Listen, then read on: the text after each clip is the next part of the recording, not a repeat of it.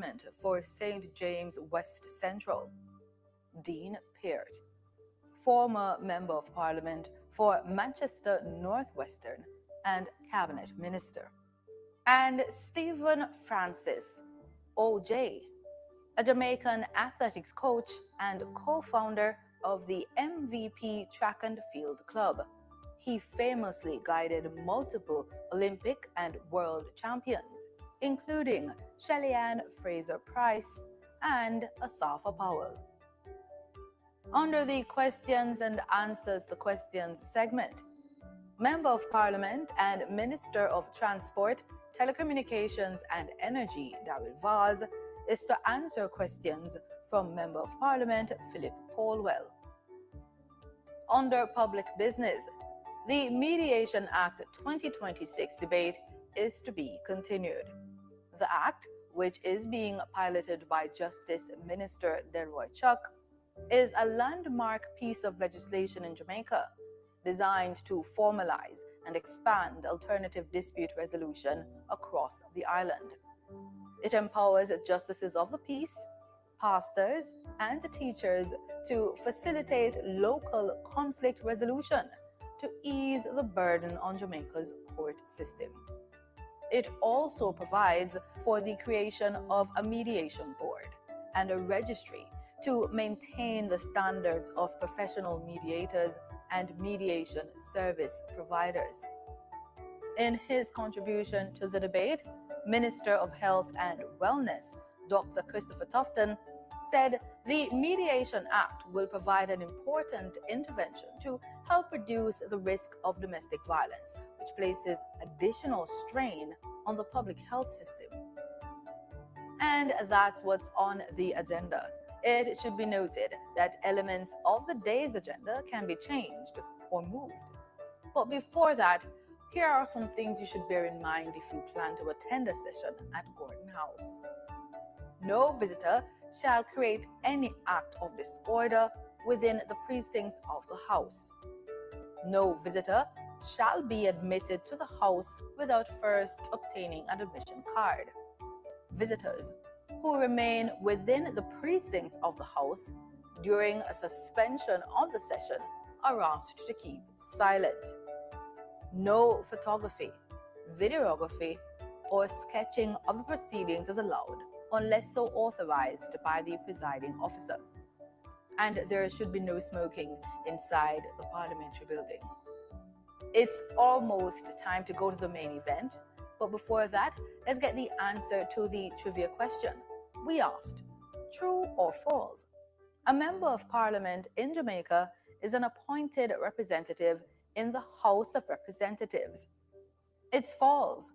The truth is, a member of parliament in Jamaica is an elected representative in the House of Representatives who creates laws, oversees government spending, and serves as a primary liaison between the local constituency and the national government.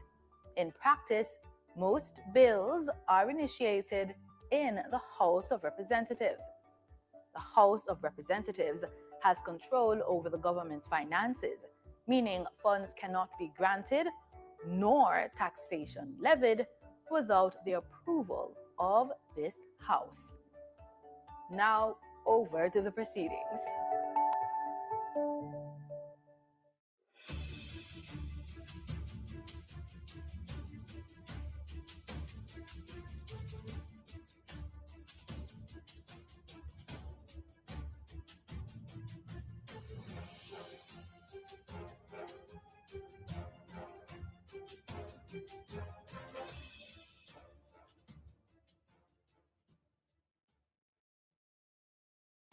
Motorists, certificates of fitness are now digital.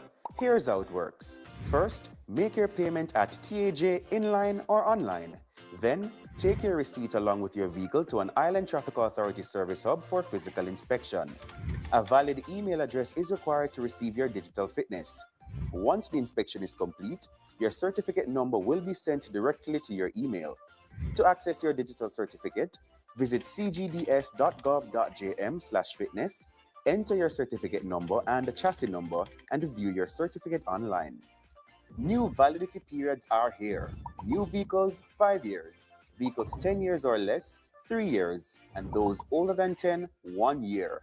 No more paper certificates, just secure, digital access anytime, anywhere.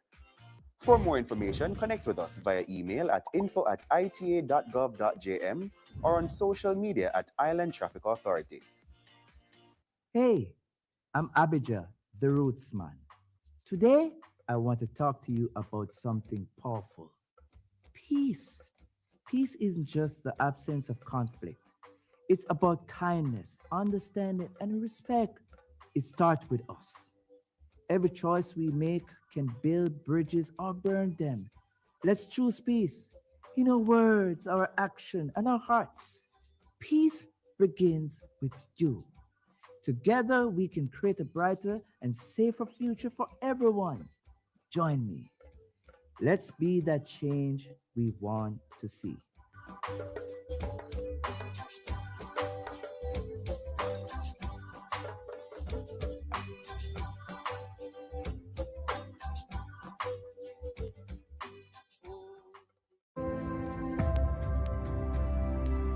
I wonder who that somebody be. No, sir. Let me look for my glasses. Oh, that somebody look like rice up. Slutty walk on.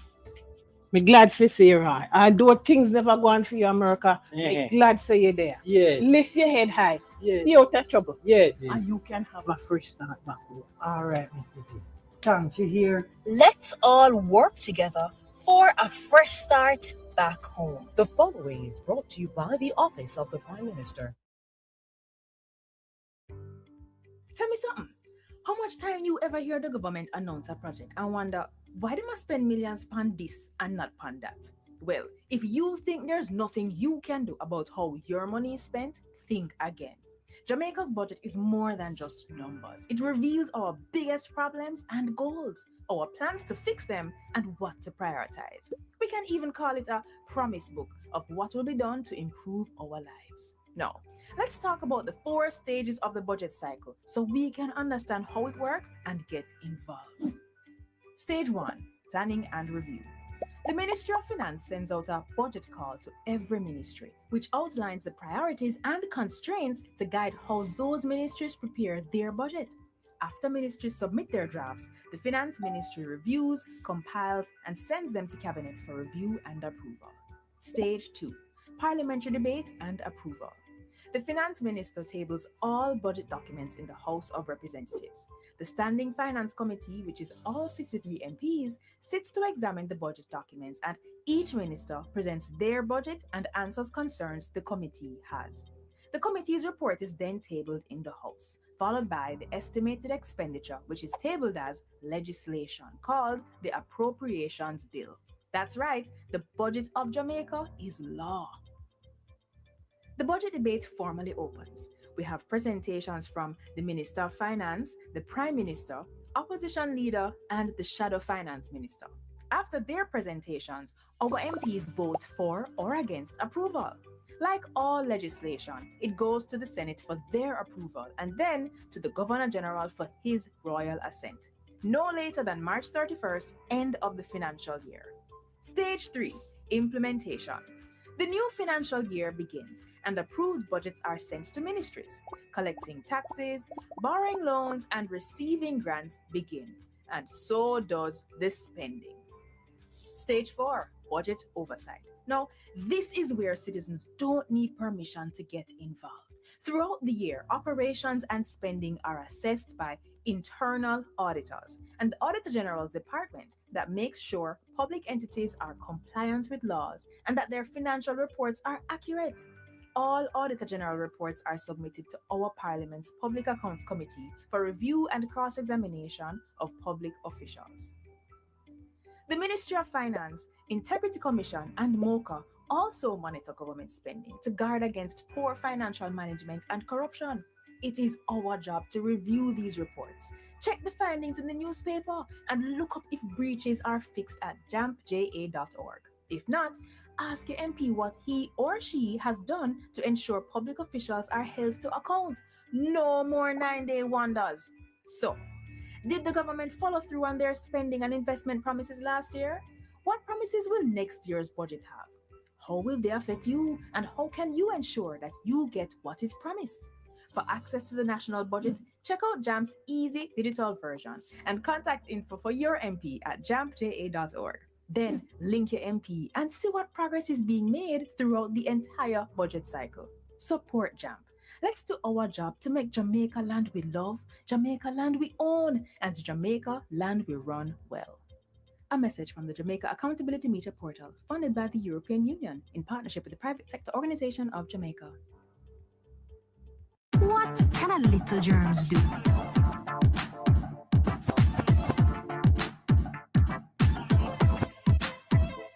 Pink eye running belly, even flu. Germs can make them happen to you. Put germs on our manners with these. Cover your mouth when you cough and sneeze. Always wash your hand with water and soap. Keep dirty hands from your eyes and your nose and your mouth. You don't want to be sick, take care. Practice every day, no germs down here. Message from the Ministry of Health. Yo, babes, why me I call you so much time and I not get you? Sorry, I lick you again yesterday. Yo, I know I mess up, but I can't wear them something there road and I expect me to react. I know I'm jealous and fool and easy to lose my temper, but call me back here. Still not get tired. Hey, girl, think me have to call your phone? You know who you are deal with? You think I want to lick me again next time? Eh? It doesn't have to be this way. You can leave an abusive relationship. Just call 876-553-0372. We will help you.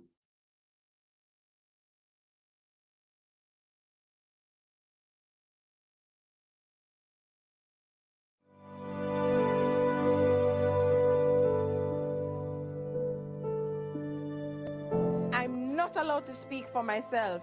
They make all the decisions. I'm not allowed to go anywhere by myself.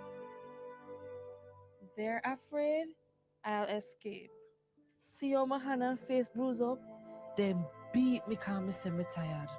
I'm only 13, but they said if I work harder, they will allow me to go home. Me no have no birth paper, no ID. Them take all of my documents, them. Victims of human trafficking are all around us and they need our help. Forced labor is one of the many forms of human trafficking. If you see something, say something. Report suspected cases of human trafficking. Call the nearest police station, 119 or 888 PROTECT. Spreads wider than the widest ocean. Jesus, oh Lord, yeah. My name is Shanshan, I am a Christian, home from Chester, Rob and Jamaican. Thank you, Jesus, for me salvation. Me, I'm gonna preach it to each and every nation. You think me Shekinah, you think me Shekinah. God, you know easy, say you're not easy at all. God, you know easy, I wanna be more than an ordinary servant. Gotta be more.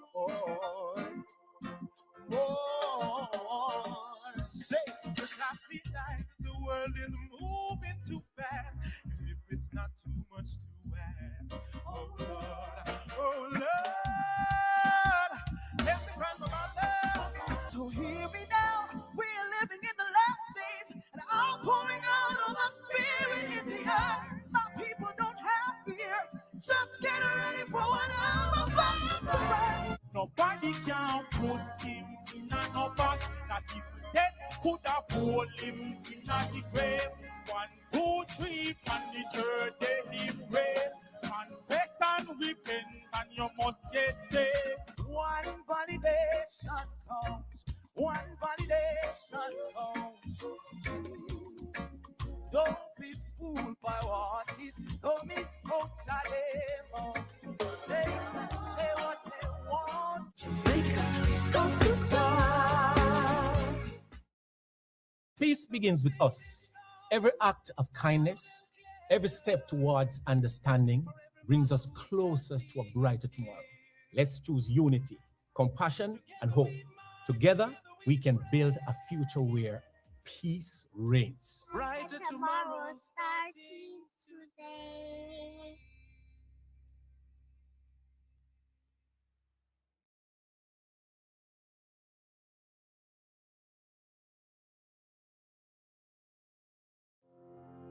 What if I told you that you own thousands of acres of land, more than 100 companies with over 100,000 employees and billions in the bank? Well, I have news for you. You do. Jamaica belongs to you, and you need expert protection to safeguard those assets for your future, your children, and your children's children. And you already have it. A key protector is our Auditor General, whose role is outlined by the biggest, baddest law in all the land, the Constitution. The Auditor General's main job is to examine the financial reports of all public entities to ensure that they are accurate and that public funds are used appropriately and effectively to deliver public goods and services without waste, theft, and mismanagement. Here's how it's done. A team of highly trained auditors reviews and verifies that the right amount of money is spent on only what's approved in the national budget and in accordance with the laws and policies that protect public resources. Now, the right amount of money can be spent on the right things and Jamaicans still no benefit. So the Auditor General assesses the outcome for programs and projects as well. Audit reports will also contain recommendations to improve the operations of the audited entity, and the findings are submitted to the Parliament's Public Accounts Committee, the PAC. Every year, an annual report is submitted by December 31. Both government and opposition MPs serve on the PAC, and they summon public entity managers to answer questions so that they and the public, the real owners, yes, you, can understand what went wrong and how to prevent a recurrence. What are some things that can and do go wrong? Cost and time overruns, missing financial reports, unreported losses, unauthorized spending, unsupported payments, unlawful contracting, undisclosed conflict of interest, and more. Though the AG identifies the abuse of laws and policies, the law does not empower that office to penalize or sanction, but it does empower the Financial Secretary in the Ministry of Finance. It is also the duty of other anti-corruption and law enforcement bodies to grab the button and investigate to ensure penalties are applied when appropriate. But the AG alone can't watch all. So when things don't look straight, the Minister of Finance, members of Parliament, Cabinet, public servants, and importantly, you must blow the whistle and the AG will look deeper. So this is where you come in, with 4 things you can do to strengthen those who are fighting to protect our future. Tune into PPCJ on Tuesdays for the PAC and mind your business, Jamaica. It's our belongings, but we have to move like we understand that. And next time you hear a news report about the AG, you just left it up to the media. Visit the AG's website at www.auditorgeneral.gov.jm and check out the findings yourself. Then, keep track of how government has fixed the issue or not at www.jampja.org's Accountometer. And if you're not happy with what you see, it's your job to contact your employees. It's easy when you visit the MP tracker on jampja.org. This is how we can do our part to make Jamaica land we own, Jamaica land we love, and Jamaica land we run well. A message from the Jamaica Accountability Meter portal, funded by the European Union and UK Aid. Me, I go show them my way of justice. I'm abused. I need legal advice. I don't deserve this. The truth of the matter is, justice there for all of we. The Ministry of Justice has trained more than 5,600 persons in restorative justice practices. More than 200,000 victims have been supported by the victim services. Legal aid has reached thousands island-wide. Make we talk it out, not fight it out. Call 888 Justice today. Jamaica goes to stars, spreads wider than the widest ocean. Jesus, oh Lord, yeah. My name is Shan. I am a Christian. Hope from Chester, Rob and Jamaican. Thank you, Jesus, for my salvation. every nation. You think me sick in ya? You think me sick in ya? God, you know easy. You're not easy. Say you're not easy at all. God, you know easy. I wanna be more than an ordinary servant. Gotta be more. Say, Cause I feel like the world is moving too fast. If it's not too much to ask, oh Lord, let me cry for my love. So hear me now, we're living in the last days, and I'm pouring out on my spirit in the earth. My people don't have fear, just get ready for what I'm about to write. Nobody can put him in an box. Not even death could have hold him in a grave. 1, 2, 3, and the third day he raised. Confess and repent, and you must get saved. One validation counts. One validation counts.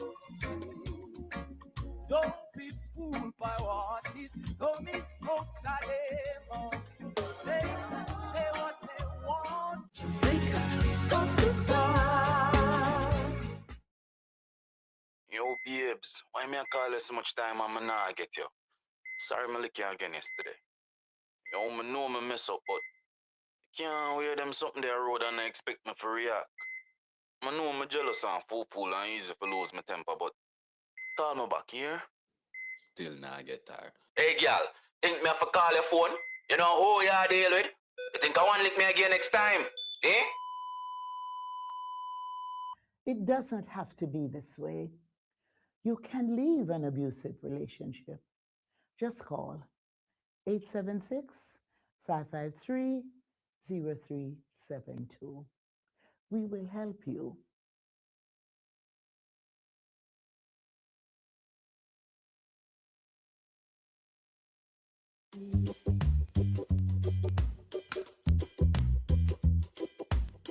From seed to sail, Jamaica's future grows through innovation.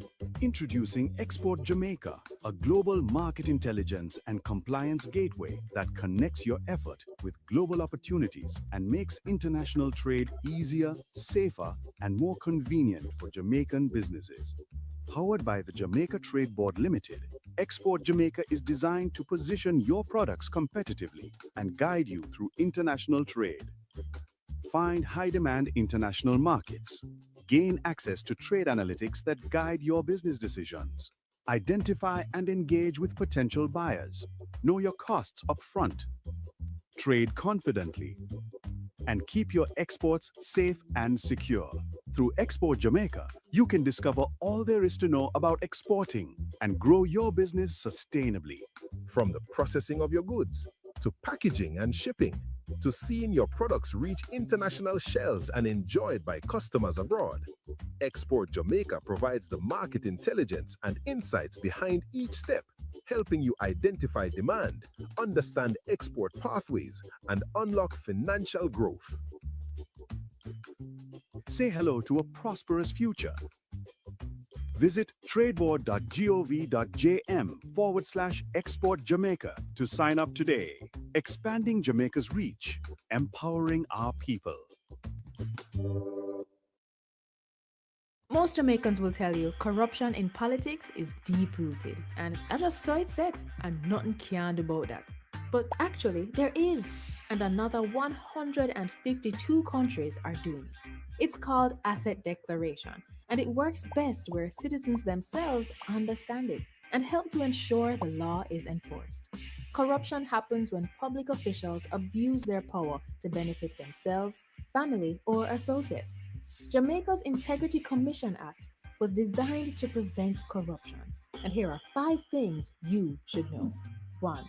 Under this law, every year MPs and senators must report what they earn, own, and owe, and if they don't, they'll be sanctioned. 2.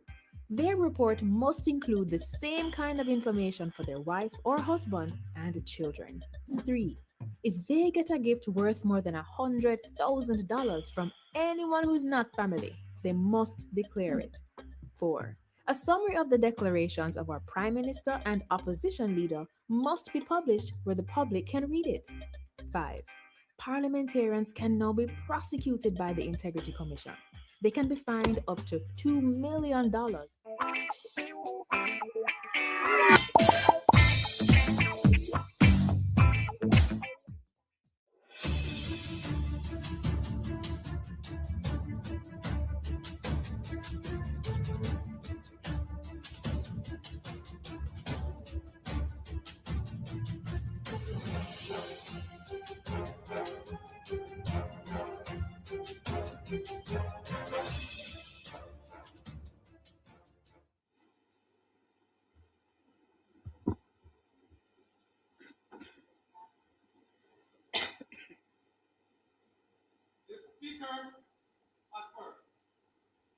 Almighty God, by whom alone kings reign and princes decree justice, and from whom alone cometh all counsel, wisdom, and understanding, we thine unworthy servants here gathered together in thy name, do most humbly beseech thee to send down thy heavenly wisdom from above, to direct and guide us in all our consultations, and grant that, we having thy fear always before our eyes, and laying aside all private interests, prejudices, and partial affections, the result of all our counsels may be to the glory of thy blessed name, the maintenance of true religion and justice, the safety, honor, and happiness of the king, the public weal, peace and tranquility of the island, and the uniting and knitting together of the hearts of all persons and estates within the same,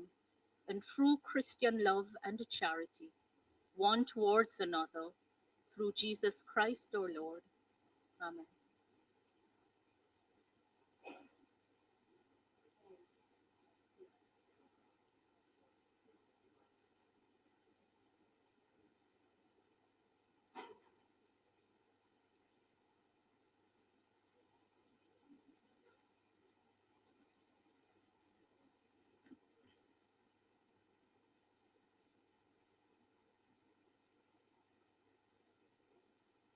You may be seated.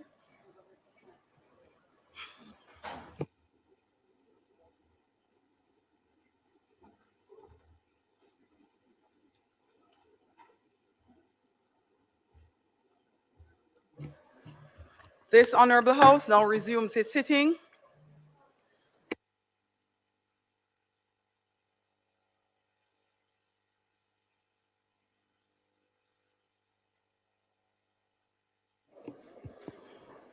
I now call the sitting of this Honorable House of Representatives to order on this, the 14th day of July, 2026.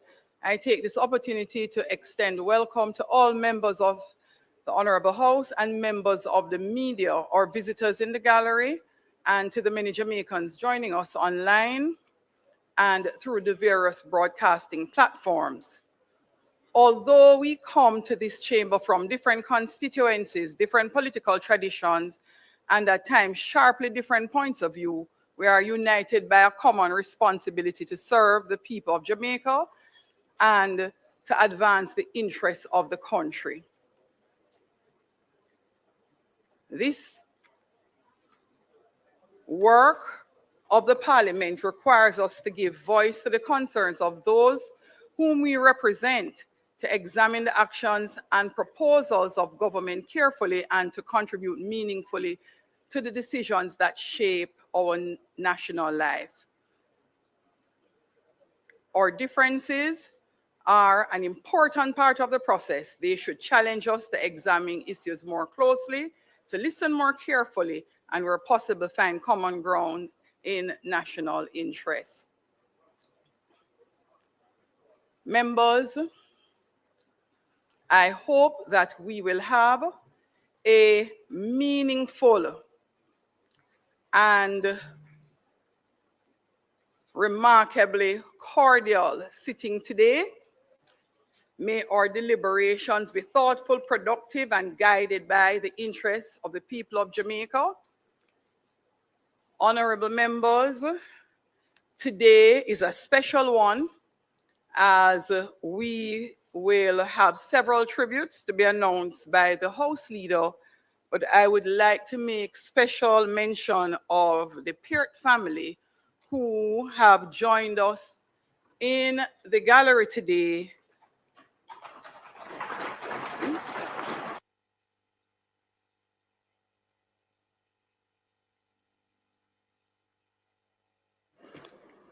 Additionally, the Nelson family is also in the parliament today.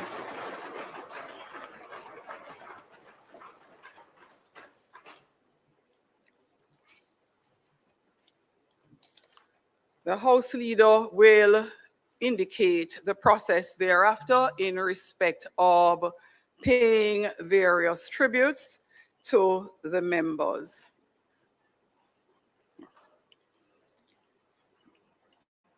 To the members, former members' family. Clerk, call of the roll.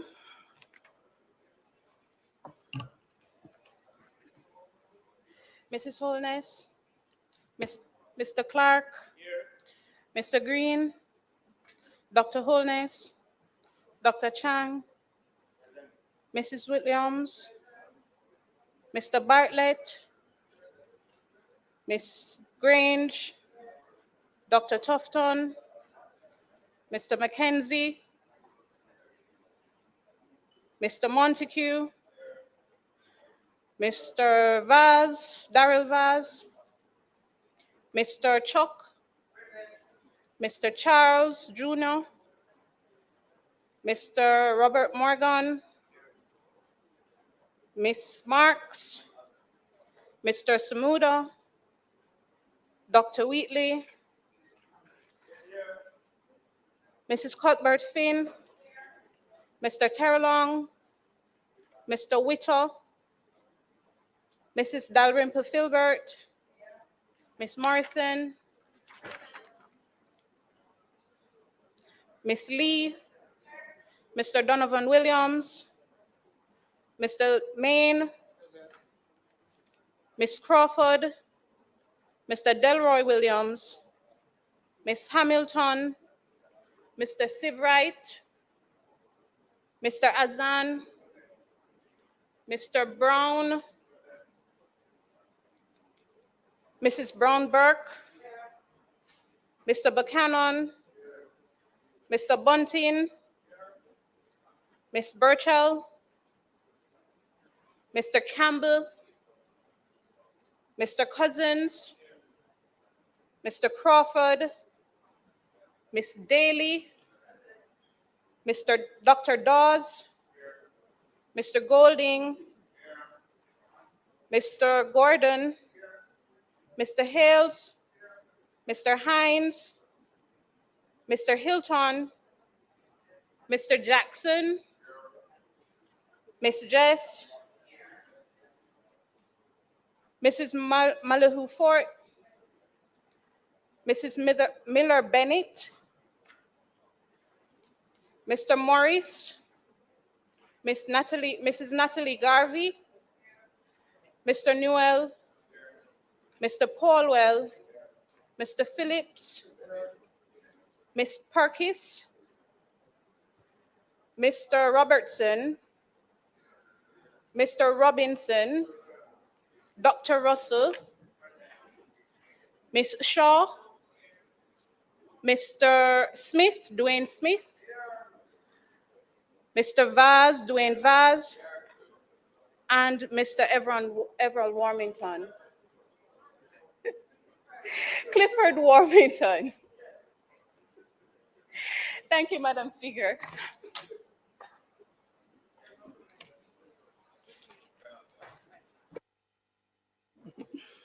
Thank you. House Leader. Thank you very much, Madam Speaker. I want to echo your sentiments in welcoming the family members of the Pearts and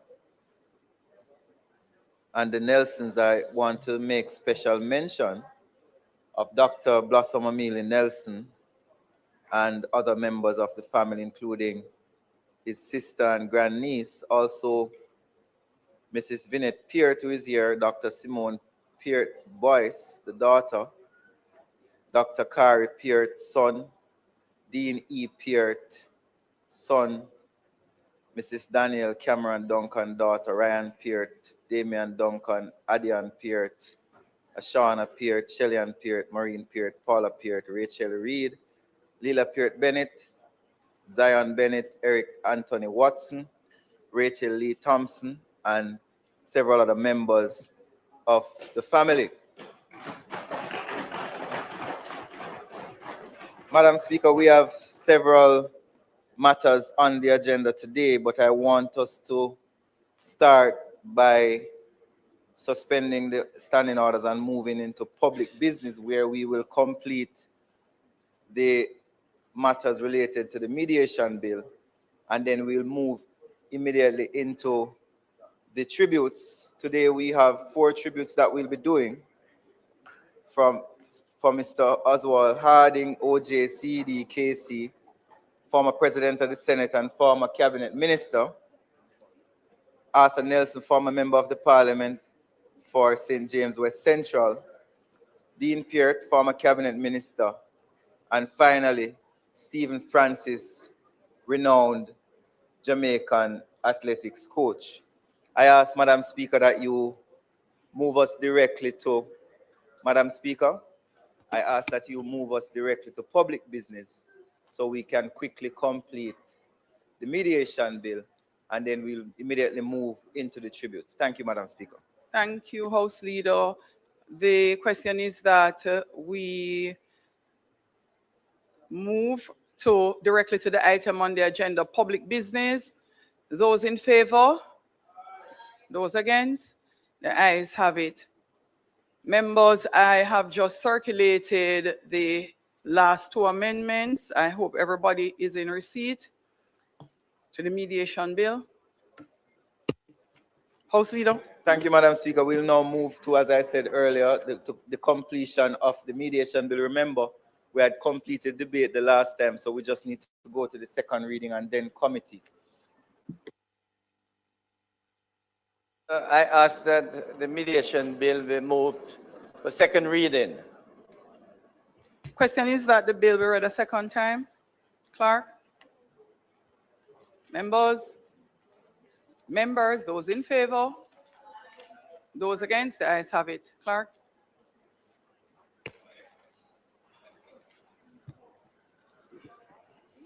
A bill entitled An Act to Establish a Regulatory Framework for the Conduct of Mediation in Jamaica, including community mediation, to provide for the registration of mediators and the licensing and regulation of mediation service providers, to make provisions for facilitated contract negotiation, to give effect to the provisions of the United Nations Convention on International Settlement Agreements resulting from mediation done in New York on the 20th day of December 2018, and to provide for connected matters read a second time.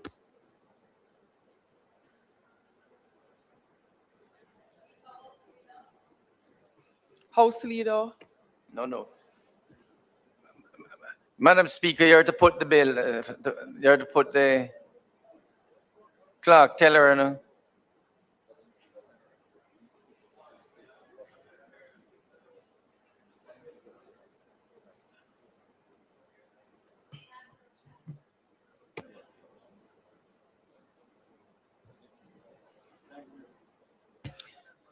The House is now resolved into a committee of the whole House to consider the bill clause by clause. Madam Speaker, before you should have put the bill so that we can say yes. The question that the bill should be read a second We time. did that, Minister. Oh, okay. Very well, Madam Speaker. Madam Speaker, before we proceed with the full bill, there are two amendments. And it was the member from Northeast St.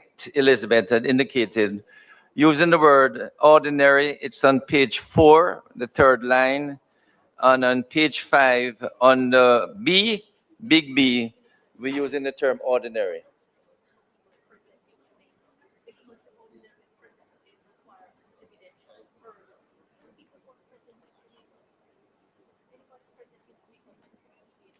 Leave it at that because.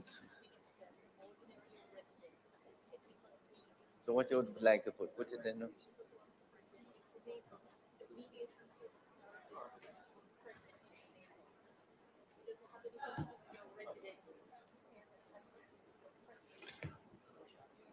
You want to say ordinary resident or present in Jamaica? I don't want to change it because it went to Judith send this. You want to put it in? I'm not doing it. No, Minister, how do you wish to proceed? The unpaid, the other change, Madam Speaker, is clause 11.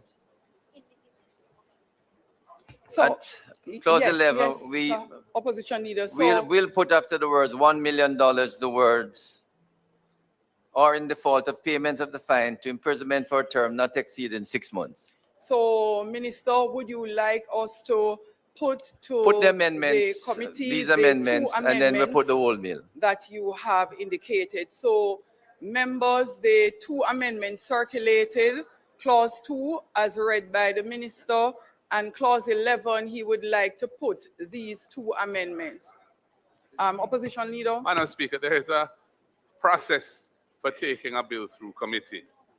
You put the clause, if there's an amendment, you put the amendment, you vote on the amendment, and then you move on to the next clause. If All you right, can put so clauses in block, but you opposition can't leader, put 2 on the 11.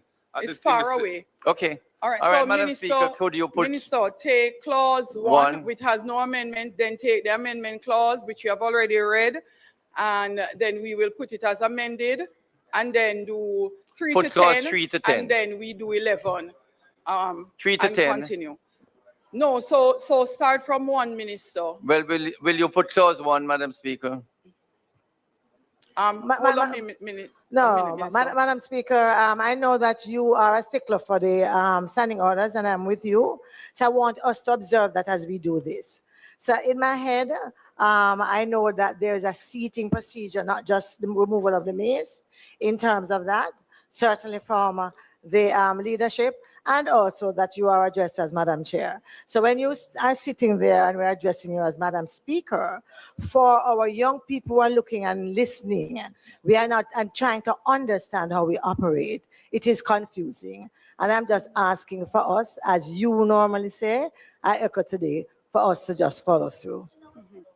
Thank you, No, member. No, because there's no space. That's what I indicated earlier. There was no space. So what we did was,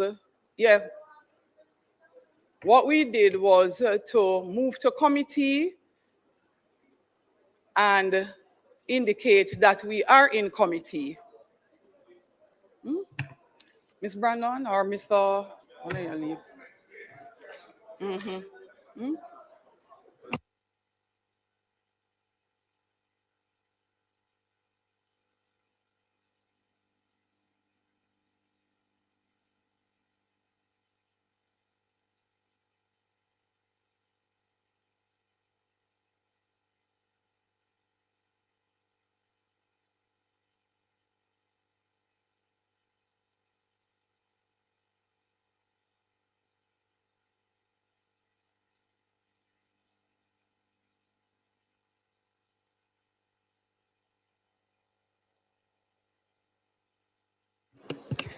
Thank you so much, member. Thank you, clerk. Members, so there are two amendments put forward by the minister. Minister will start in committee with clause 1. Minister, are you comfortable with us putting clause 1? Members, I put clause 1 of the bill. Those in favor? Those against? Ayes have it. Put clause 2, there's one other at page 6 on the big B, reference is made to the habitual. So we should change that to ordinary residents of the party. That's the third habitual. Yes, so you had read that amendment earlier. So with the 2 habitually and then a third one on page 6 at big B, put ordinary residents. Okay. So Minister. Clause 2, still on clause 2. No, he's at clause 2 now. So we're at clause 2. So, Minister, just for absolute clarity, the members are indicating that they would like you to clearly put what the amendment to clause 2 is first, so that we may vote on accepting or rejecting the amendment before we go to the Okay, entire wonderful, clause. wonderful, Madam Speaker. And Chairman, on page 4, small a, third line, instead of habitually, we are going to put ordinary. Madam Chair. Thank you, Madam Chair. The amendment is to the definition of domestic mediation. And in paragraph A of that definition, the word habitually is being removed and the word ordinarily is being substituted therefore.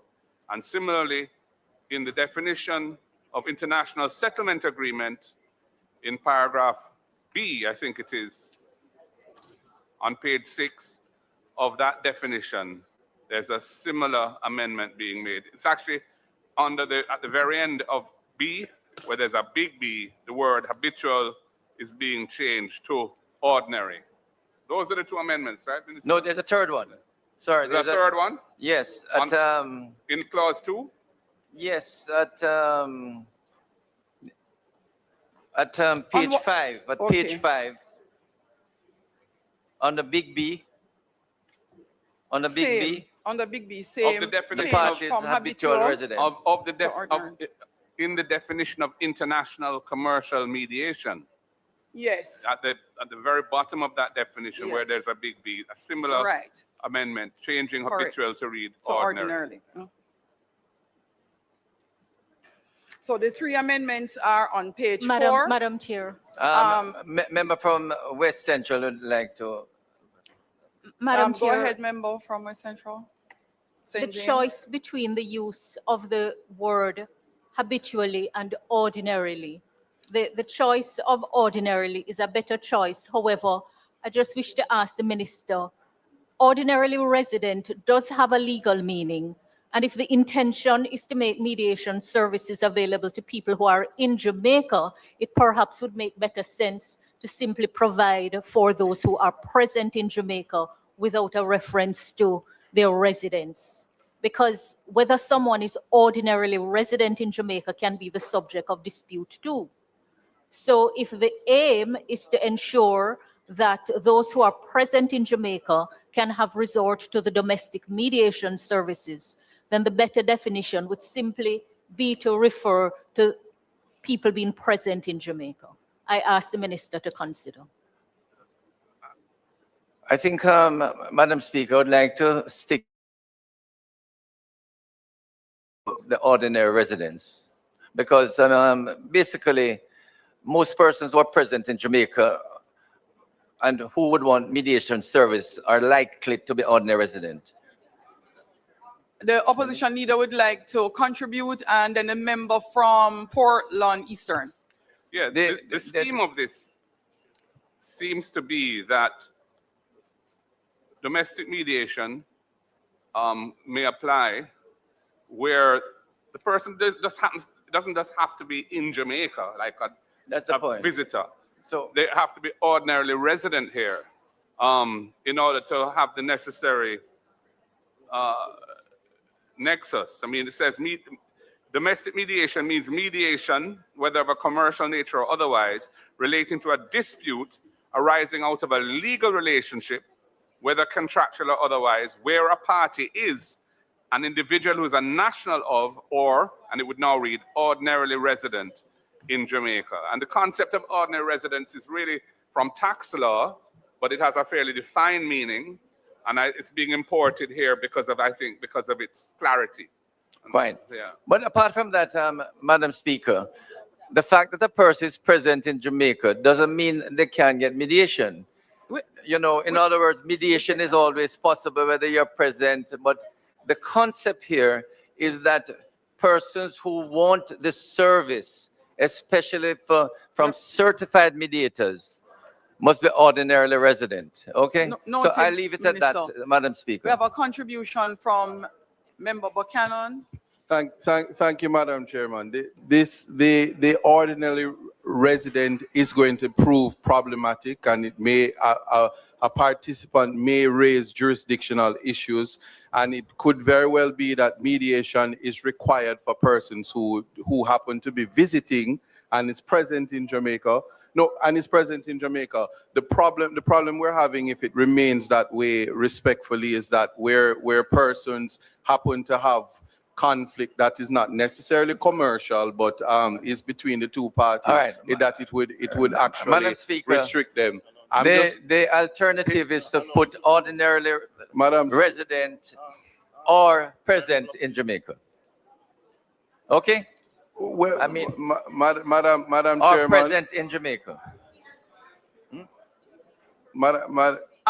Members, hold a minute. Just allow the committee, the member Buchanan is still making his intervention, after which the opposition leader will make his intervention. Thank you, Madam Chairman. Minister, is a matter for you, but it's just if we tighten the language, it may very well just encompass all of it to say ordinarily present in Jamaica. Because they ordinarily reside in Jamaica is a legal term of art. I'm just raising again that it may, and I will agree with the member from West Central. So your suggestion is remove ordinary resident and just put presence in Jamaica. Present in Jamaica, because it certainly, and I don't know if the drafters are here, but it would prevent somebody from raising jurisdictional issues, and persons may say that they have some concerns that it's not for you because you don't ordinarily reside. And there's a time limit to be ordinarily residing in Jamaica. Okay, with due respect, presence is wider, so we can go with it. So, Madam Speaker, Minister,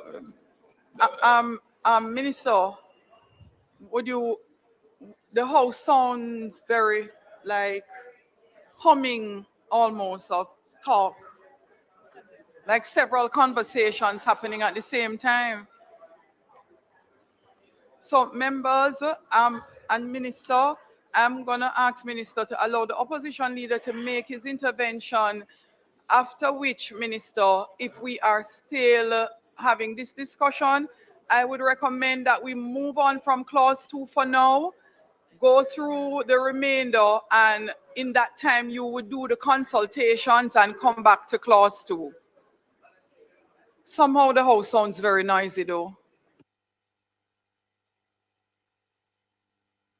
For those who are watching football, you may leave the committee meeting, because I think we're hearing something else, because I'm looking at members and I'm not really seeing a lot of members talking, and I'm hearing some sounds that literally permeating across the house. So for those who are avid World Cup fans and the mediation bill is not of priority for you, you may leave the house so that we can continue. Opposition leader. Madam Chairman, I would caution the minister not to make that change without getting proper advice from your technical team. There are three definitions here: domestic mediation, international commercial mediation, and international settlement agreements, all of which use the concept of habitual residence, and that is being changed to ordinary residence because of its precision. If you change that to mere presence, that's a very substantial shift. And I don't know, in terms of how these phrases are used, they're defined terms. They're used in the bill for specific purposes. And to just cast them aside, so to speak, or to change them so radically without thinking through the implications of it, having taken proper advice on it, would be to me, would be reckless. So I would suggest to you, we don't put it until you've satisfied yourself, having spoken to your technical team, that you want to make such a shift. That's my advice to you, Minister.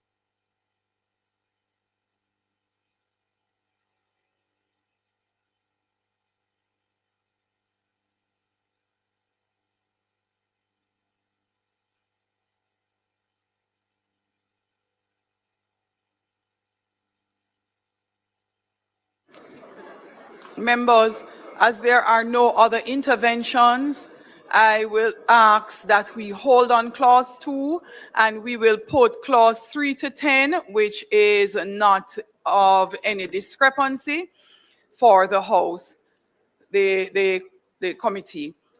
Members, I put clauses 3 through 10. Those in favor? Those against? The ayes have it. Minister, could we take a look at the amendment for clause 11? Member Dalrymple Philibert, a moment, please. Clause 11, Madam Speaker, we are going to add, or in default of payment of the fine, to imprisonment for a term not exceeding 6 months.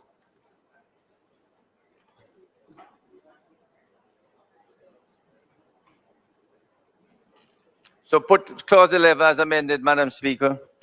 I put the amendment for clause 11, House, as circulated and read by the minister. Are you okay with that, Opposition Leader? Would you like Thank to you, intervene? Madam Chair. I have no problem with that amendment.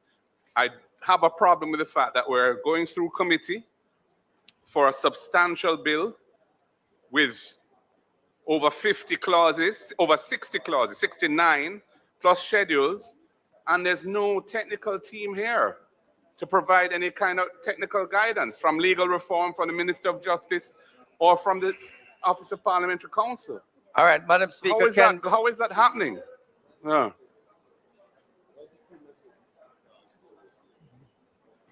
Yes, Minister. Clause 11, could you put it as amended, Madam Speaker?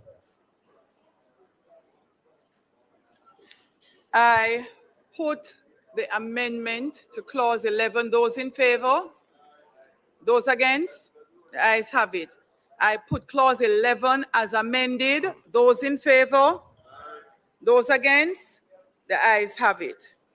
Madam Speaker, can we put the rest of the bill from clause 12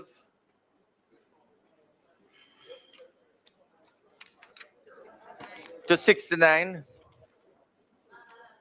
And then I'll ask for it to be stood down so that I get the technical team here. So we put 12 to 69, Madam Speaker. Do you have an intervention, Member Brown-Burke?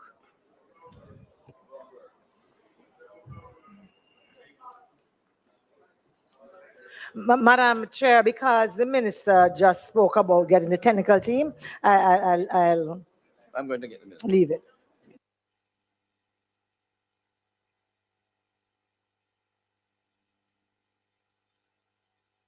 I heard you, Minister. I'm going ahead.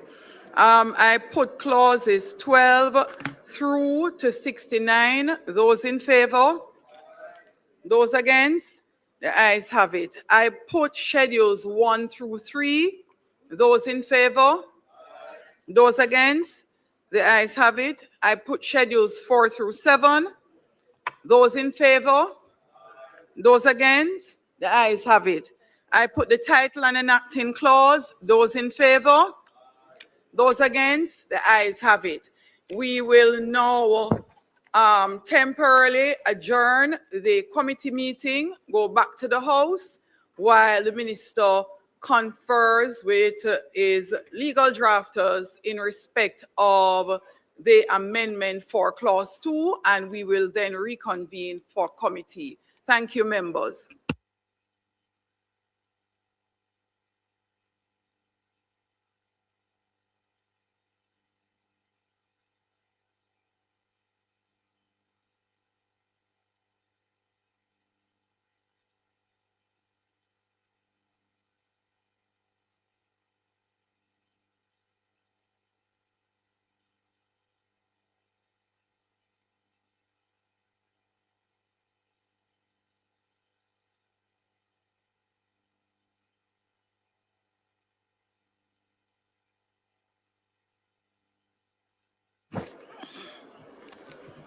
Thank you, Marshall. We are now back in the House. The House sitting resumes. Public business, House Leader. Madam Speaker, as was said earlier, we will now start our tributes. And the first tribute we will have, based on what is in the list, is for Oswald Harding, OJCD, KC, former President of the Senate and former Cabinet Minister. We will start with Deputy Prime Minister, the Honorable Dr. Horace Chang. Dr. Chang.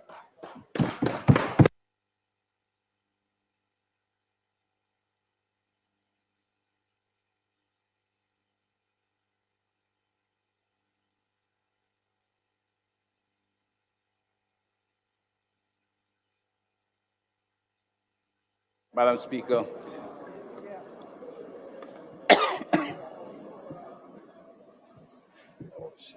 not long. Madam Speaker, I rise on behalf of the government of Jamaica to pay tribute to a distinguished Jamaican whose life was defined by service, intellect, integrity, and unwavering commitment to the institution of democracy. Professor Oswald G. Harding, as a statesman in the truest sense of the word, I confess that I had the privilege of starting my political activism in the constituency he ran for the first time, East Road, St. Andrew, back in the 1976 general election. I met other then, but his entry into politics was preceded by a long career in the public service. For more than 3 decades, he devoted his talents to the service of this honorable parliament and the people of Jamaica. While many public figures are remembered for the offices they held or the political contests they fought, Dr. Harding will be remembered for something far more enduring: his steadfast commitment to the rule of law, constitutional government, and the dignity of Parliament itself. He understood that democracy is not sustained by election alone, but by strong institutions and by men and women who dedicate themselves to protecting those institutions. Throughout his career, whether as lawyer, senator, minister, president of the Senate, educator, or constitutional scholar, he approached public life with discipline, fairness, and unwavering respect for the Constitution. As a lawyer of exceptional ability, Dr. Harding brought to the public life a deep understanding of the Constitution and parliamentary law. His contributions were never guided by the pursuit of political victory, but by determination to strengthen Parliament, uphold the rule of law, and preserve the democratic institutions upon which our nation depends. Dr. Harding's journey in public service began long before he entered the Honorable Parliament. As a young lawyer in Jamaican Foreign Service, he served as the country's first charge d'affaires in Mexico, helping, in fact, to establish Jamaica's diplomatic presence in Latin America at this early stage in our development. At a time when newly independent nation was expecting to expand its voice on the international stage, that early assignment reflected both the confidence placed in his judgment and his willingness to serve wherever the country called. In fact, he had just returned from the United Kingdom, where he was serving in the embassy there, in the High Commission at that time, and they sent him off to Mexico with very short notice. On his return to Jamaica, he continued his service in the Ministry of Foreign Affairs before joining the Attorney General Department as Crown Counsel, and where he further developed the legal expertise that would define his career. He later entered private practice, establishing what became a highly respected law firm, while also observing serving as legal counsel life of Jamaica, then newly established financial house in Jamaica. These experiences across diplomacy, public service, and private practice gave him a unique understanding of the law, governance, and national development. His commitment to public service naturally led him into politics. He contested seats in East Road, St. Andrew, and later Central Manchester. His greatest contribution to public life would come through the Senate. Appointed to that chamber in 1977, he would go on to become the longest-serving senator in Jamaica's history, serving with distinction for nearly 3 decades in the Senate. His record of public service speaks for itself. He served as president of the Senate on 2 separate occasions: leader of the government business in the Senate, minister without portfolio in the Ministry of Foreign Affairs, Attorney General, and Minister of Justice. In every role, he approached public office with fairness, discipline, and unwavering respect for the Constitution. Although he was a committed member of the Jamaica Labour Party, he understood that offices he occupied demanded impartiality, restraint, and fidelity to the rule of law. He discharged those responsibilities with distinction, and in doing so, earned the respect of colleagues across the political divide. Within the Jamaica Labour Party, he was a trusted advisor, a strategist, and one of the foremost constitutional minds. His counsel was valued because it was thoughtful, principled, and always guided by the long-term interests of both party and country. Retirement did not mark the end of his service. Instead, he devoted himself to educating the next generation. After earning his doctorate, he became the founding dean of the Faculty of Law at the University of Technology, where he helped establish an institution that continues to shape Jamaica's legal profession. The student remembers him not only for his scholarship, but also his insistence on discipline, ethical conduct, and intellectual rigor. His legacy, therefore, extends far beyond this parliament. It lives on in the lawyers he trained, institutions he strengthened, and the constitutional principles he defended throughout the distinguished career. Oswald Harding also possessed a deep appreciation for Jamaica's cultural heritage. As an avid collector of Jamaican art, in particular pottery, he understood that nation building depends not only on strong institutions, but also on preserving the history, creativity, and identity that define us as a people. In reflecting upon his life, one is struck by the consistency of his character. Whether serving the government or opposition, in government or in opposition, presiding over the Senate, advising colleagues, teaching students, or contributing to public discourse, he remained guided by the principles rather than expediency. He demonstrated that civility is not weakness, that scholarship has an essential place in public life, and that constitutional democracy depends upon men and women who place institutions above themselves. These are lessons that remain profoundly relevant to me, to us, and to all Jamaica up to this day. On behalf of the government of Jamaica, I extend sincere condolences to his family, his many friends, his former colleagues in the Honorable House, the Parliament, Jamaica Labour Party, University of Technology, Jamaica, the legal fraternity, his former students, all those whose lives were enriched by his wisdom, kindness, and mentorship. Oswald Harding, Professor Dr. Oswald Haskell Harding, a diplomat, successful lawyer, and academic, public servant of distinction, and above all, a father, husband, and a good friend. May they find comfort in the knowledge that this was a life of uncommon purpose and enduring contribution. Jamaica is better because Oswald Harding chose to serve. His voice may not be silent, but his example continues to speak to this parliament, to the legal profession, and to our nation for a generation to come. May his soul rest in peace, in eternal peace, and may life prepare shine.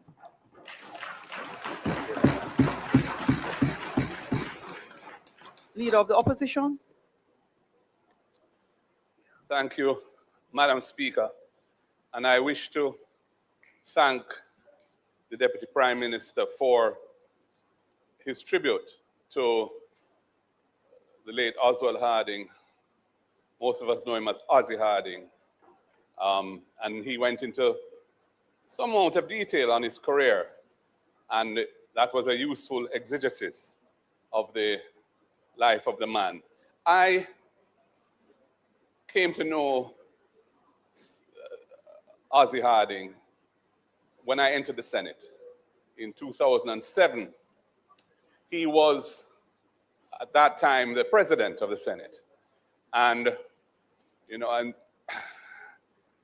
spent a few years watching how he operated as president. I must say, there was never any hint of bias or partisanship in how he administered the Senate. You know, there may have been other issues, but there was never any concern that he was treating one side of the chamber more preferably to the other. And I must say, I took that for granted because that's what I came to experience when I first entered Parliament. You know, and I realized subsequently that that was actually something we shouldn't be taken for granted. And actually represented our democratic traditions being practiced at its highest form, its most superior form. So I want to acknowledge him for that. I knew him also as an attorney at law. In the practice of law, I had matters with his firm, O.G. Harding and Company. He was always a gentleman in dealing with any matters that we had. He was an old school guy, Ozzy Harding. You know, definitely old school. He was a man of ideas. He liked intellectual discussions. And I believe he went on in academia to teach philosophy. He taught some of us in here, the member for St. James South was his student. And I think that's a very noteworthy aspect of his career. And as you said,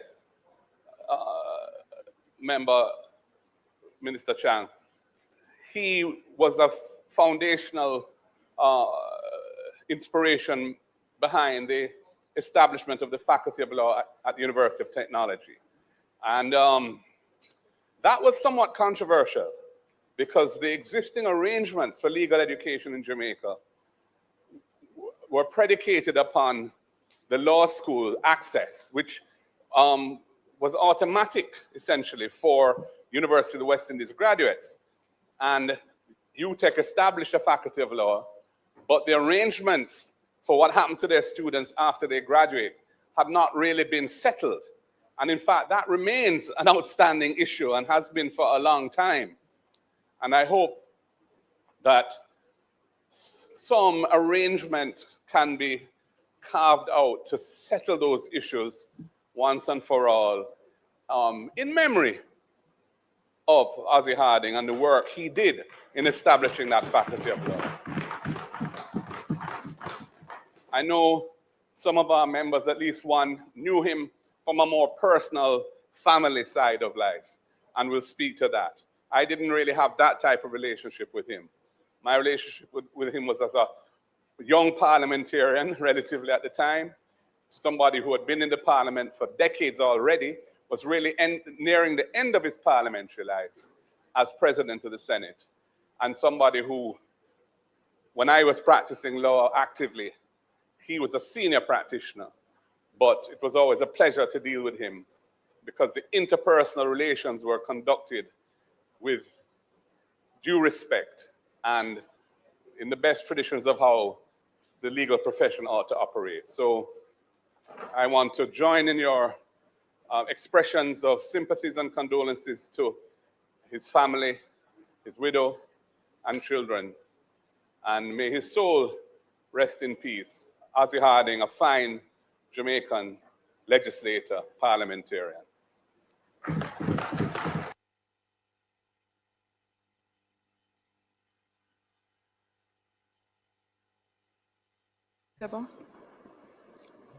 I think next is Minister Bartlett, member from St. James, East Central. Thank you. Thank you, Madam Speaker.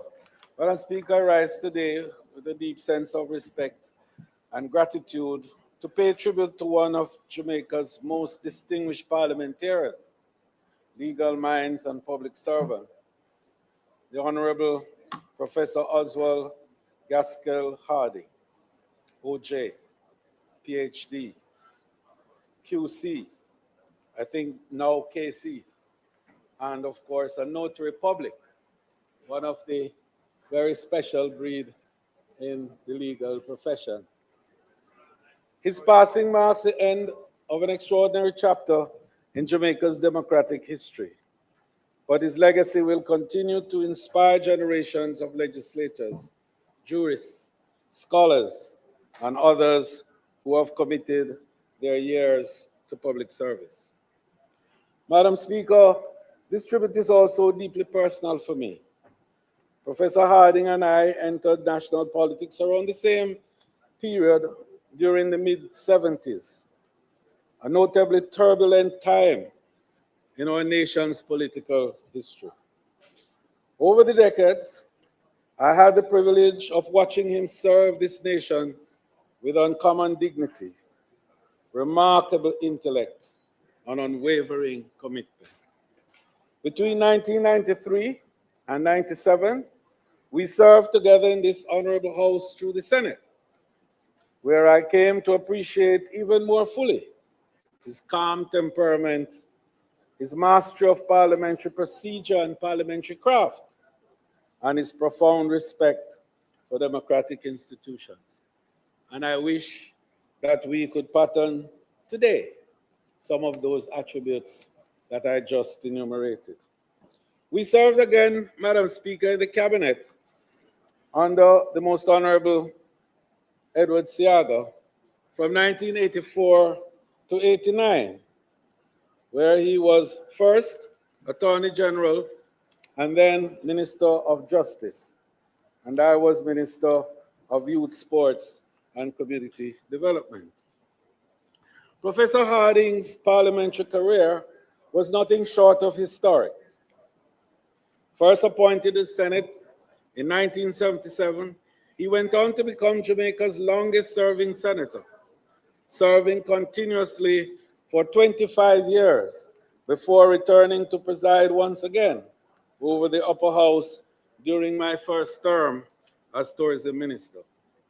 His distinction as the only individual to serve 2 consecutive terms as president of the Senate speaks volume about the confidence successive administration placed in his judgment, fairness, and statesmanship. Whether presiding over spirited debates, safeguarding the integrity of parliamentary procedures, or guiding the passage of significant legislation, Professor Harding consistently demonstrated that strength in leadership is often expressed through patience, balance, and respect for differing views. He understood that Parliament is at its best when debate is principled, informed, and conducted with mutual respect. His contribution extended well beyond this chamber. As Attorney General and later Minister of Justice, Professor Harding brought exceptional legal scholarship and constitutional expertise to the service of Jamaica. His counsel helped shape important legislative reforms while strengthening the institutions upon which our democracy depends. What perhaps, Madam Speaker, distinguishes Professor Harding's most was his intellectual courage. He was never afraid to engage in difficult national conversations or to challenge conventional thinking where principle demanded it. Whether advocating for human rights, encouraging thoughtful legal reform, or speaking on issues of governance and justice, he consistently approached public policy from the standpoint of reason, scholarship, and long-term interests of Jamaica. For after retiring from active politics, Madam Speaker, Professor Harding committed to nation building, and that commitment was never diminished. Instead of devoting himself to nurturing the next generation of his own family, for example, he spent great time in building the legal professional at the University of Technology. And the leader of the opposition spoke very warmly about that involvement and quite correctly suggests that in his honor, we should rectify those anomalies which now exist in that area. So, Madam Speaker, as Dean of the Faculty of Law and Professor of Law and Philosophy, he helped build an institution whose impact will continue to be felt throughout Jamaica's legal fraternity for decades to come. His transition from legislator to educator reflected his lifelong belief, which I passionately share, that knowledge carries with it an obligation to mentor, guide, and prepare those who follow. Madam Speaker, Professor Harding also understood something fundamental about public service, that positions may be temporary, but character is enduring. Throughout his distinguished career, he conducted himself with humility, discipline, intellectual rigor, and impeccable integrity. He demonstrated that public life is not a platform for personal advancement, but a sacred trust to serve the people of Jamaica faithfully. His life reminds us, who serve in this honorable house, that our greatest legacy will not be measured simply by the offices we hold, but by the institutions we strengthen, the values we uphold, and the people we inspire through our example. Today, we honor not only an accomplished attorney, parliamentarian, and educator, but a true patriot whose contribution helped shape Jamaica's constitutional, legal, and democratic development. His record of service stands as a benchmark of excellence and dedication to Jamaica. But, Madam Speaker, his was not only a life of political leadership and jurisprudential guidance. He was a lover of the arts, a patron, in fact, of the arts. And he dedicated himself also to art collection. His home, Madam Speaker, was a gallery of Jamaican stories. He collected art not for status, but so that young people could see in themselves our culture. He also loved gastronomy. Wine and cheese were his passion. He believed that good conversation, good food, and good wines were part of a civilized life. A very sophisticated Ozzy Harding, we used to call him, and you would hear us rounding up our mouths from time to time as we try to quote Oswald Harding. He would host friends and colleagues, and the tables would be thoughtfully arranged as legal briefs, with the right wine, the right cheese, and the right company. And at his side, Madam Speaker, through it all was Marigold, his beloved wife and an accomplished florist herself. Madam Speaker, he brought the framework of law, while she brought the flowers to the table. And that was the totality of the man: intellect, culture, taste, and civility. All, Madam Speaker, in one. Above all, Ozzy Harding was a family man and a gentleman, courageous, measured. Indeed, he made politics personal, and we saw it every time, as the member from St. Andrew South would indicate. But even after the most heated debate, Ozzy would find time to shake hands and says, the debate was a debate, but we remain friends and part of the process together. So, Madam Speaker, even though Ozzy was never elected a member of this House, he served the elected people of Jamaica with all his intellect, all his integrity, and all his heart. He leaves us an example that scholarship must be married to service, that law must be married to culture, and that public life must be guided by principle and seasoned grace. To Marigold and the boys and the girls and the family overall and the grandchildren, on behalf of this honorable House, I extend our deepest condolences. May the soul of Dr. the Honorable Oswald Gastel Harding rest in peace, and may his lifelong commitment to law, justice, the arts, and the good things of life continue to guide this House and our nation. May his soul rest in peace and light perpetual shine on him. Thank you. Next tribute will come from the member from St. Andrew, I think it's St. Andrew Southeast. Thank you very much, Madam Speaker. After St. Andrew Southeast will be St. Catherine St. Catherine Central. Madam Speaker, I met, and I still refer to him as Senator Harding, maybe 4 decades ago. His son and I played cricket at Campion College, and so I met him as one of those very supportive fathers who always came to every single cricket game, came to training, and was somebody committed to the development of, in this case, his son, but his entire family. He was a family man.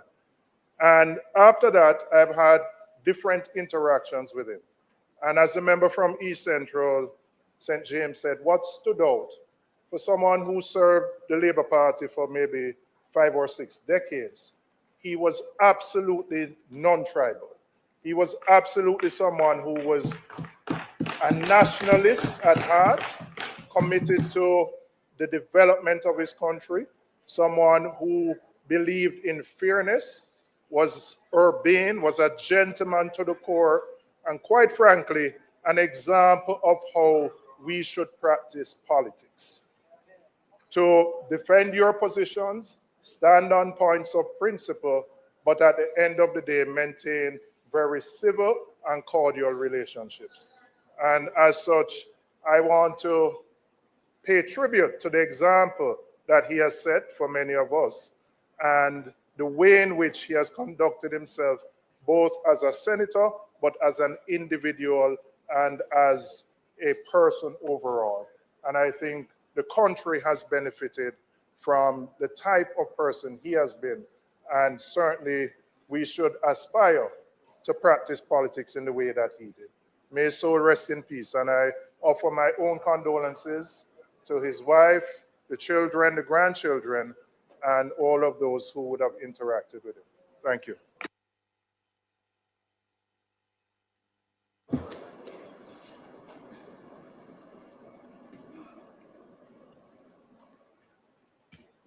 Madam Speaker. Thank you, Madam Speaker. I rise to join my colleagues in paying respect to the life and contribution of the Honorable Oswald Harding, OJ, CD, KC, and the late former President of the Senate. He was first appointed in 1977, served continuously until 2002. Then he rejoined the Senate in 2007 until his retirement in 2011. His first period as a senator was the longest continuous tenure in the Senate's history. Madam Speaker, Oswald Harding served as Senate President for 2 consecutive terms, and I had the pleasure of serving in the Senate under his leadership as a young senator, and I benefited greatly from his leadership and his counsel. Ozzy was a very approachable person who was quick to dispatch advice. He was always willing to say, now, listen here, this is what you should do, and this is how you should do it. And his commitment to upholding the highest standards of legislative integrity ensured that debates in the Senate remained focused rather than partisan maneuvering taking place.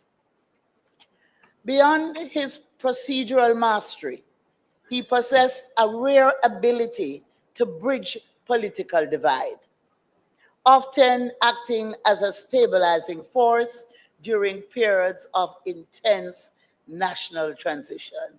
And we had those intense periods. Oswald passing leaves a void in the political landscape.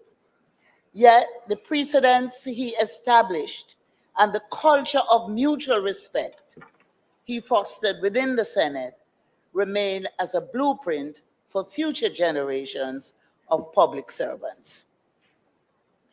The Jamaican Parliament has been left better for his service. Now, I want to share something which his widow, Marigold, shared with me. Ozzy Harding was an art collector. Marigold says Ozzy built something truly remarkable over his lifetime. What became known as the Hardingham Collection grew into the largest private collection of ceramics in the Caribbean, with over 3,000 pieces spanning dozens of countries and featuring some of the most celebrated ceramists in the world. He held the largest collection of Cecil Ball's work in Jamaica, and we believe possibly anywhere in the world. And even his teapot, Madam Speaker, his teapot collection alone is unmatched on the island. He was a scholar of anthropology, so his love for clay ran deep. He made a few pieces himself in the early days, though he would never have called himself a potter. The collection was shared publicly through 3 exhibitions over the years. The first focused on teapots, followed by second pouring, and then plates and platters at the Frame Center Gallery. Madam Speaker, what Ozzy always said, and said very clearly, was that he wanted the majority of this collection donated to the Jamaican people. He felt strongly that the work of our greatest artists belonged in a place like the new Parliament building, where it could be properly appreciated, free of charge, by Jamaicans and visitors from around the world. That was Ozzy Harding's wish, and it remains very important to his family that it is honored. What I can say today, Marigold, as your Minister of Culture, and on behalf of the government, we will work with you to make it happen. Now, as I close, I want to say, in my eyes, and in the eyes of most who knew Ozzy, he was proper, well-spoken, classy, and we would say prim and proper. But he always said, Babsy, I want to remind you that is not just you and Desmond come from West Kingston. I come from West Kingston too. And I've always said to myself that West Kingston has been a melting pot and a source of richness to Jamaica. We have given the world, through all the artists who have come out of the belt of West Kingston, Trenchtown, downtown, we have given the world a music. And in Ozzy Harding, we gave the world a man who was well-learned, well-respected, and who served Jamaica with passion. I want to just say to Marigold, Zachary, Jeremy, and the rest of the family that our thoughts and prayers are with you, and that may the angels of comfort surround the family at this difficult time, and remember that we're here to give you all the support you need. May God rest his soul. Thank you, Madam Speaker. Thank you, Minister. Next is Minister Charles, the member from Clarendon Southeast. Thank you, Madam Speaker. I have known or knew Oswald Harding all of my life. Can't remember not knowing him. Our families intersected clearly as one of my father's contemporaries. And I just wanted to take the opportunity on behalf of all of the students, young professionals, and others that have been impacted by him to say thank you to him and to his family. Mr. Harding was always kind. He conducted himself, walked in a way that gave no room to any suggestion that he had anything less than excellence in everything that he did, whether it is as an exceptional legislator, attorney, teacher, administrator. He was really an example for many who had the chance to speak to him. Even before getting into law, I remember talking to Mr. Harding, and he was always a motivator.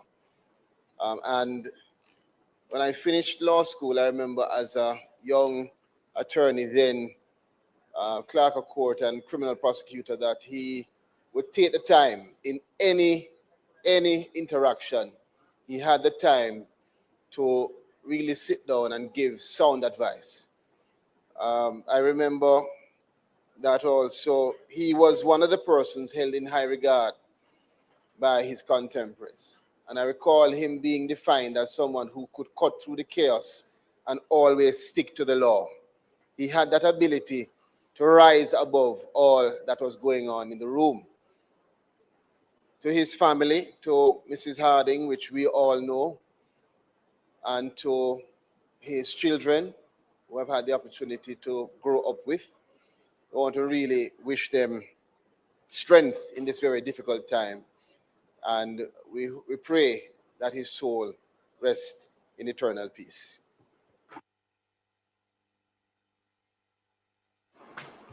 The member from St. James, West Central.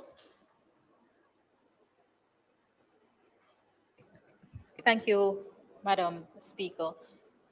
In the interest of time, Madam Speaker, I simply put on record my condolences to the Harding family and to acknowledge the work that Professor Harding has done, as said by all others who have spoken well. When I first came into political service, he was the president of the Senate, and I do recall him with fondness. He has served his country well. May his soul rest in peace, and may his family find comfort in the contributions he has made.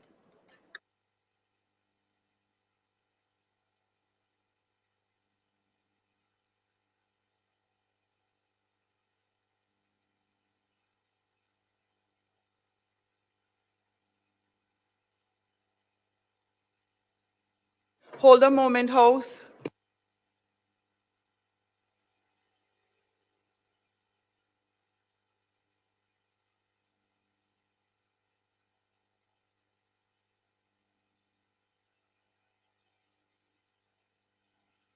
Thank you very much, Madam Speaker, for those, and thanks to the members who have offered tributes to Mr. Harding. I am aware also that he did have some interaction with the constituency of which you now are the Member of Parliament, and I know that there are many members of that constituency who have also expressed their condolences to his family and to his friends. Madam Speaker, we now will move to the other tributes. We have Mr. Arthur Nelson, who is a former Member of Parliament for St. James West. I know his family is here. Mr. Dean Peart, former Cabinet Minister, and Mr. Stephen Francis. I want to also ask members, there are some members who will give individual tributes, but other members may wish to also join their tribute so that we can be very efficient in the use of parliamentary time. Thank you very much.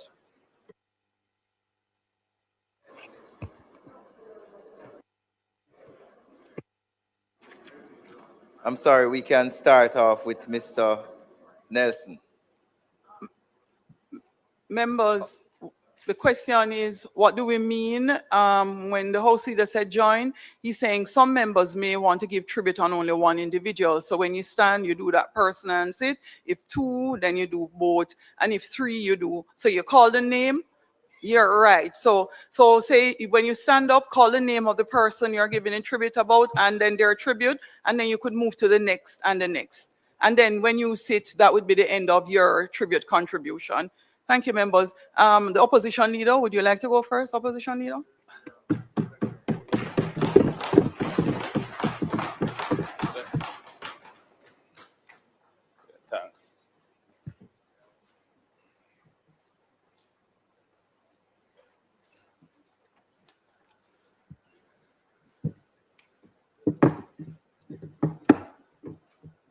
Thank you. Thank you, Madam Speaker. Given the way we're proceeding, I will attempt to speak on the three persons who we are giving tributes to today, having completed the tributes for former Senator Oswald Harding. And I begin with a tribute to the late Arthur Nelson.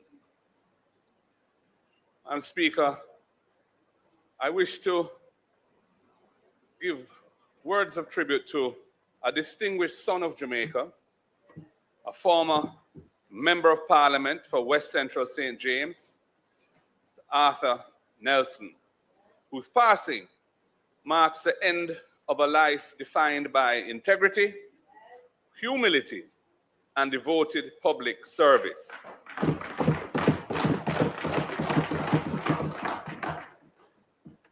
Arthur Nelson belonged to a generation of public servants who understood that elected office was not a privilege to be enjoyed, but a responsibility to be faithfully discharged. He served the people of West Central St. James with determination and unwavering commitment, earning their trust through his genuine advocacy for their welfare. Before entering representational politics, Arthur had already established himself as a respected and leading civil engineer, bringing his professional expertise to the service of national development. He served on the Advisory Planning Committee for the Town and Country Planning Act and contributed to the development of other legislation as well. In 2015, he was awarded the Order of Distinction, Officer Class, for his outstanding contribution to the fields of politics and engineering. And throughout his career, whether as an engineer or a parliamentarian, Arthur Nelson was guided by competence, discipline, and an unshakable sense of duty. Those who knew Arthur often spoke not first of his achievements, but of his character. He was humble, modest, and unassuming. He never sought the spotlight or personal acclaim. And indeed, it is said, Madam Speaker, I didn't witness this personally, but I heard this, that he used to attend Parliament when he was an MP by bus. He used to take public transport to come to Parliament.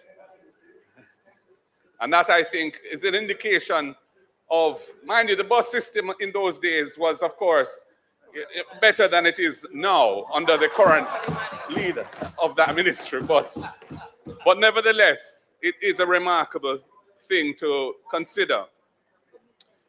Arthur Nelson understood that leadership is measured by how faithfully one serves. How faithfully one serves. His colleagues recall a man of strength, thoughtful judgment, and unwavering principles. He conducted himself with dignity and respect, contributing to our parliamentary democracy in a manner that elevated public life. After leaving this honorable house, Arthur remained committed to national development and continued to support our political movement to build a more just and equitable Jamaica. And I want to say that I knew him personally, not really through politics originally, but his sons were contemporaries of mine. We had mutual friends from the Mona campus. And I remember going down to, in those days, watch Reggae Sunsplash in Montego Bay. And I would find myself to the Nelson's residence for some refreshment and fellowship, other things. And I met him then. And then later on, after he had retired now from the politics, and we were in the West campaigning, ultimately with great success, I must say, he would play a role in hosting us. He had a property, which was a lovely property by the water, but you know, where there was ample green space and trees, and also buildings where one could refresh oneself, and he would host our meetings there. And of course, he never charged for that. So You know, I have fond memories of Arthur Nelson. And indeed, Mrs. Nelson, his widow, is somebody who I've been in regular contact with, and she too has always been a stalwart supporter. And I want to pay tribute to her as well in this presentation. So on behalf of the parliamentary opposition, I must extend deep condolences to the family, friends, former constituents, and all who mourn the passing of Arthur Nelson. We thank them for sharing him with our nation and for supporting his years of public service. May his soul rest in eternal peace, and may his legacy continue to inspire all who answer the call to serve Jamaica.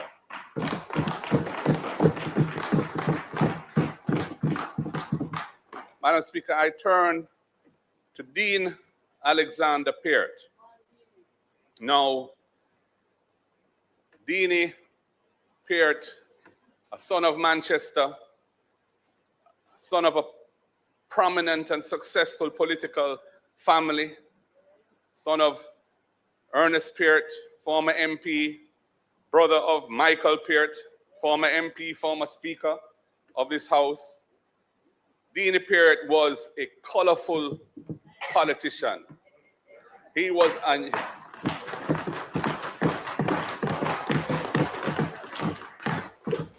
really a unique personality, a son of the soil. They would say nowadays, one Deanie, never two. You know, his use of the language was itself a regular cause of mirth and joy for those listening. Sometimes a few choice words interspersed those communications, when necessary and appropriate, I would add. But he was a loving person, and he was a formidable political operator. He won the seat of Northwest Manchester, I think, 5 times, and never lost it, as far as I know. And he also was a key organizer in his brother's seat in South Manchester, you know, because I don't think Mikey Peart's political energies were quite at the level of Deanie's. And so Deanie took on the responsibility of making sure that Mikey was all right as well. And he did that with great success. I remember when there was a changing of the guard in Northwest Manchester, and the current MP was being introduced. And Deanie was very much part of that transition, of course, and did his very best to make it seamless. And it was seamless. And the victories for the People's National Party have continued ever since. Deanie served in government as a Minister of State and as a minister in several portfolios. I believe local government was one. I believe Labor and Social Security was another. I think environment, works, yes. He was a practical person, Deanie. You know, he got things done, and he was looking for practical solutions to real problems. That was his approach. Impeccable integrity was his hallmark. You could never question that. If you ever tried, you'd get an earful of the choicest words. And he was mayor of Mandeville. That's before my time. Yes. And, you know, that just shows, you know, the depth and experience of Dean Alexander Peart. He was a friend, somebody I got along well with. And of course, as in his later years, where he was battling illness, it was tough. But, you know, we tried to stay in contact. And it was a very sad day when I got a message from his very good friend, the former Custos of Clarendon, Billy Shaguri, to tell me that Deanie had passed that morning. I want to express my sympathies to his wife, Vinette, his daughters and sons, and many family members who are here. You have lost a great patriot, a great stalwart of our political movement, but more so a great Jamaican, son of the soil. May his soul rest in peace and power, and light perpetually shine upon the the great Dean Alexander Pierce. And since this is the only opportunity I will get to speak on these tributes, I will say a few words in honor of the late Stephen Francis. Now, Stephen Francis is a pioneer. He is an innovator. He took Jamaican track and field, not single-handedly, but as one of a very few core entrepreneur sportsmen, technicians, who saw the opportunity of honing Jamaican talent in track and field right here at home. Previous to that, the general approach was try and win a track scholarship to go and learn the next level of track and field at a college, usually in the United States of America, and end up with a foreign coach, and that would be who guided you through the rest of your career. And Jamaica did remarkably well with that model. But when MVP was formed by Stephen Francis and his colleagues, and they determined through the partnership with the University of Technology that they were going to offer the highest quality of training and conditioning of our athletes. Not just sprinters, though, obviously many sprinters, great sprinters, passed through his hand. I don't even want to attempt to list them, but I know Shelley Ann Fraser-Price was one, Asafa Powell was another, and of course, I believe our daughter from Banana Ground, Elaine Thompson's a third. I mean, in the pantheon of sprinters, those are iconic names. And if you look at the number of medals and champions that have been produced, not in any first world environment, but right here in Jamaica, through the innovative techniques employed by Stephen Francis. And of course, one would have to recognize there are other great coaches, but this is Stephen Francis' day. And it's a remarkable achievement. And he did it, no doubt, with relatively limited resources. I mean, I've seen footage of how the coaching was conducted. And a lot of the time, you see man a run, pulling a tire with a string, a rope tied around them waist, you know, just to put some additional. These are not things perhaps you would see if you were in Los Angeles or, you know, some first world country, but they were designed to achieve the objective, and they do, and they did, and they do achieve the objective of fostering greatness. And Jamaica has become the sprinting powerhouse of the world. And I dare say, you know, we take it for granted because we are so accustomed to the levels of success that we have. But we shouldn't. We shouldn't take it for granted because it didn't just happen. It wasn't happenstance. It is a result of the genius of Stephen Francis and his ilk. The innovativeness, their determination to build excellence here in Jamaica. And I believe that approach is a fine example of how we should be looking to build Jamaica, how we should approach national development, where we use our ingenuity and our energy to hone the talents, the God-given talents, where we have a competitive advantage over others. And through that approach, using our cultural and natural abilities and capacities, we become world beaters. So respect you, Frano, Stephen Francis. You have been you've left a great legacy for Jamaica in sports, yes, but in national development as well. It's an honor to pay a tribute to these three wonderful gentlemen. Thank you, Madam Speaker.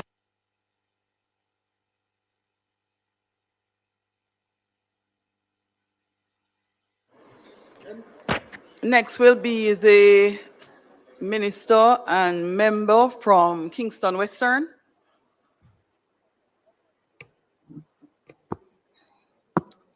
Thank you, Madam Speaker. Madam Speaker, I rise to join in the tributes being paid this afternoon. I never met the Member of Parliament from St. James, but as a former parliamentarian, I think it is worthy to express my condolences on his passing. Stephen Francis, Madam Speaker, I will remember him for being the man who dispelled all the myths that you can't train homegrown talent to be a success here in Jamaica. And Bridget Foster Hilton created history when she became the first Jamaican to win a medal in the field events in the 100 meters hurdle. And it speaks to the level of the man, Stephen Francis. Madam Speaker, I rise though to pay tribute to someone who I have had the pleasure of knowing for more than 40 years, Madam Speaker. I met Dean Peart through the Most Honorable Edward Seaga back in the early 70s in Manchester. There is a school of thought, and Mr. Seaga mentioned that there is some family relationship with the Peart family. But Madam Speaker, Dean Peart for me is someone that it is difficult to find words to describe Dean. He would say, Vinette, you see what this boy does, man? Eh? Oh, boy, I mean, come here, man. Come sit down, cock up your foot and have a drink or something like that. Dean was genuine.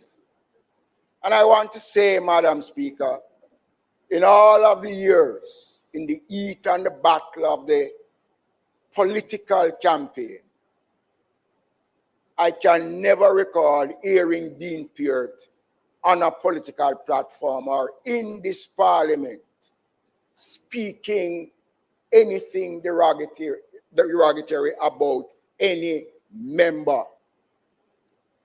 of any member. He was respectful, Madam Speaker. Dean, for me, Madam Speaker, represented a breed of country politicians who came, saw, and conquered. He created his own image. He made his name by doing things, Madam Speaker, and doing the right things, Madam Speaker. There are ministers of local government from the 1944 coming right down to the present, Madam Speaker. And I would say without fear of contradiction that Dean Peart was one of the finest ministers of local government that this country has seen. And ask me why I say that, Madam Speaker. He spent his early years as mayor of Mandeville, following in the footsteps of probably one of the most iconic mayors of that time, the late Cecil Charlton. And to follow in the footsteps of Cecil Charlton means that you must possess something that is worthy. And he did a good job, Madam Speaker. When I became mayor of Kingston in 2003, I had the pleasure of working with Minister Peart at the time. And you know, some of the things I remember him about is the respect that he gave to the office of Mayor of Kingston. The engagements that we had on many occasions and issues are pertinent to the success of local government. And one of the reasons, Madam Speaker, why I was able during my tenure to bring some level of order to the buildings that were being erected across the city. And there was one on South Avenue that was built almost in the middle of the road. And the present member of parliament would know that building on South Avenue. And Madam Speaker, as mayor, we took a decision that that building cannot remain in the road because it is interfering with the road reservation and something had to be done about the building. And we issued a notice to demolish the building. And the gentleman took us to court. The matter went to the Privy Council. And the Privy Council ruled that the decision of the KSAC then at the time was the right decision. And Madam Speaker, Minister Peart at the time had responsibility for planning. So in order to effectively undertake the demolition of the building, I needed the signature of the minister with responsibility for planning. And in the discussions with Minister Peart, he did not hesitate. And we were able to demolish that building, and the late former Minister of Housing,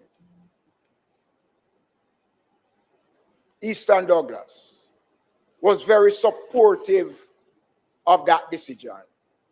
And there have been several other buildings in the corporate area that during his tenure as Minister of Local Government, we were able to demolish and to bring some level of decency to the city of Kingston as it relates to how buildings were erected. Madam Speaker, I remember during the election campaign in 2007 or thereabout, I was coming in from the country and there was a major accident on the highway. And when I drove past, somebody called me and said, look, you passed an accident on the road. It's Dean Peart. And I had to go all the way back, turn around to get back where the accident took place. When I went there, the vehicle was, the 4 tires was up in the air. And Dean was there, and I went over and I said, what happened? And he said, boy, old man, boy, vehicle turn over, but at least me have life. And I stayed with Dean Peart. And the good thing about it, the labor rights was coming in from the country and they saw what was happening and everybody stopped. And they gave support to Dean Peart. Madam Speaker, he was an outstanding Jamaican, Madam Speaker. And when I became Minister of Local Government, he would call me and he would offer advice, Madam Speaker. And his wife, Vinette, is someone who, she was a part of an organization that used to keep parties, functions. And every party that was held, I had the privilege of playing the music. And you know, sometime he would call me on my radio program and say, where you get the full recorder from, man? Play a recorder people know, man. Play something sensible. That was the kind of person that Dean Peart was, Madam Speaker. And I think this country has lost an outstanding public servant, Madam Speaker. And I believe that we owe it to Dean Peart, not just to talk about his contribution as a member of parliament. When you look at the legacy of the family, his father, his brother, You know, Madam Speaker, when I first came into this chamber, Michael Peart was the speaker. And there was an issue that I wanted to speak on. And the speaker said, he's not going to allow me to speak. And I said, why? He said, no, I'm not going to allow you to speak. So I had the opportunity on the Sunday at a year accounts meeting to speak. And I spoke at the year accounts meeting about what I wanted to speak. I got a call from Speaker Peart on the Monday to say, no, listen, you said something on Sunday. And when you come to Parliament on Tuesday, I am going to ask you, before we start the business, to apologize. I said, no way. The records of the Parliament didn't have me saying anything, and you won't get me to apologize. When I came in the Tuesday, he sent and called me, and he said, look, you need to do it. I said, no. Spoke to House Leader Derek Smith and the leader. And then after some discussions, I came in and I apologize, Madam Speaker. Madam Speaker, the Peart family's contribution to Jamaica's growth and development should not be crowded in politics, Madam Speaker. And I'm very passionate about it because here is a man who would call you and talk to you and offer advice, suggestions to you. And my wife Marcia and I and Vinette, we used to meet regular with Dini. Used to go to the country where parties was being held, and I used to play.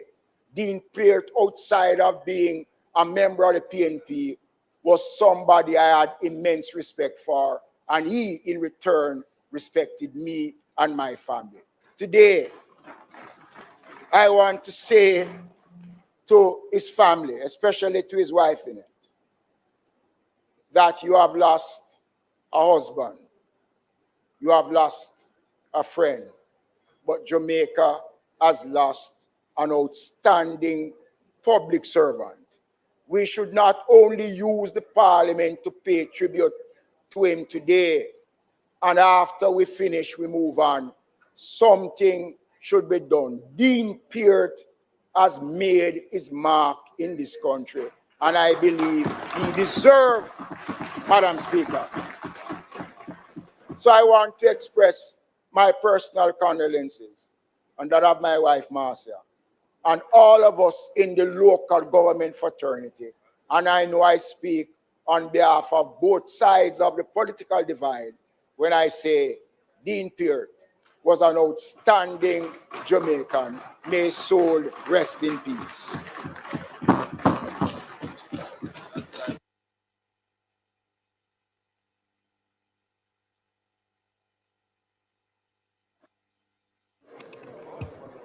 Next is the member from St. James South, and then the member from Manchester Northwest.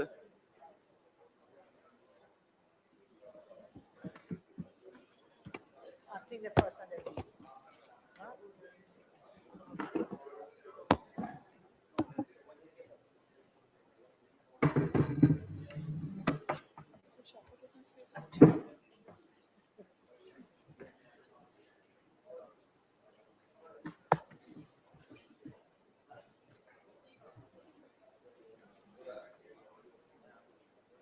You'll have to turn to your mic, member, otherwise I'll have to go through the process with everyone. So the indication that person should not turn on their mic until they're recognized continues to resonate. Turn off your mic. It's deliberately on because there are others that are on for members who will speak after. So if you want to speak from two mics at the same time, you'd have to turn on both of them at the same time, because members not waiting until they're recognized by the speaker, turning on their mics, mean that the system goes one by one in the order you turned your mic on. Member, you may begin.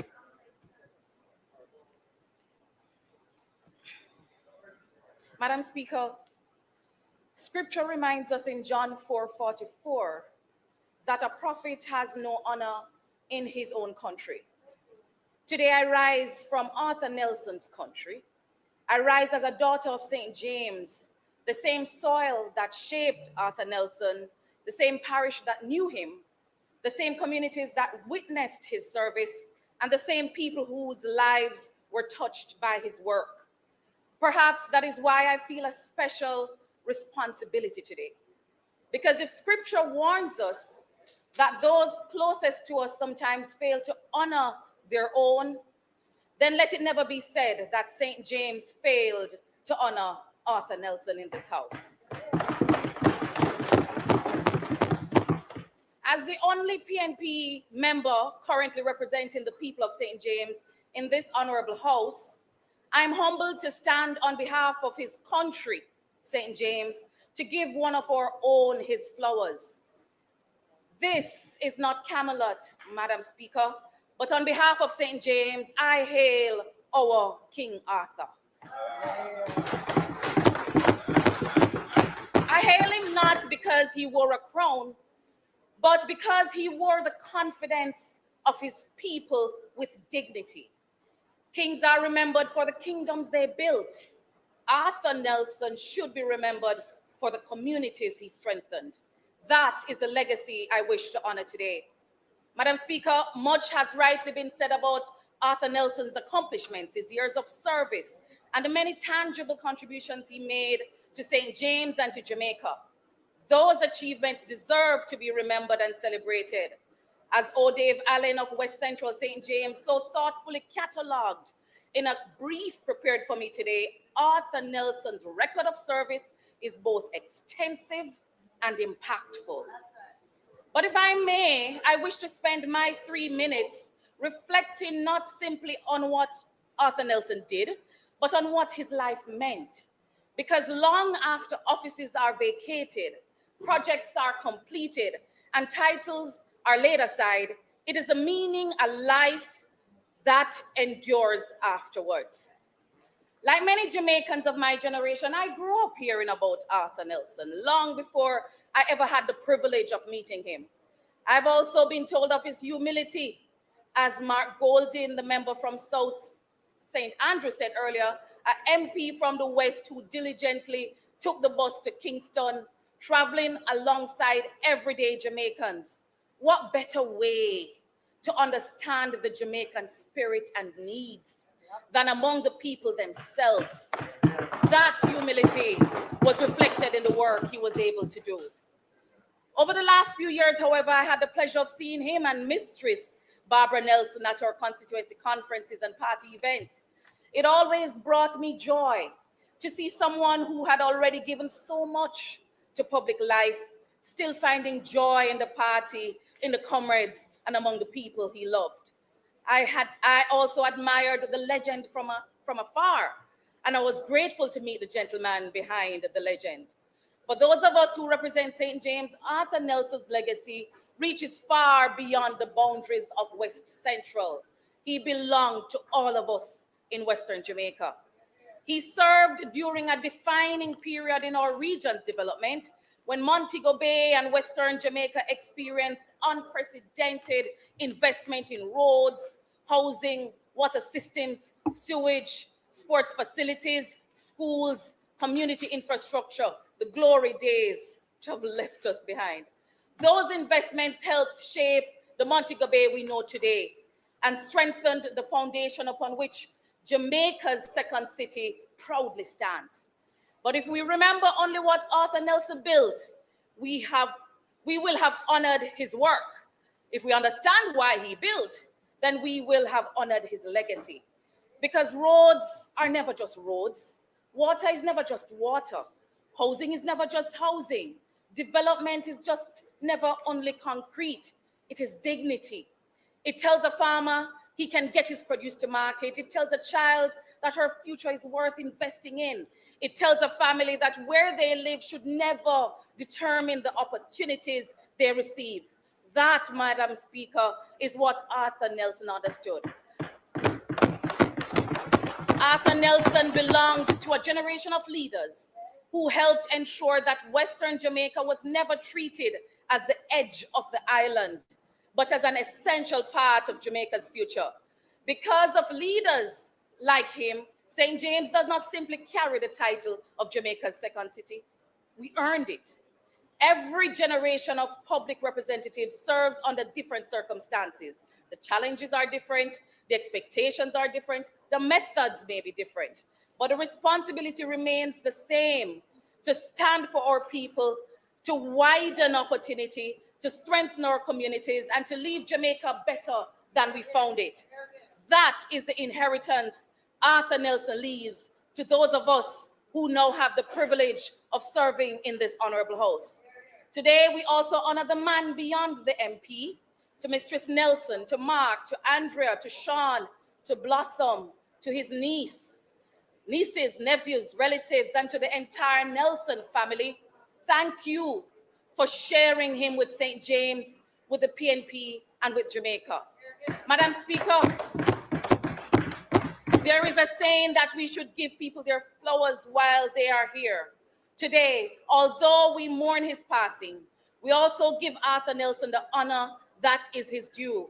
As a girl from St. James, it has been one of the greatest privileges of my public life so far to stand in this honorable house and to, on behalf of this country, say thank you and hail King Arthur. Thank you.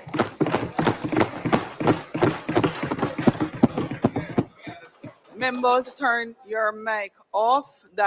No, the member who just spoke only. So members, could you turn your mics up so that we are able to see all the individuals who did not follow the ruling and have turned their mic on, causing us not to be in a position to allow any alterations.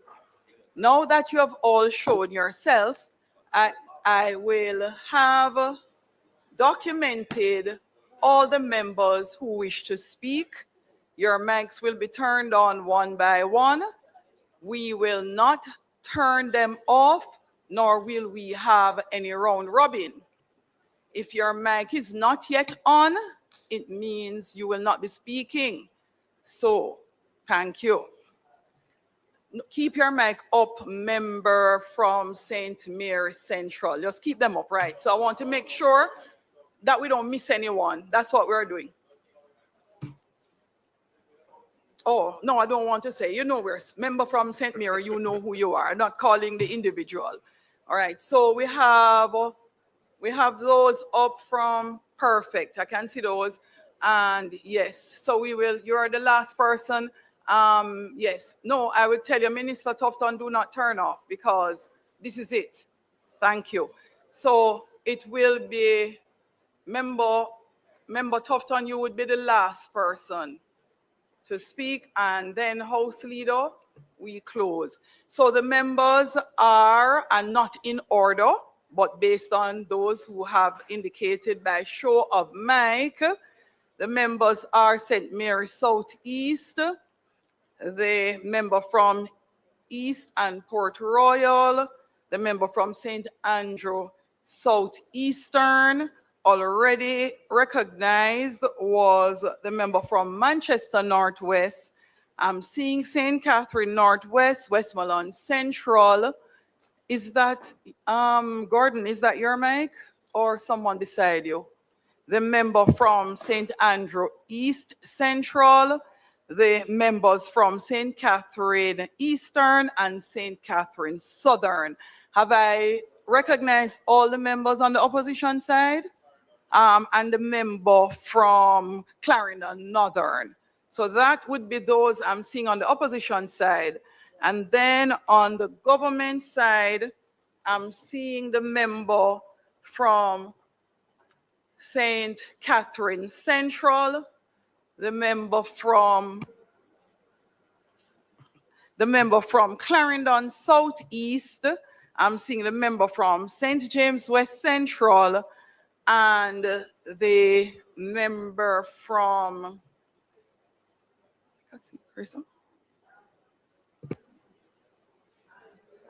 last but not least, the member from St. Catherine West Central.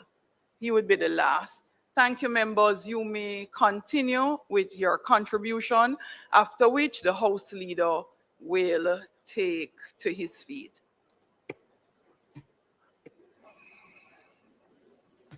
Okay.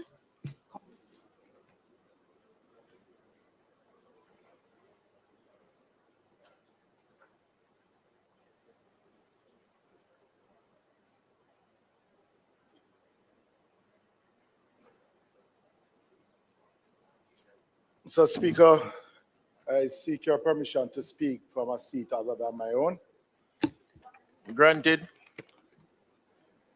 Mr. Speaker, on behalf of my own family, the family of Northwest Manchester, I'd like to just recognize the widow of Dean Peart, Mrs. Vinette Peart, and the Peart family. I also want to just recognize one of my own councillors, Ryan Peart, who is also a cousin to Dean Alexander Peart.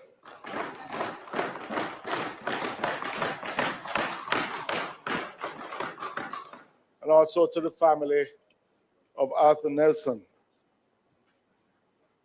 Dean Peart had a genuine love for people and politics. His love for politics further sharpened by being with his older brother, Michael, who had one of the sharpest political minds in Jamaica.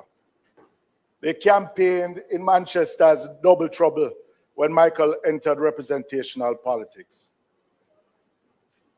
The story has been told that Dean had no social life outside of politics, and being with his people was what he desired. On weekends, when others were going to beach party and other events, Dean would put on his shorts and simply drive around the constituency of Northwest Manchester, stopping at any home with farmers in their fields or at the shops or on the corner, just checking on who he called his people.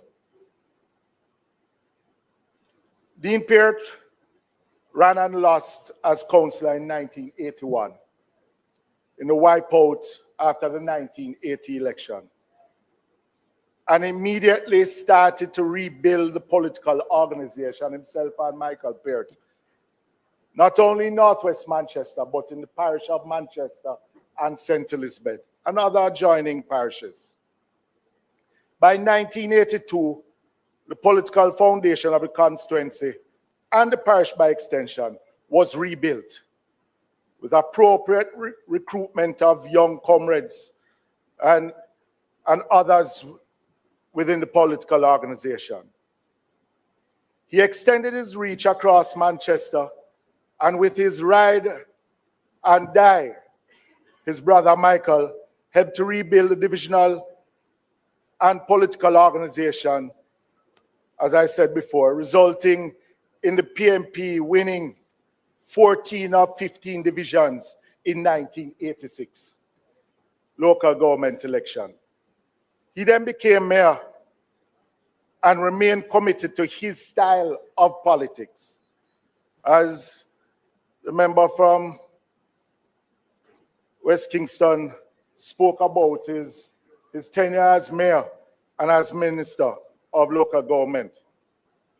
The towns of the parish became his office, dragging along the parish council staff, listening, identifying problems, and engineering solutions.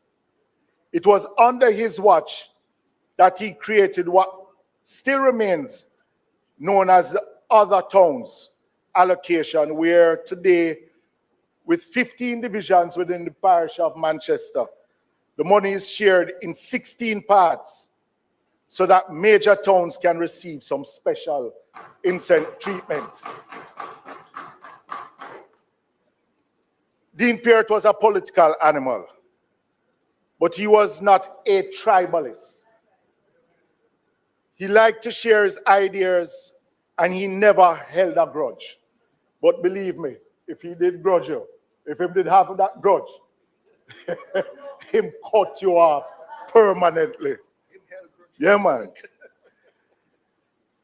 In the early 1990s, Dini got a lovely community center, I was told, built. And a special guest at the opening was Cliff Stone, then MP for Northwest Clarendon. And when people said that he was not political, I mean, knowing Dini, his best friend was William Shaguri, who was Custos of Clarendon. That was his party. Never left out each other. Dini's work in the constituency was legendary. Consistent and non-partisan. Representation was his mantra. And he was rewarded by the people with 5 consecutive terms from 1989 to 2011. But when we speak about that he was non-partisan, I was told a story that in a JLP stronghold in the constituency, Breeze Hole, where PMP would get probably 2 or 3 votes during that time. The road was in very bad condition, and Dini decided to do some repairs on the road. It was the residents who told him that they didn't want him to repair the road. They didn't want a PMP repair the road. But Dini didn't back down. Dini reached out to the former JLP candidate at the time for his assistance, telling him to tell the people that it was he who was fixing the road, the candidate, and not him, Dini. But he just wanted to ensure that the road be fixed. It wasn't about the politics.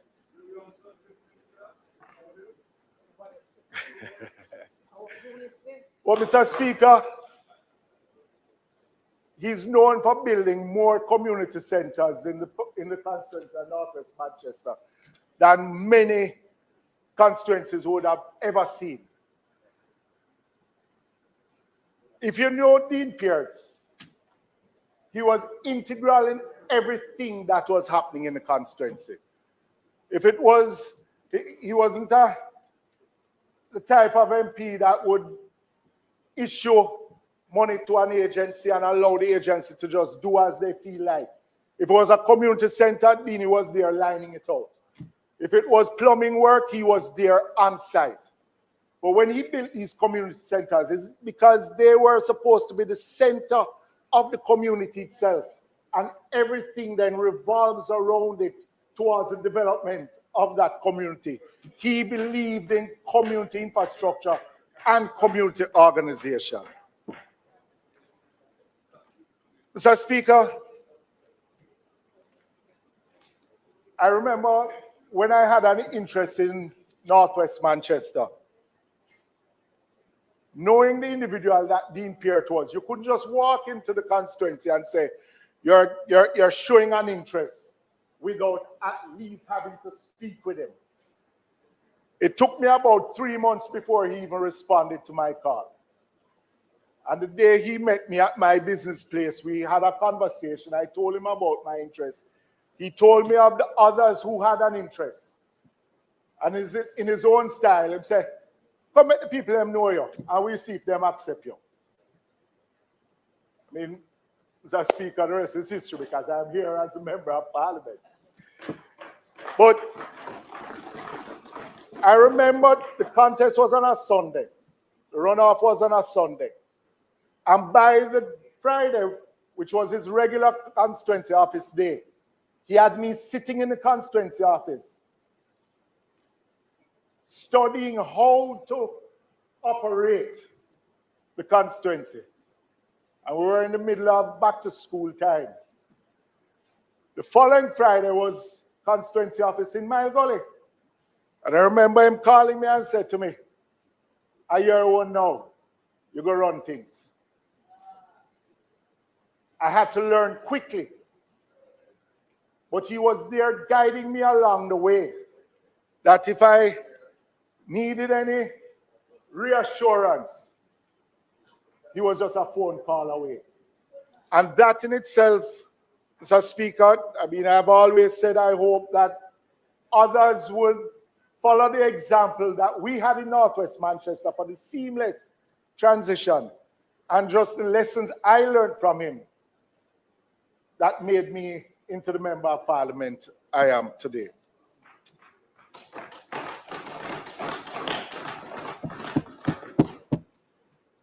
Mr. Speaker, even while not being Member of Parliament, he would still regularly come to the constituency, as his family still has a family house in Knowles Road, and his family still having family in Battersea, community which he hails from. But he had members of the constituency who he referred to as his own family. And he would still come down to the constituency, drive through on a weekend to come and visit those persons who he considered his family, while he was still able to drive. Even in the last local government election, Dini was present in Northwest Manchester. I remember my election in 2011. He came with us on nomination day. Then he said to me after we signed I was duly nominated. I remember him hugging me and said, "You're good now, man. The team have you." And he went to East Rural St. Andrew to campaign with the member then from East Rural, who then won the seat in 2011 with Dean Peart by his side.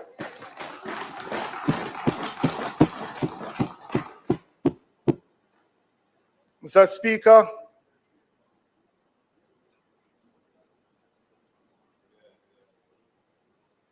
Dean was a family man. And Mr. Speaker, it is good to see his family here in the gallery. When I went up there, I remember when I first got to know the Peart family much better. Makari being in prep school, and he's now a doctor at the University of the West Indies. And just to see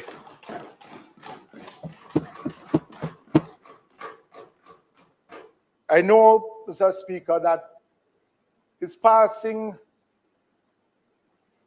would have been hard on the Peart family, but also on his extended family in Northwest Manchester.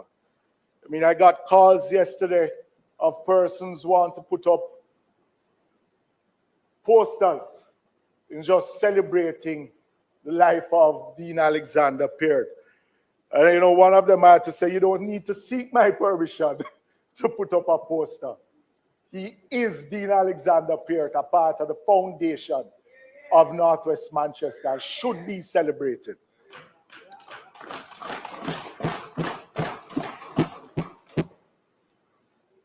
He loved the people of Northwest Manchester. And in one of my interviews, Mr. Speaker, I said, Dean Peart hailed from the constituency. His father was Member of Parliament. He became Member of Parliament in 1989. But he was what I would term a true countryman, a man who believed in development of rural Jamaica. No matter he was minister or not, you could not change the person that he was. And that's how he operated outside of being Member of Parliament and just in his regular life. I mean, he wasn't what we would term a fridge. You know, give him nothing and tell him to keep it. Because if you tell him, said that the man down the road, they take 2 rooter, 2 hillayam out of Massmark ground. Believe me, he was going to go to Darrell and say, "Me here say you Massmark, tell me say you thief 2 hillayam out of him ground." Yeah? Was that type of person. So anything you ever want anybody to know, don't tell him. Yeah? Don't tell him. But people from all walks of life who knew him, from the little boy going to Miss Bailey's school in Mandeville to the big-time grassroots politician, remember him as simply Deanie. But as we celebrate and recall his life, I would like us to keep his brother, Michael Peart, in our prayers as he continues to struggle with significant health issues. And as he mourns the loss of his little brother, because most people thought that Deanie was the elder one here, was the older brother, but it's the other way.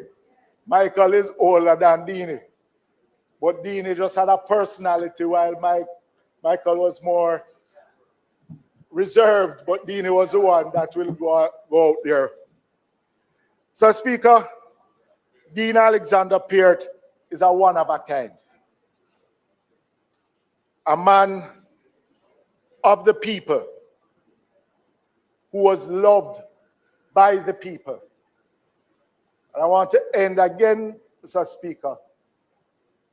Condolences to the Peart family, from my own family, and from the people of Northwest Manchester and Jamaica by extension, because he served with dignity, he served with pride, and he was a true Jamaican. And I tell you, Mr. Speaker, as most would know, that after 20 years, each member of parliament is due national honors for his years of service. Deanie never ran it down, and he served over 20 years because he didn't think that what he did was for those honors, but to serve the people from the heart. May his soul continue to rest in peace.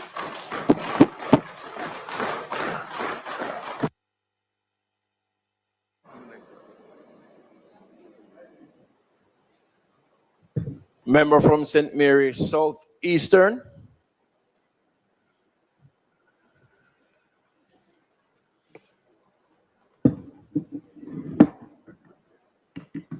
Thank you very much, Mr. Speaker. Permission to speak in a language other than the English language at times. All right.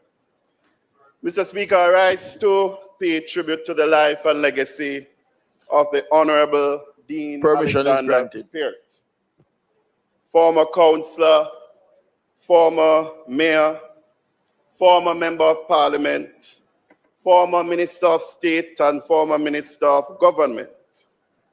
I rise in my personal capacity as someone who had the privilege of interacting with him over the past almost 30 years.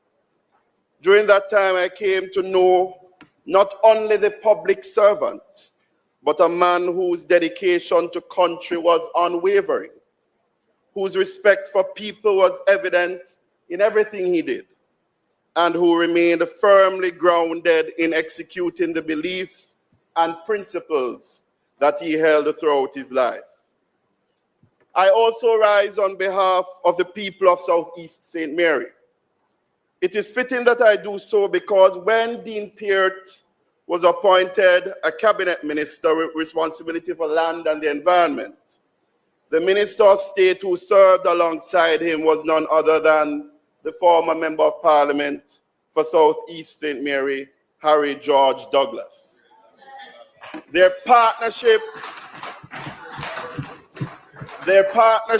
in public service is remembered with pride by many in my constituency.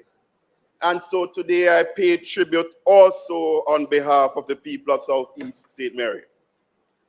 Dean Alexander Peart represented a proud tradition of unwavering family commitment to public service, following in the footsteps of his father, Ernest Peart, and serving alongside his brother, Michael. The Peart family left an indelible mark on the history of public service and political representation, not only in the parish of Manchester, but across Jamaica. Dean Peart was a man of the people. He possessed a personal touch that made everything feel valued. He was warm, approachable, and genuinely enjoyable to be around. Long before I entered this honorable house, I had the privilege of meeting Dean Peart in the late 1990s. As a young politician, from those early encounters, he made a lasting impression on me and my understanding of political service and political leadership. He taught not through grand speeches, but through quiet example that public service is ultimately about people. You may enter politics with knowledge, experience, professional training, or technical skills, but your effectiveness as a leader will always be measured by your ability to understand people, respect people, connect with people, and serve people with humility and compassion. His contribution was not small, it was great. Through decades of dedicated public service, he touched countless lives and helped shape his parish, his constituency, and our nation.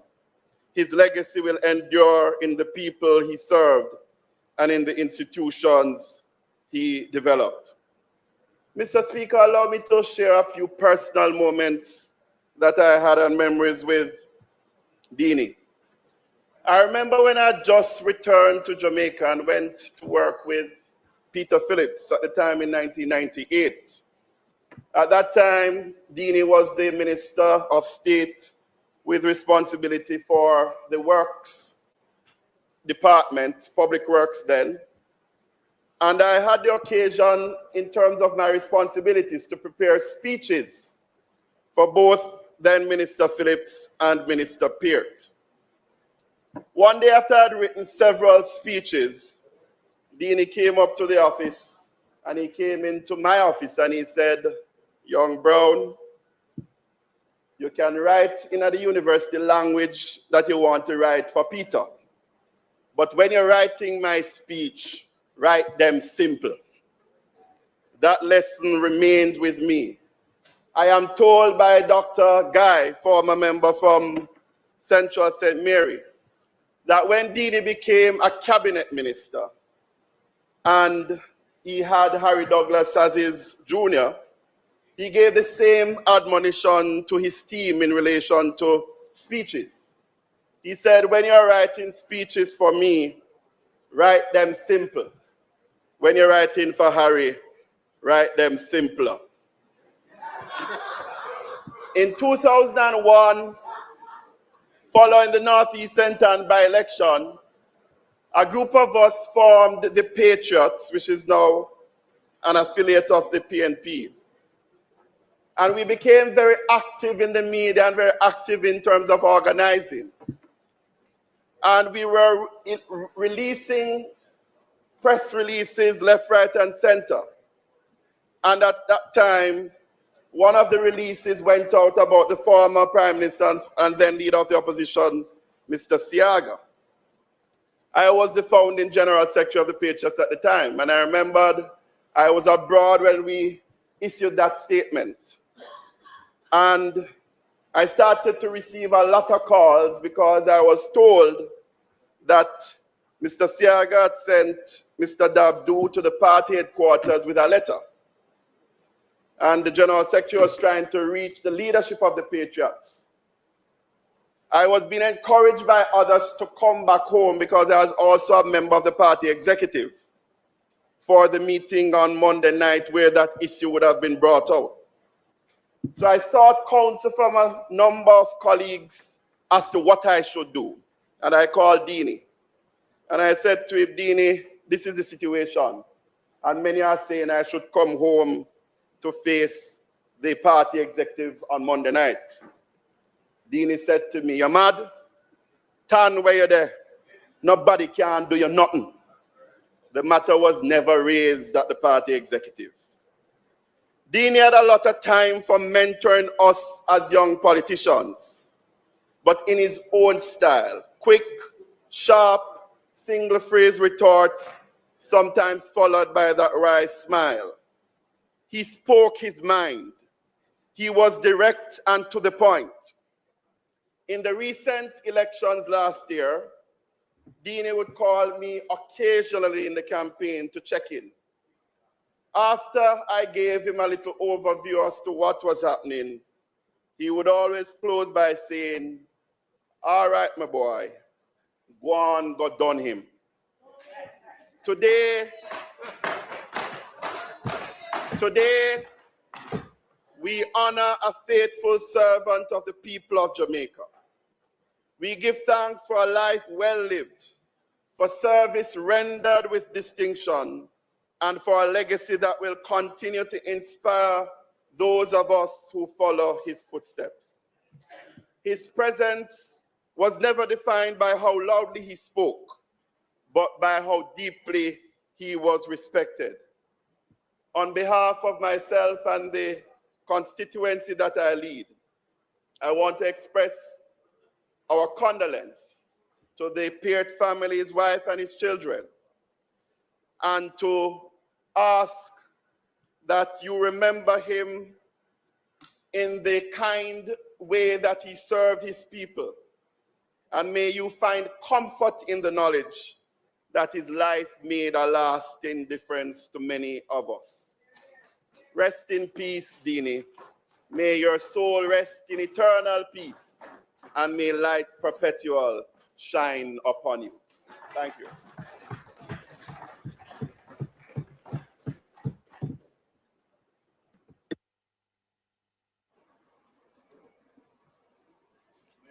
Member from East Kingston and Port Royal.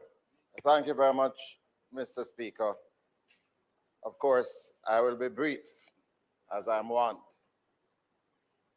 I have often been involved in organizing these tributes, and I tend not to speak too much about our departed colleagues, and I'm so happy to hear the various speeches. I'm hoping, though, that there will come a time when we make these speeches before the passing of our colleagues, and that we say so consistently about each other.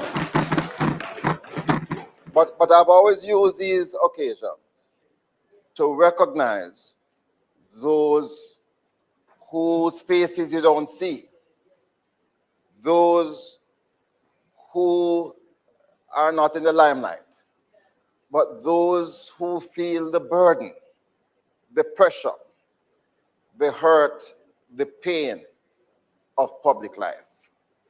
And that's why I'm so happy that the two families are here today, and I want to pay tribute to them who stood by Arthur Nelson, by Dean Peart, and no doubt in relation to Ozzy.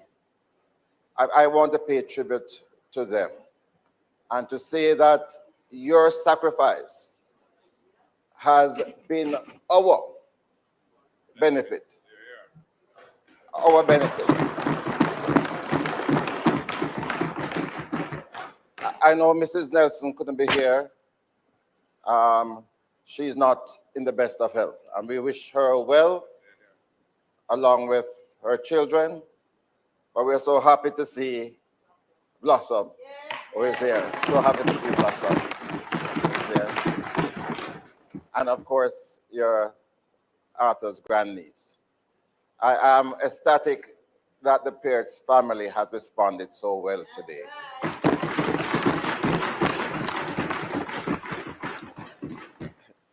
Vinette described herself as the chauffeur, the assistant, the gopher.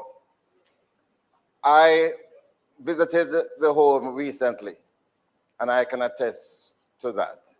She has been everything and more to Dean Peart, and we want to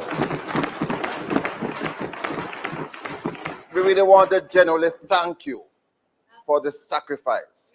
And all of you who are here today, for the service that you have made to this great country of ours.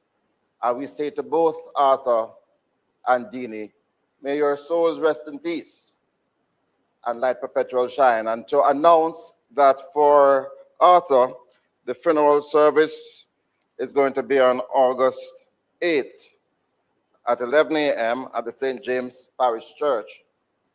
And I know the family, Dean's family, are working now on finalizing the funeral for him. I want to thank the Minister of Culture for the assistance that she has been provided in relation to both funerals. May their souls rest in peace, and big up to the family members who are here.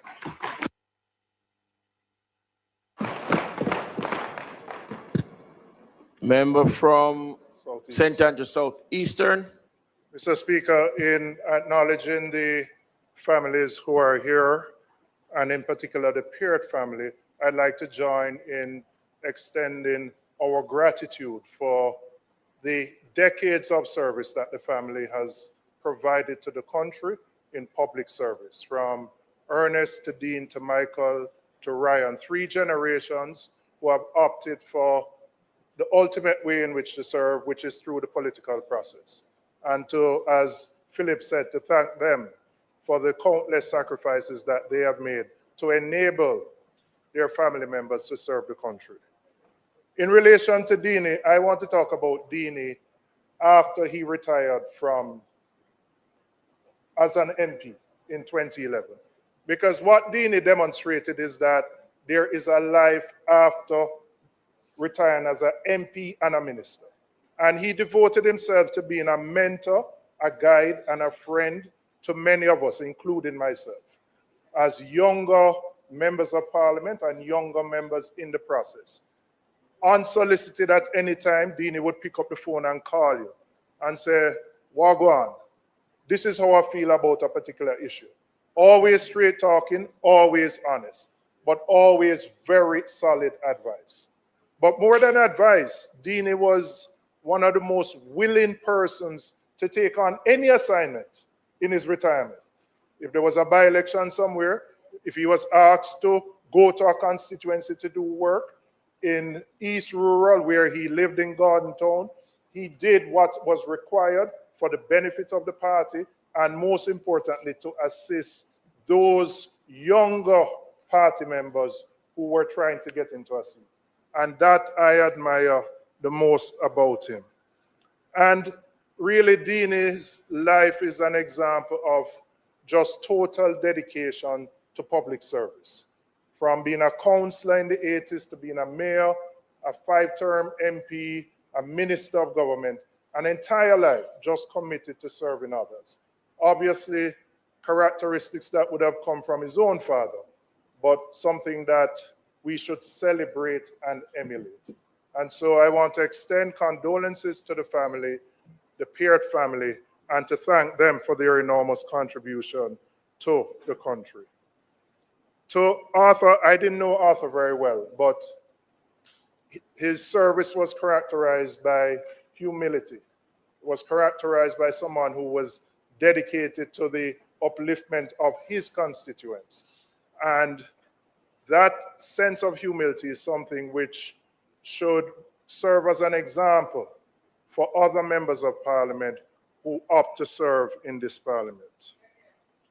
For Stephen Francis, I think Stephen's enduring legacy will be the belief that he had in himself and the belief that he had in Jamaicans, that we could not just only produce the raw talent, but we had the capacity to provide the coaching so that we could become world beaters.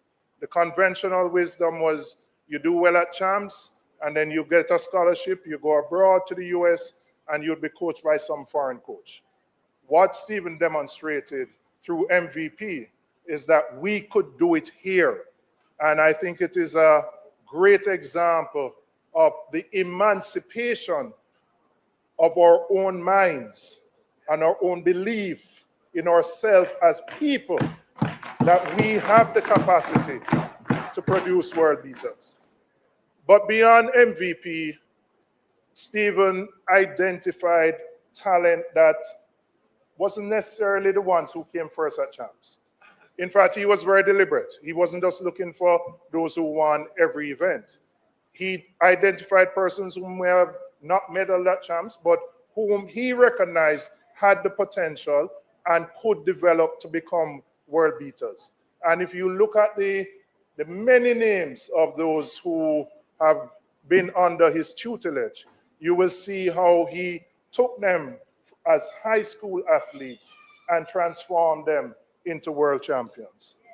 But also, he was not just focused on the track aspect of coaching.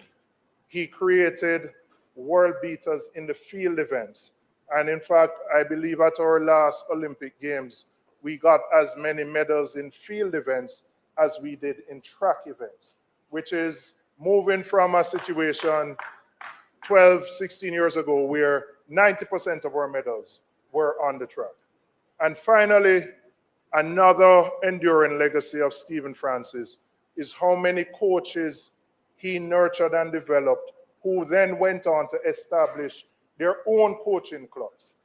There are about 4 new coaching clubs that were derived from persons who started at MVP. And so in a sense, you could consider that he almost had an incubator, and he encouraged the growth of other coaches who themselves have coached world beaters. So, Mr. Speaker, as we recognize and acknowledge the work of the parliamentarians who have passed and of Stephen Francis, we say thank you from a grateful nation for their contribution in making Jamaica a better place.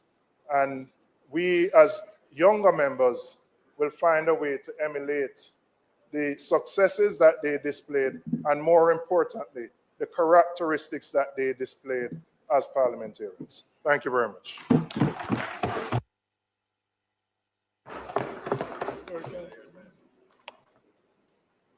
Member from Westmoreland Central.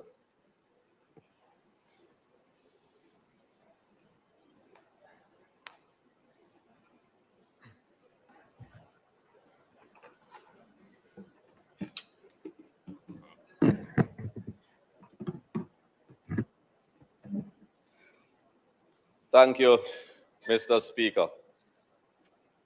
I rise today to give tribute to a great man who trod the region, the powerful Region 6 for the People's National Party, and that is Arthur Nelson.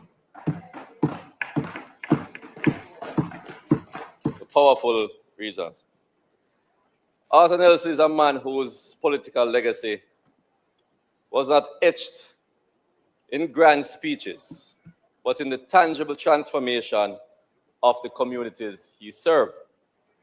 A testament to the trust he inspired, he secured 2 consecutive terms as Member of Parliament for St. James West Central. And we all theorize if he probably hadn't decided to leave politics, would have continued to hold that seat, probably up to today. Beyond the political arena, he stands as a registered professional engineer in Jamaica, a qualification that speaks not only to his technical acumen, but to his pragmatic, solutions-oriented approach to governance.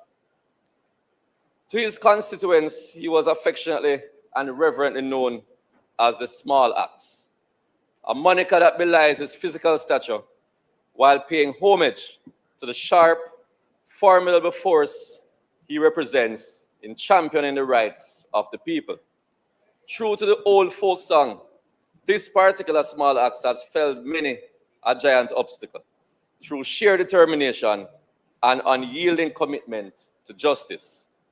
Nowhere in his legacy more vividly inscribed than the inner city communities of Mount Salem, Granville, and Rosemount, where his leadership catalyzed a renaissance of hope and development. He did not merely govern from a distance, He walked the streets he sought to uplift, investing his engineering expertise and political capital into projects that brought infrastructure, dignity, and opportunity to those who had long been neglected. In Mount Salem, he championed improvements that restored a sense of pride. In Granville, his interventions laid the groundwork for community stability. And in Rosemount, his advocacy ensured that the voices of the marginalized were not only heard, but heeded. His work in these neighborhoods was not transient. It lives on, etched in the minds and hearts of the people who still speak his name with reverence. His reputation within his constituency is that of a man that does not merely make promises, but forges covenants with his people and honors them with resolute action. This is not folklore, but lived experience, as testified by a comrade Dorothy Dixon, who I will quote. Comrade Arthur Nelson came to the Salt Spring Post Office while I was working there. I gave him a tour of the office and informed him of our dire plight. We had neither water nor electricity, and the office had received notice of closure. He listened intently, and then and there, he promised he would act swiftly to build a proper structure and restore light and water. And he surely did. He did not just speak, he delivered. It is this rare blend of technical expertise, political will, and profound empathy that defines the enduring legacy of Arthur Nelson, a leader who proved that true stature is not measured by height, but by the depth of one's impact on the lives of others. Though time may pass, the fruits of his labor remain, standing as silent monuments to a man who gave all to the people that he loved.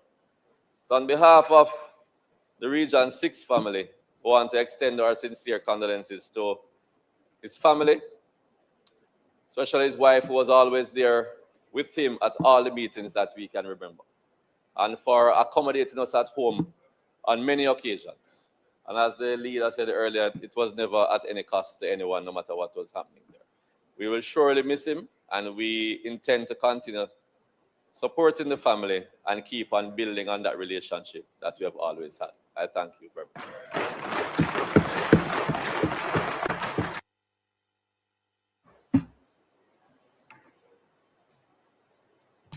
Member from St. Catherine Southern. Oh, it's okay. Thank you, Mr. Speaker. Like my colleague from East Kingston and Port Royal, I will be brief. In fact, speaking after so many speakers have spoken about the same persons, there's not much that I can say about the persons, except for my own personal experiences with our former members of this chamber. I'll start first with Arthur Nelson. Concur with much have been said about his personality and character. I can't imagine a more humble political representative or public servant than Arthur Nelson. And I believe what underscores that characteristic of Arthur Nelson is that Arthur never had to try to prove to anybody who he was, whether he was somebody of worth or not. He had the confidence of who he was. As was mentioned, he was a civil engineer and well accomplished in his field. He had nothing to prove about himself, but the desire to serve is what brought him into public office. And you know, Mr. Speaker, it is good that we're having these shared reflections on these former members of this chamber, because for someone who have served with them both, regrettably, much of what we celebrate about them is being lost, and it's unfortunate. And I believe that out of this reflection, I believe many of us will have some introspection and reflection to see how we can be better from those things that we applaud from these former members of the vocation that we are now current members of. Arthur Nelson, as was mentioned, is part of that humility of him. He would travel up to Kingston. I know he would fly up. You know, when Air Jamaica was around, he'd fly to Kingston from Montego Bay and take the public transportation with his Pullman and come to Parliament, and he would do the reverse when Parliament is over. And it was nothing to Arthur. I enjoy a very personal relationship with his family. In fact, he invited me and my family in the early years to come and, if it's leave the corporate here and come to Montego Bay, boast about the serenity of that area. And I have spent a weekend at his home at the invitation of himself and his wife. And something I'll never forget. I got the instructions from Arthur how to find his house. And you came off the main and you drive through some bush, not urban area. And the road to his house was terrible. And when I went to Arthur, I said, Arthur, if I was a voter, I would vote for you, because the road bad to come to your house. And Arthur, in his regular self, him smile and himself, it's true, the road bad. But if I fix the road, I must say, look after myself first before we look after the other road. Not bad. And that was the basis on which he had no qualms about fixing other roads, because he lived in his constituency. He had no problem in seeing to the other roads. And just about the perception of him using his office to benefit himself, even though the road was in need of repair and other persons live in that vicinity. But it spoke to the person that he was. Upon retirement from elected office, he continued in service to his people, the Montego Bay area, and the country on a whole. During his period in this parliament, he brought his professional expertise to bear on many of the committee work in this parliament. And the country benefited from that expertise that he had. We are better for Arthur's service in this parliament and to this country. And I can't really applaud Arthur Nelson without acknowledging his dear wife, Barbara. That lady is of a wonderful soul. I believe when it comes to the politics, I think Barbara is more a comrade than Arthur. She is a very fierce campaigner, quietly, but very fierce and committed. Admirable couple, and one who together have given great service to our country. For Deanie Peart, again, much has been said about Deanie. Deanie was a character that is not easy to try to describe Deanie Peart. But I want to highlight something that someone made. I think it was a member from Southeast St. Mary. He, as a young politician, I could say as a younger politician then, when I just came to this house, I remember there was a little group of us, new MPs, usually meet. About 6 of us, newer ones and younger ones, where Deanie Peart would be the one who offered suggestion, guidance, recommendations into how we can become effective members of parliament in our respective constituencies. And I believe all who listen to Deanie never lose an election. That means he taught us well how to be of effective service to your constituencies. So I have personally benefited as a member of parliament from the relationship. I remember in my own internal selection exercise in South St. Catherine, he was there. very unassuming way, came and said, Fitz, you must be the member of parliament. And so was it until then. So for me, even if I don't see Dini for a long time,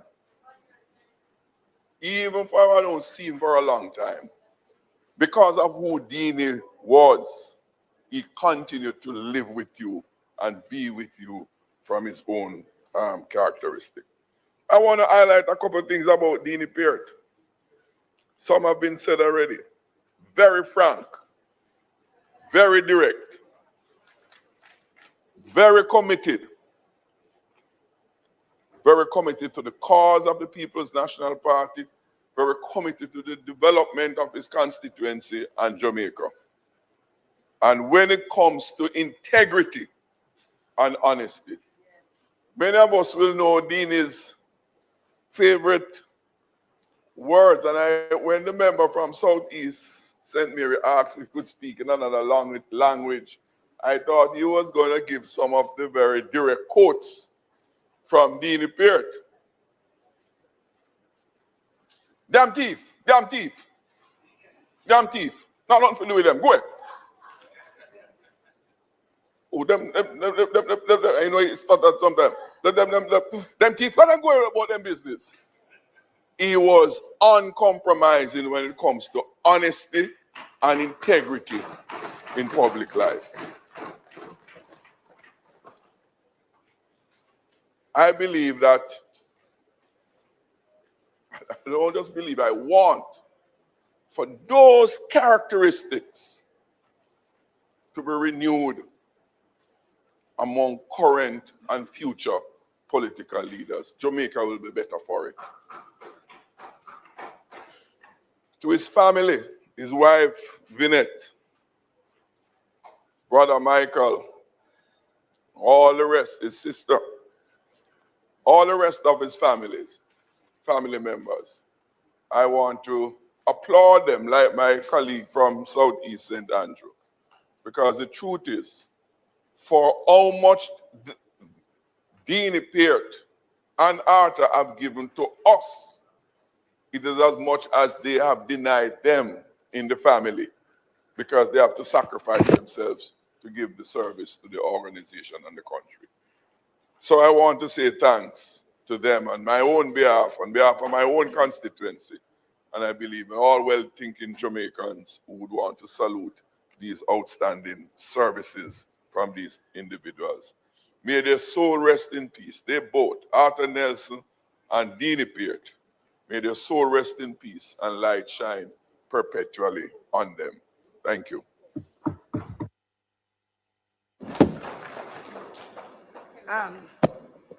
Thank you very much, Mr. Member Speaker. from St. Catherine Eastern.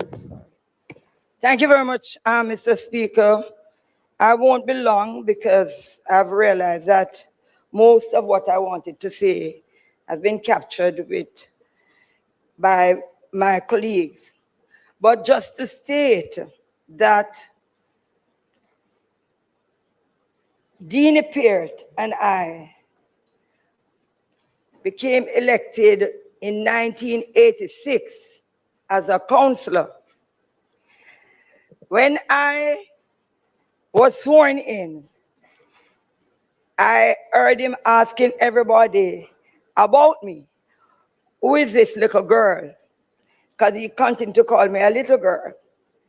And how old she is. And all of that.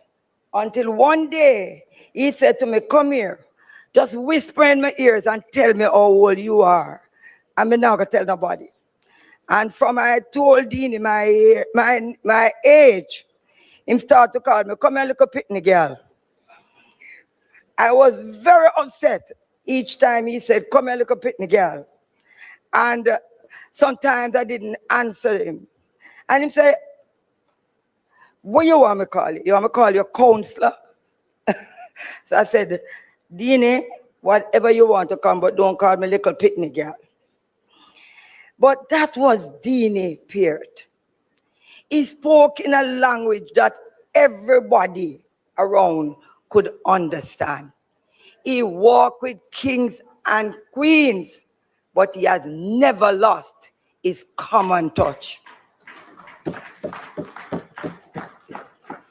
I remembered that we had this delegation coming from the St. Catherine Parish Council, and they asked us to go and meet with him to speak to him about salaries for councillors. And I felt very good now because I said him can't call me a picnic girl in there, so because it's a delegation and so forth. And we went to his office at that time. He was Minister of Local Government. And I sat there, we laid our case on the table. We told him what we were expecting.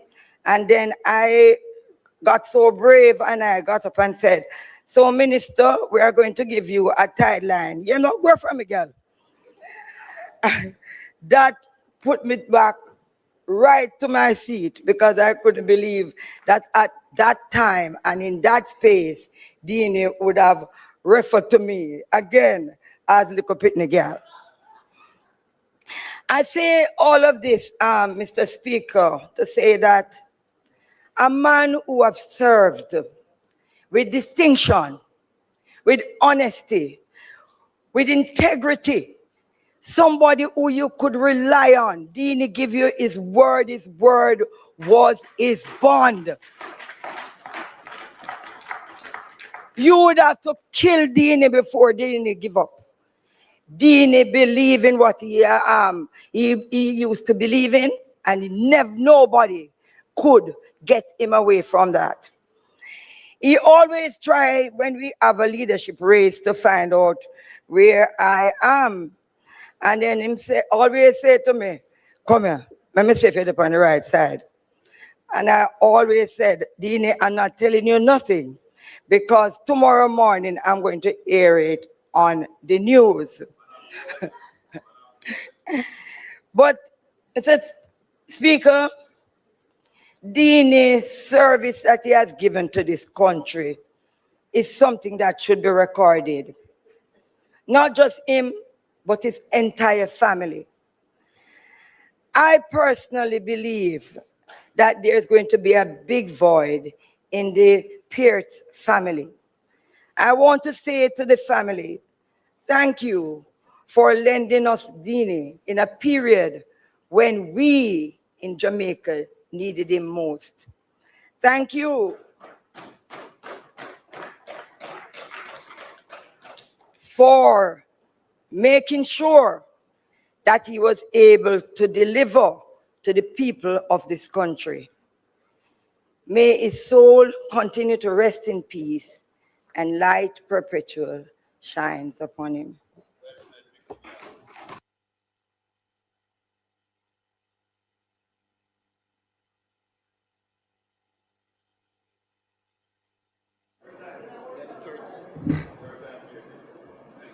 Member from Clarendon Northern.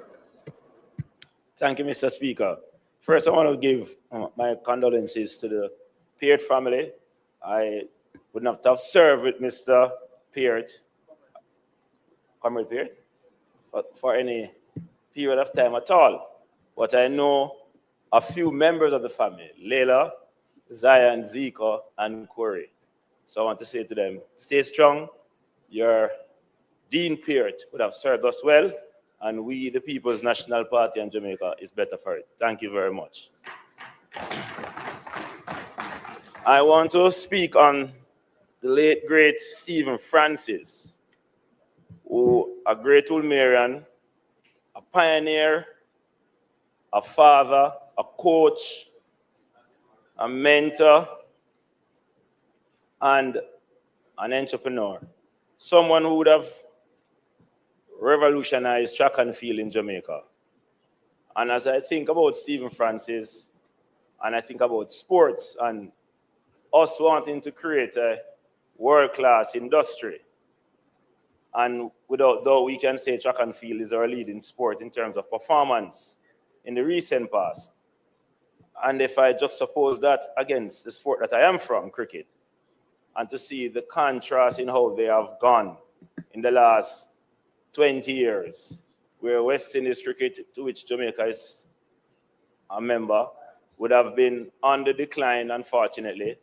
I would have seen where track and field would have been on the rise and would have maintained that position, and would have seen how Stephen Francis would have contributed to the blueprint as to how we would have taken homegrown talent, train them at home, and make them into world-class athletes with world-class performances consistently, and how we are trying to replicate that in cricket, but this is not happening. It shows the strength of Stephen Francis' contribution and how he would have done that through the great club of MVP, where he was not just a co-founder, but also a former president and technical director. And we have heard of the many athletes that he would have produced. Sharon Simpson, Sherika Jackson, Shelley Fraser Price, Asafa Powell, Elaine Thompson, sorry, Banana Ground. And we would want to understand that, like we have seen in sports, especially football in Jamaica, where we do a lot of recruitment. People look for the best and try and transfer them to their space, their school. Stephen Francis would have gone to our Boys and Girls Championship and would look at the athletes who are not necessarily the best, but could see the talent in them and would have taken them to the MVP and refined them, uncover the talents, refine, and then put them on the world stage to produce world-class performances. And that in itself is a credible thing that he would have done. He would have also not just formed the MVP track club, but he would have joined it to the University of Technology, because he had the foresight and the vision to know that sports needs education. It needs training and it needs consistent development. And once the mind is properly developed, then the physical and technical attributes will merge together and bring about world-class performances. So I think we have lost a great son in Stephen Francis. The sporting fraternity has certainly lost a pioneer and a champion. And we must not only think about celebrating our athletes, which I have called for in the past, but we should look at recognizing and celebrating Stephen Francis in a significant way. And one of those ways is to put a statue beside some of his athletes that are at the National Stadium, so that we can recognize that he's a pioneer. He would have not just stopped the flow of athletes going overseas to universities, and some would have used it as an economic opportunity not to return, but to allow them to stay here, live with their families, make world-class performance, earn US dollars, take it back into the economy and spend it in Jamaica, and be a living testimony and example for our young athletes and young people in Jamaica. And Stephen Francis is certainly, was certainly a nation builder, and we must recognize that in a significant way. So to the family, our condolences. To Jamaica, we would have lost a true champion. And of course, to the athletes we would have served and all the coaches and administrators, we say regards, condolences, and may his soul rest in peace. And may our track and field and sporting industry be better for it. Thank you very much, Mr. Speaker.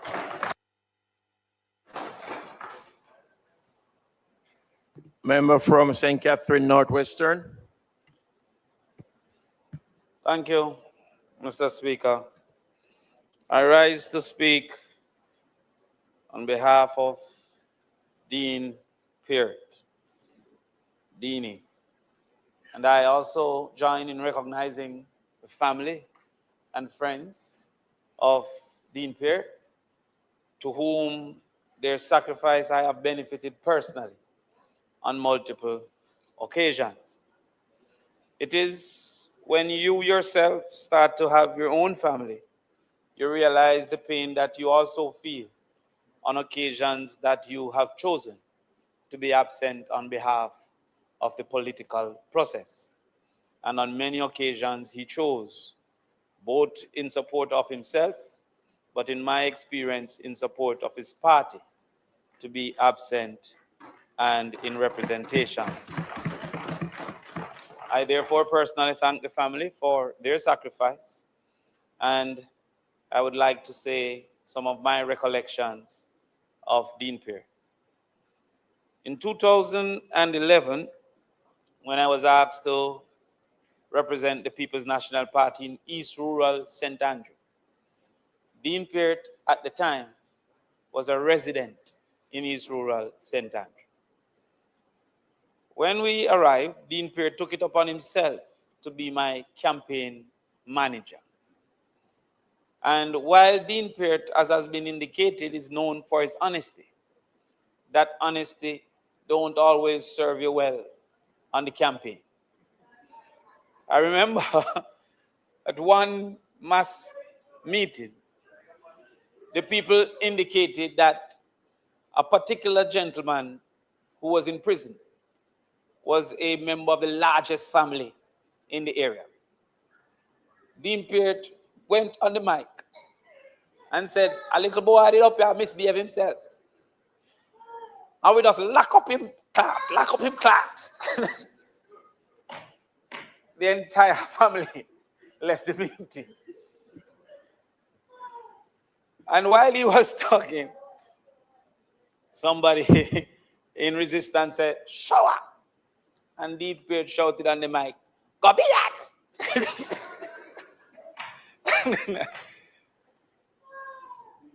And in all his efforts as my campaign manager, and therefore I felt I was special, I learned in 2016 that it was run of the mill for Dean Peart, as I saw Dean Peart then move on to be campaign manager for Imani Duncan.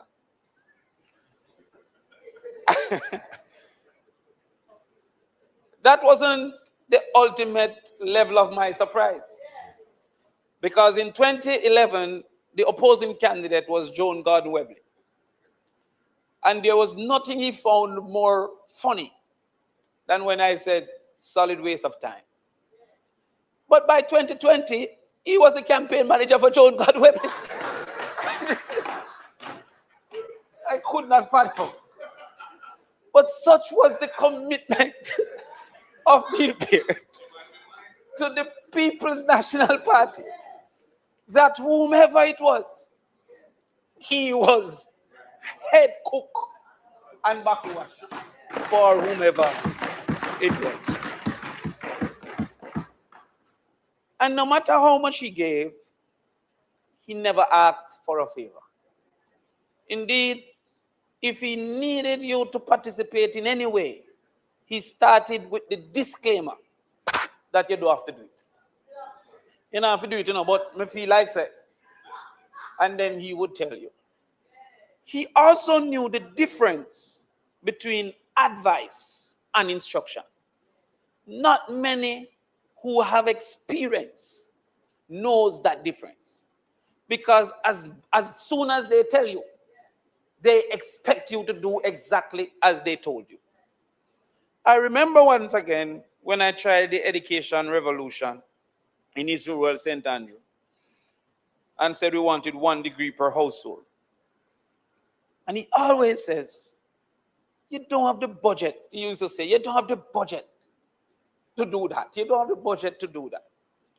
And on the day that there was a demonstration out in Bull Bay, when the people said education can't and picnic can't vote, he called me and said, you can't bring them if they don't want to come, And despite that, the next class, Dean Peart would have come down there and come look what is happening. Though he had said to you, you're careful. You can't bring them if you don't want to come. He then appointed himself as my campaign manager once again for VP. And it is then I recognized that Dean Peart seemingly did not know his real caliber. He didn't care about all he had achieved, because he supported as if you were the greatest person in the world and he was simply a supporter. Not many of us who have established ourselves wear other people's shirt and other people's cap, and everywhere he went, he would have had on whoever he supported, shirt and cap. Everywhere he went. And he would be the most vocal in the audience in support of whomever is in support. The norm for top people like those is round the back with a scotch. And when you leave in the great talk. Dean Peart is in the crowd shouting, forward, forward. And English was never an attempt that he made. He was never more proud than when he was telling you about Manchester. He would tell you about the farmers. He would tell you about all the community centers he built. Once you're driving past a center that he built, the story would start about him building the center. And then he had a great reverence for Michael Manley. He would tell you in critique of any action what Michael Manley would have done and claim Michael wouldn't do it so or wouldn't do it the other way. But his greatest energy was found in him telling you how he escaped death on multiple occasions. He would tell you how he crashed. He would tell you what happened in the 80s. And he celebrated life in the way by saying, I escaped death on many, many, many occasions. It was the most energetic of his stories. And he would tell you on many, many times. He would tell you that he had to roll in the bush. And I think he was making up some of them. Because only John Wick could have done some of the things. And MacGyver, that Dean Peart told you that he did. But in all of that, he loved his party, he loved his family, and he loved his country. He always felt that any young person with potential that could serve was his duty to train. And he would take them on under his wings. He also finally perceived himself as a construction expert and would tell you that he's going to build a gas station for his son. On multiple occasions, he's going to work on the gas station.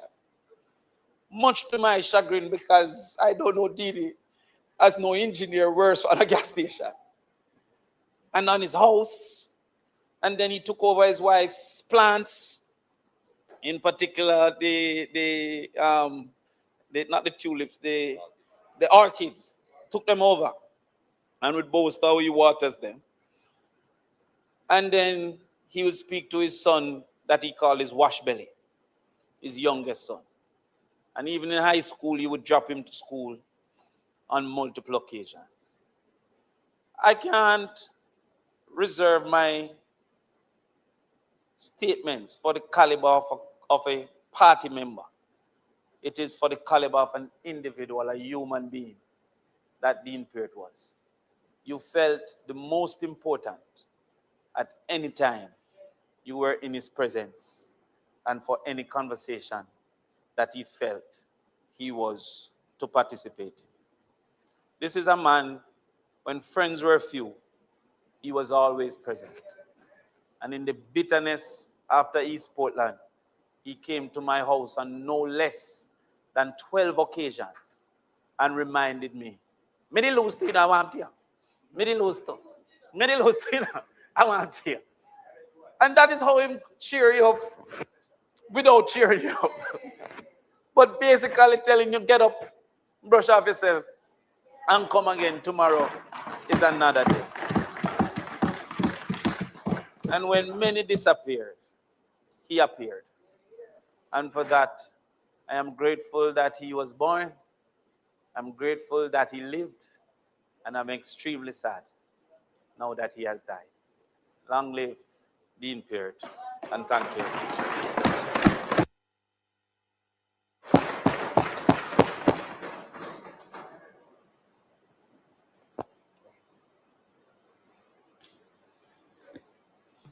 Member from Clarendon Southeastern.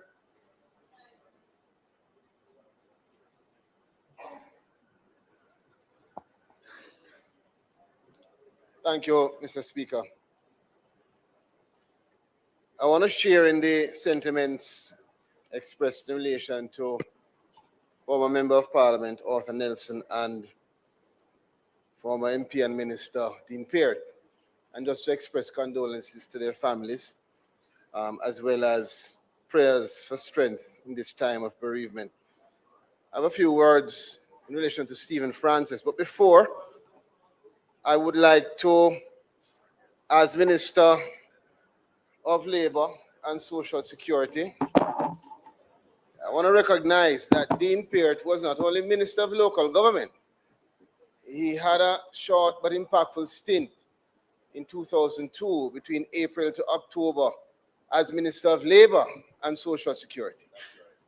And I'm compelled by the ministry to acknowledge his contribution.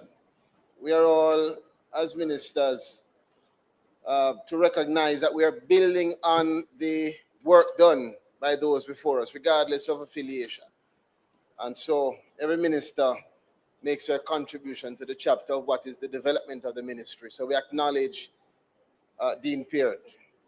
One of the longest serving staff members, Mrs. Bolt Williams, had this to say about him.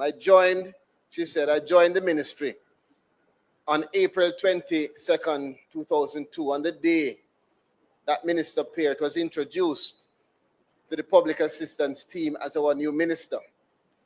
It coincided with the implementation of the mass enrollment of PATH beneficiaries. Minister Peart embraced the activities as a personal mission, traveling around the island with the team and speaking with applicants and team members wherever they could be located. He didn't stand much on ceremony. He would jump in whatever vehicle was available, including my car on one occasion as we traveled through Trelawney. Minister Peart was easy to work with. End quote. His passing and that of Mr. Nelson reminds us that public service is measured not only by the offices that we hold, but by the lives that we touch, and we hope that their souls rest in peace. As it relates to Stephen Francis, Mr. Speaker, his name was Vincent Stephen Frano Francis. And to many across the world, I know he is seen as a legendary coach, celebrated globally in the sporting fraternity. But to myself and my siblings, Stephen is our big cousin. His mother, Aunt Doreen, you might know Aunt Babs. His mother is my mother Gloria's best friend before she passed in 2022. And a treasured aunt. And we grew up with Donna, his sister who passed in COVID, Stephen, and Paul, his younger brother, who will now have the responsibility of carrying on this enormous legacy. And I'm sure Paul, together with Bruce James, Adrian Laidlaw, his best friend, and Mr. Clark, and many others will take on that responsibility of preserving Stephen's legacy. He lost his father last year, and I know that there are many who understand the complexities of Stephen's life and all that he has gone through. But for me, Stephen was a big cousin that was large in size and stature. And he almost gave off an atmosphere and a feeling like he knew what he was doing regardless of what it was. He was in control. And he had a certainty about him from when we were younger. And it translated in his impact in the sporting fraternity. So many athletes owe their success to Stephen.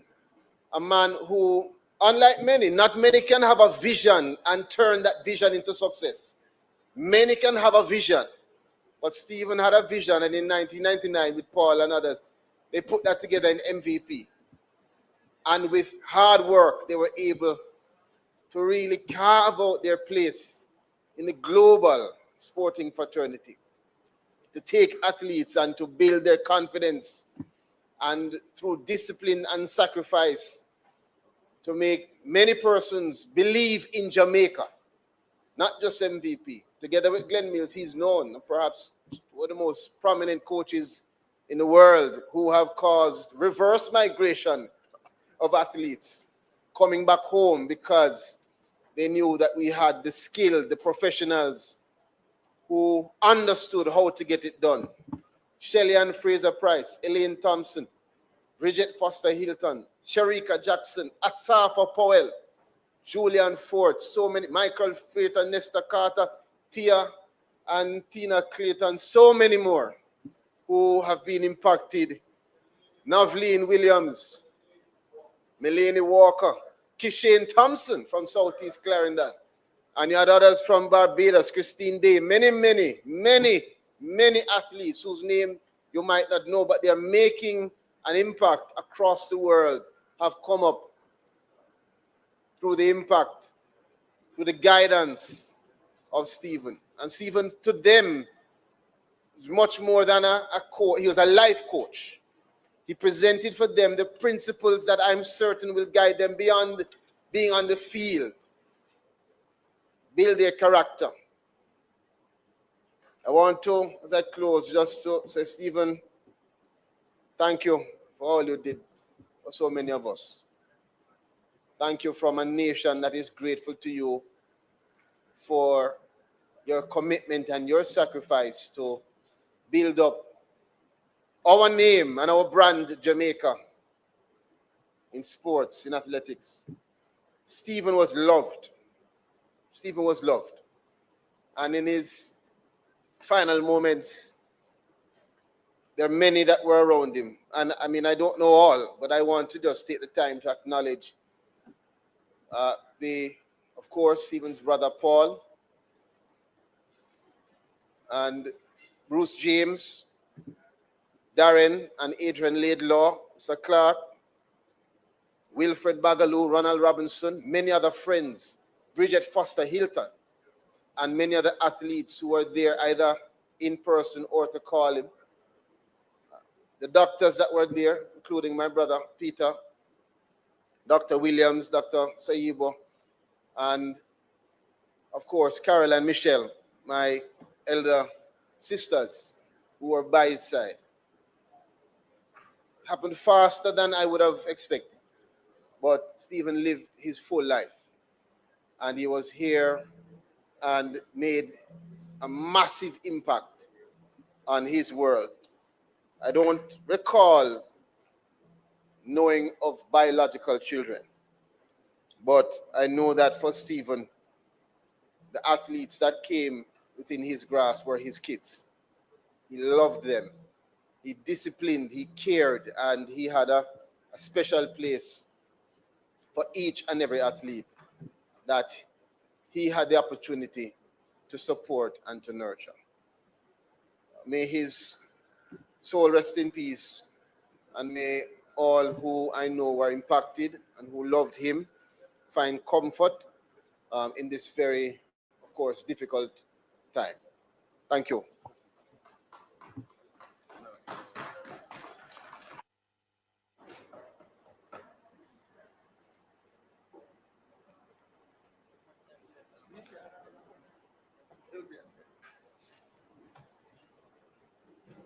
Member from St. Andrew East Central. Thank you, Mr. Speaker.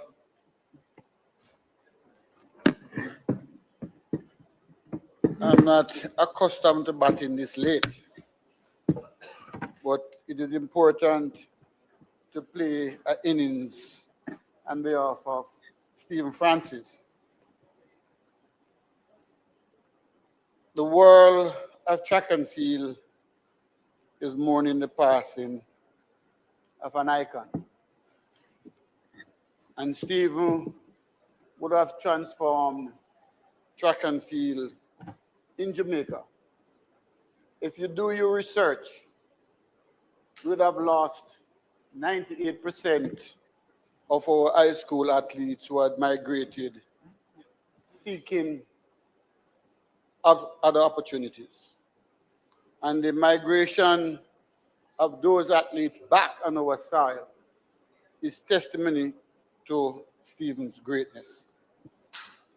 Stephen believes in building and building a cadre of athletes who have made this nation proud. And we will be eternally grateful. Stephen was more than a coach. He was an intellect, a master's degree in finance. And that combination between education and athletics will serve us well. There are many who have benefited from his guidance. The names are too many to mention.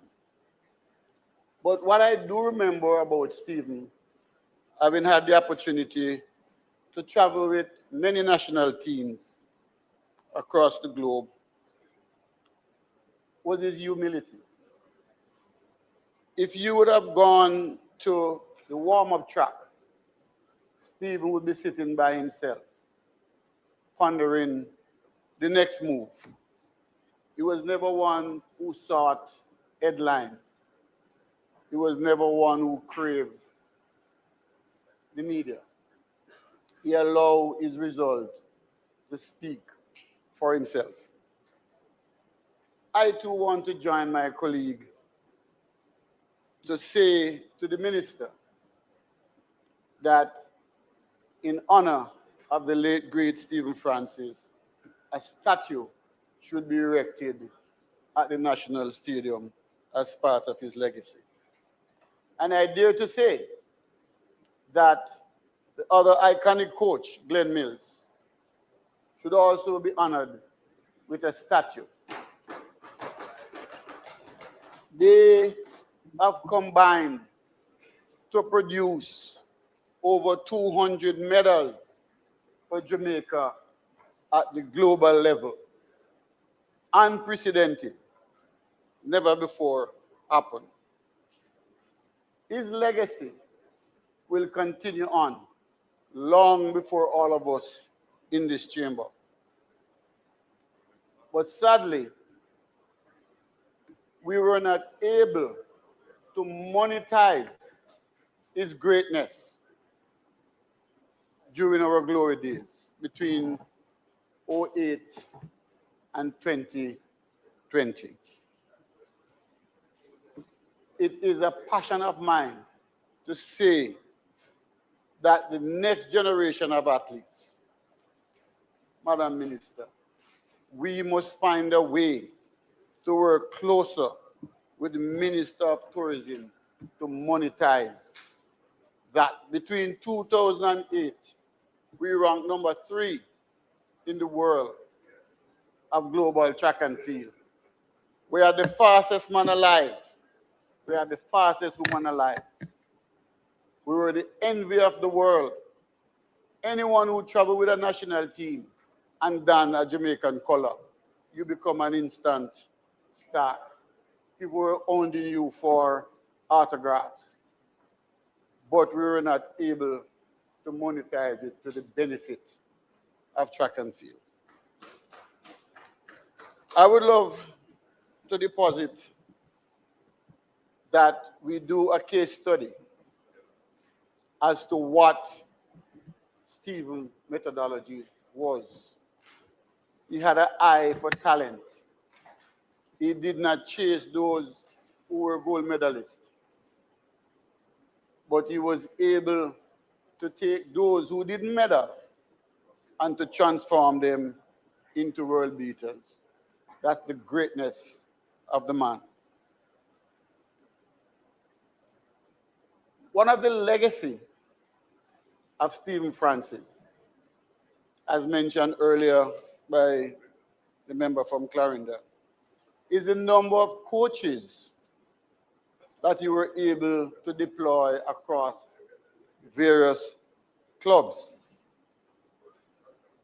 But we could not have achieved this without the visionary and the hard work of Stephen Francis believing in Jamaica and believing in our talent. We as a parliament, we're also blessed to have an Olympian among us, and she can testify as to what it takes to produce a medal. Let me share it with you. It cost this country less than 3,000 Jamaican dollars to produce a gold medal. When you compare that to the United States of 56,000 US, we understand the genius of the man. And we must continue to celebrate him. On behalf of the J3s, I want to share my deepest condolences to the family of Stephen, the MVP, Track Club, and UTEC, because what he has created has demonstrated to us that as a country with fewer dollars than all the sporting giants across the world, we were able to beat them because Stephen and Glenn Mills were able to plan.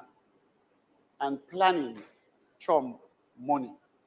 When you look at the resources available to all the other federations, you name them, and we still rank number 3 in the world in spite of limited resources.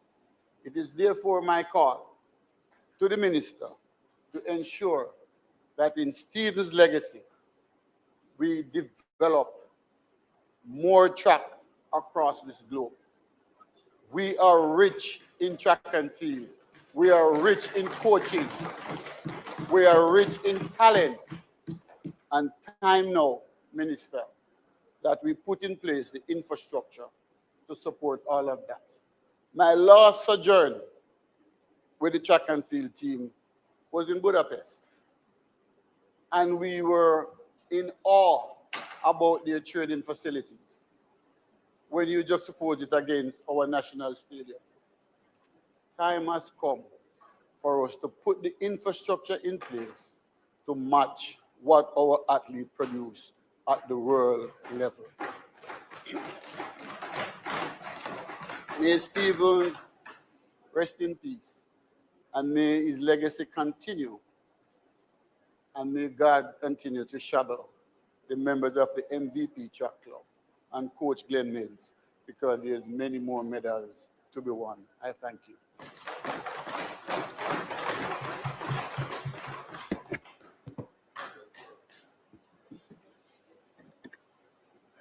Member from Portland Western.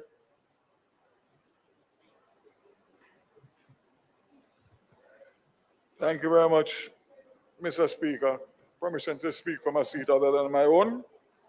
Permission granted. Let me just first of all pay my personal condolences to the family of Ozzie Harding, Arthur Nelson, and Stephen Price. But I stand briefly to pay tribute to Dean Alexander Peart. While the tributes were going on, I was looking back in my phone to see the last time we spoke. And I realized that he had on disappearing messages, so there's no messages left for me to remember our discussions. But to say that there were 2 politicians on the opposing side who I always admired, pretty much for the same reason, and that was the late Roger Clark and now the late Dean Peart. Several people have come to me over time and said that they see similarities in relation to my style and Dean's style. I'm not sure whether it's the color. Some people say it's brown man. Some people say it's red man. Some people will say it's white man. Well, pick whichever one you want. One thing you knew with Dean Peart, and I think that I can say it for myself as well, is what you see is what you get. And more importantly, our word is our bond. If Dean Peart tell you something, you don't have to ask him again. You don't have to call him again. You don't have to message him again. It is going to be done. And that is something that I really, really admired about him. Other similarities, he was a councillor. I was a councillor.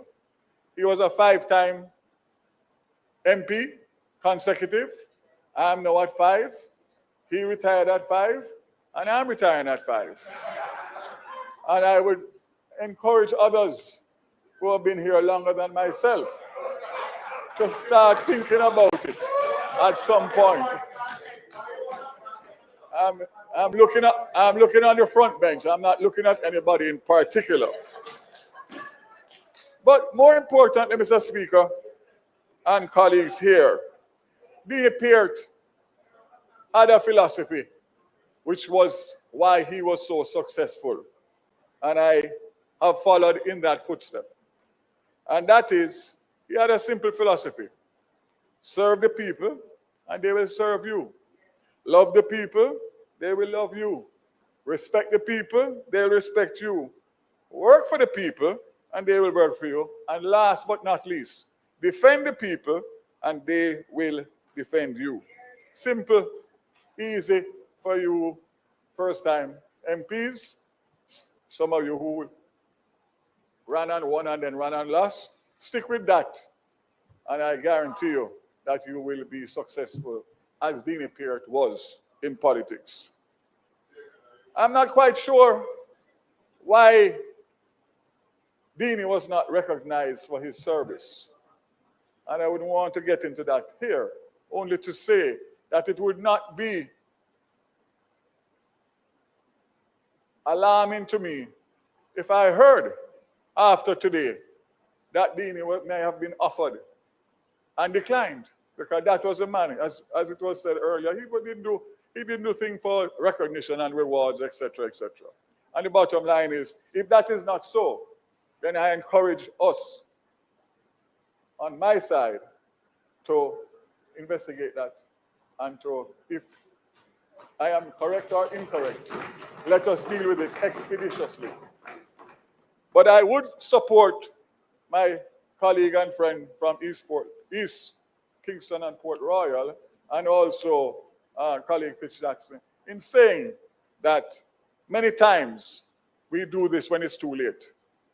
When people who have served and sacrificed at great cost, financially and otherwise, family and otherwise, and then you say some great things, and of course, life moves on as it's a treadmill.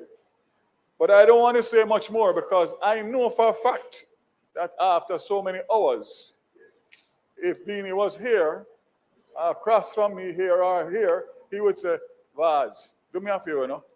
Shut your mouth and sit down. Tired of you talk too much. But in closing, let me just say that the Peart family and the sacrifice of the Peart family to nation building is second to none. The legacy of the Peart family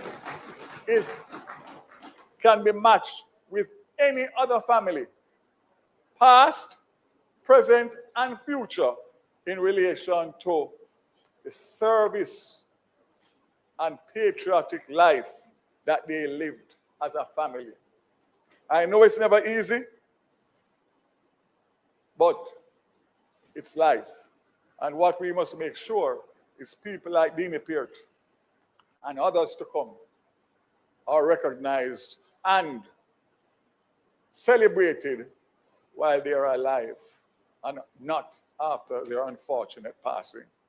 So to the family, I say that Deanie is gone, but his spirit and his personality and his memories will live on in this house, outside the house, on the political trail, forever and ever. May his soul rest in peace.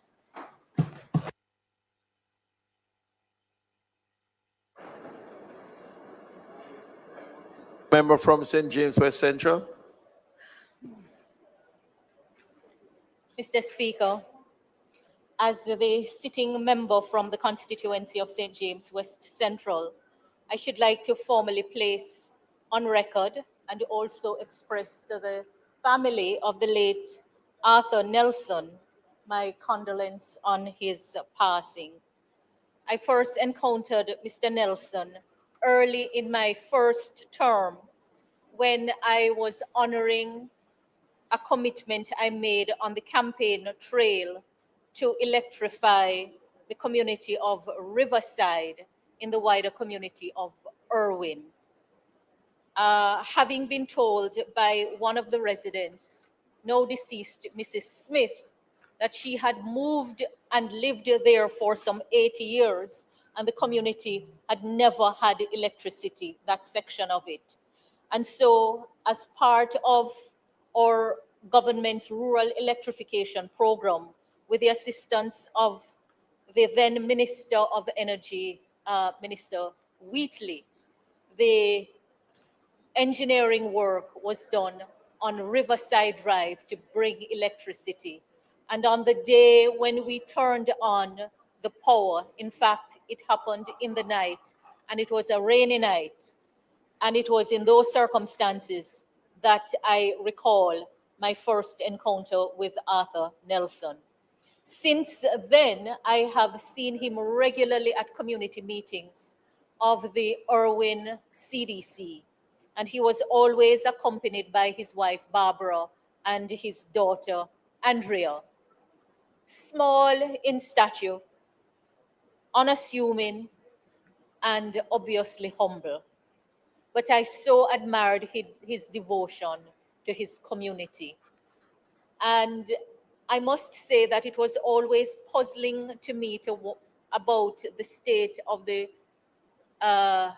Riverside Road and the lack of electricity in the area.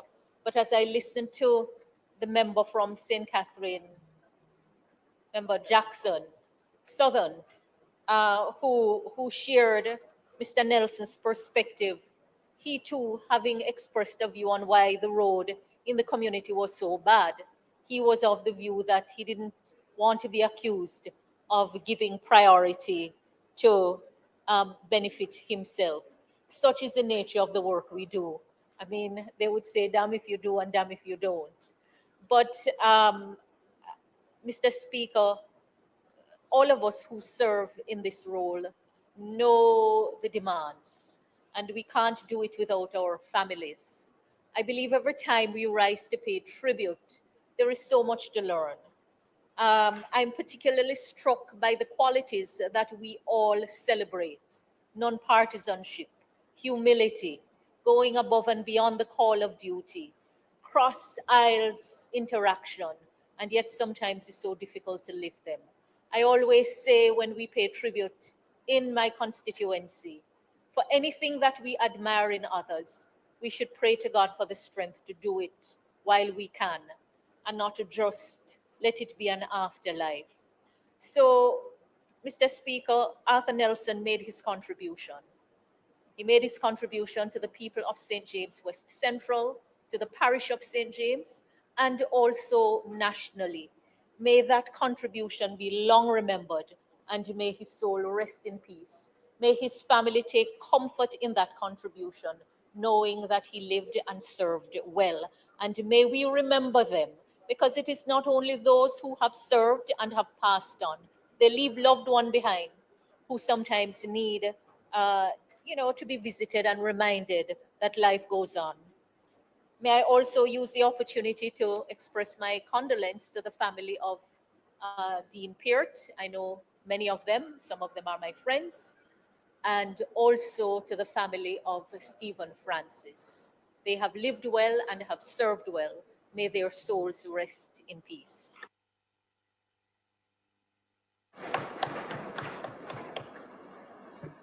Member from St. Catherine West Central.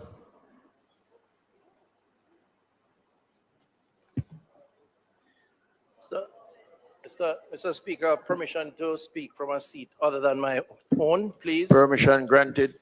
Mr. Speaker, I'm going to be brief because so much has been said already. I want to recognize, of course, and pay my tribute and condolences to the 4 individuals who are being referenced here today: Ozzie Harding, Dean Peart, Stephen Francis, and Arthur Nelson. And I won't speak on all 4, but I mention them by associating with the family members and their contribution to national life, but also to highlight perhaps the powerful symbolism of the tributes that are being paid here today. 2 quick points. Firstly, I think it's important for us to always reconcile with ourselves that once we are born, our destiny and finality is sure.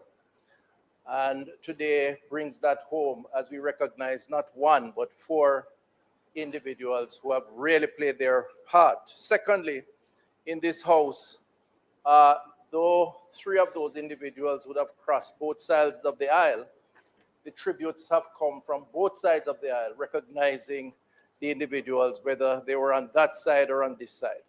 And that for me is powerful. I just reference that as a passing point because sometimes we give the impression, Mr. Speaker, that we are the only person in the room and that our points are the only significant points. And we behave or act in a particular way that conveys that impression. Today, we are saying as a parliament that whether we're on that side or on this side, we all play an important role. And these 3 individuals in particular, Ozzie Harding, Arthur Nelson, and Dean Peart, obviously played their part in national life. I want to mention in the first instance, and very briefly, Ozzie Harding. I knew him well enough to appreciate his approach to leadership, having served as president of the Senate, not during my time in the Senate, but also served as a prospective candidate. Well, a candidate, not an MP for Central Manchester at one stage, the parish from which I'm from.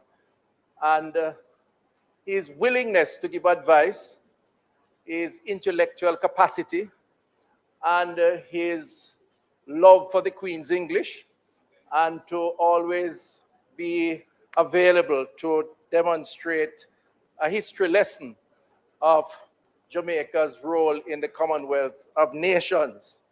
And I enjoyed having discussions with him, learning from him.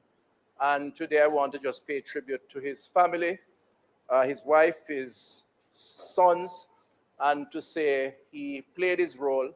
He has finished his work, and we recognize him and pay tribute to him. To Dean Peart, I have to comment. Many may not know, but Dean Peart was almost family.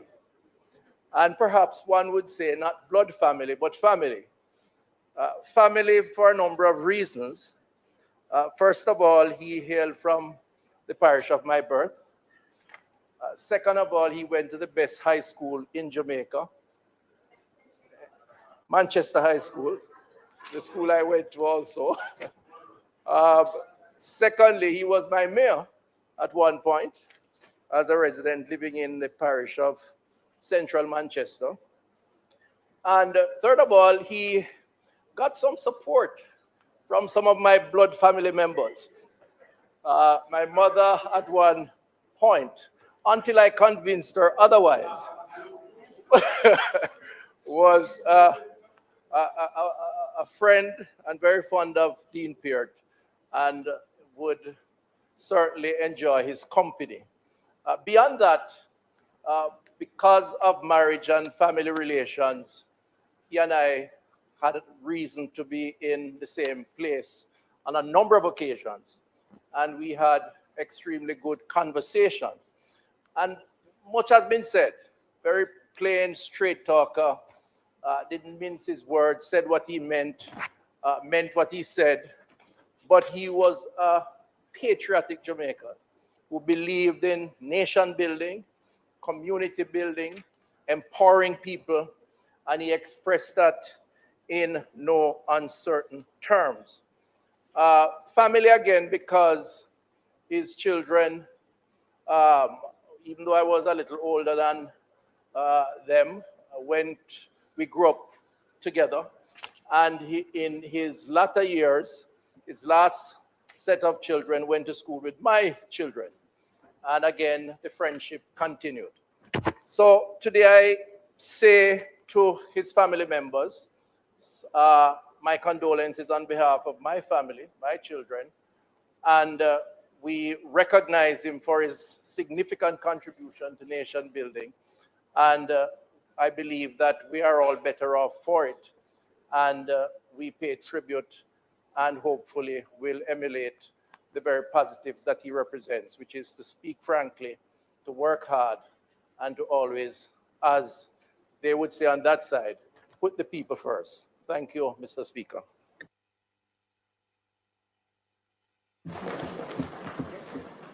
Minister. Thank you, Mr. Speaker. So at this time, I would like to just express condolences to Arthur Nelson's family and also to Dean Peart's family. But I just want to quickly indicate that Dean Peart was my brethren. And when I say brethren, a serious brethren.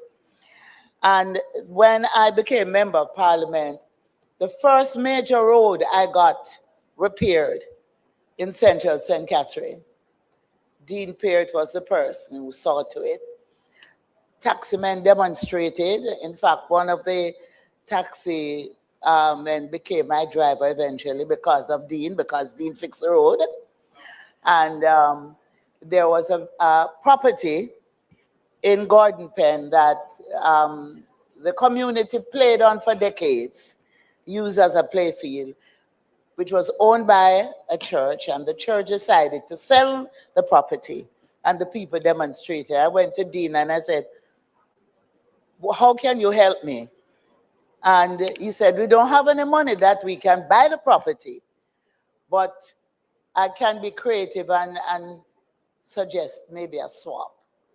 So we negotiated with the church, and we were able to give them a different piece of land, which they could sell if they wanted, and the property in Gordon Pen was handed over to the community. So I just want to express how caring he was, and how considerate, and how we were able to communicate as across the aisle. And I really hope that some of the stridency and, antagonistic behavior I see in the House now, that if we could put some of that behind us, because it was a good period, and we had of course, nobody can change your mind. Yes, maybe you want to cross the floor, but the idea is let us live together and work together. And those who are ahead of us set a good example for us. And we should try. We should try to follow their guidance and their action. Now, as I close, I want to just speak to Stephen Francis. But just before that, I want to indicate that Oswald Harding funeral service will be on July 27 at Hewitt Chapel. We will be taking to cabinet on Monday a submission for Dean Peart to receive an official funeral as a cabinet minister, a former cabinet minister. And this morning, I met with Paul Francis, Bruce James, and other close associates of Stephen Francis. And we have agreed on a date for his funeral, which we are referring to as a celebration of life. And that's August 15 at the National Indoor Sports Center. And we will be announcing further details. So I just quickly want to say that it is with a great feeling of sadness that I rise to pay tribute to Coach Stephen Francis. Stephen lived his life away from the spotlight. His job was to thrust others forward. And in fulfilling his obligations, he created a great lineup of Jamaican stars that have become the envy of the world. He was daring and bold in executing his unshakable belief in the ability of Jamaicans to do it for ourselves. He created giants of the sport of athletics, and in so doing, mushroomed national pride that gave even the youngest among us the confidence that they could become world beaters. Stephen, or we call, as we say, Frano, disrupted the notion that Jamaican high school athletes had to migrate to the United States to find transition and success. Stephen co-founded MVP Track Club and set about, with very limited resources, transforming the approach to track and field, hauling numerous medals and world records that remain the envy of many in the sport. So, Mr. Speaker and colleagues, Frano's untimely departure has left a void not only in the track and field community, but in the very soul of the nation. Frano was not just a coach. He was a master architect of human potential who redefined the boundaries of what Jamaican athletes could achieve on the global stage. And his journey, characterized by an uncompromising commitment to excellence and a fierce, almost stubborn belief in local talent, transformed the landscape of sprinting forever. Stephen was known to be someone who would speak his mind. And he, one would say, confrontational with a purpose, but humble at the same time. So today, as we reflect on his life and we celebrate his achievements, which were Jamaica's achievement, I want to ask that we celebrate a life lived with singular purpose. And we extend our deepest condolences to his brother Paul, to the MVP Track Club, and the entire sporting fraternity.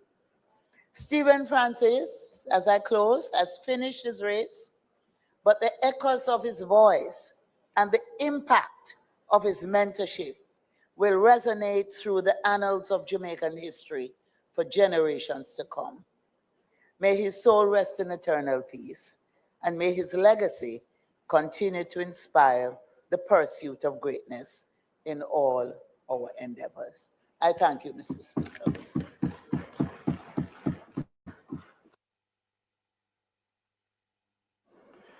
House Leader. Mr. Speaker, let me thank the members. I think this has been an extremely good session of tributes to 4 Jamaicans who have truly left an indelible mark on our country and across different spheres and in different avenues, but all of them share the thread of working to ensure that we have a better Jamaica, and definitely of giving of themselves in the service of other Jamaicans.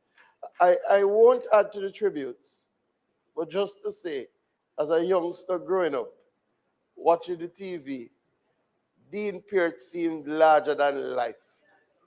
He made us believe that country people can come run parliament. I tell you, Dean Peart and Danny Buck, and of course, Roger Clark,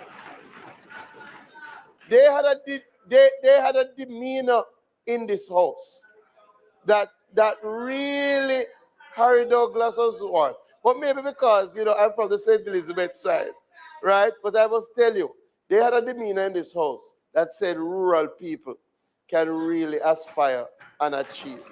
And I say that because sometimes when we are in this house, we take for granted how much people are looking on and the impressions that we are leaving in the minds of youngsters.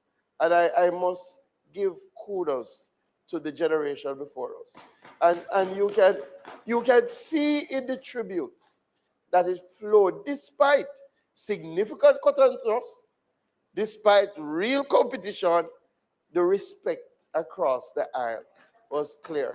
I think that is very, very important. So I just want to join in thanking the family for coming and giving us the opportunity to share. And I agree with the leader of opposition business. We must find a way to make it standard that where people have served for sufficiently significant time and they're taking their leave of the house, that we honor them when they can still hear it.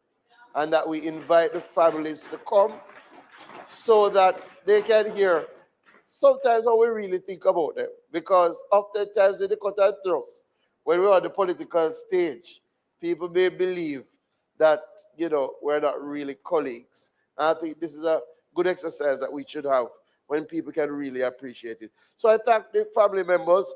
The dates for the funerals have been shared. I know the members who are able to will participate.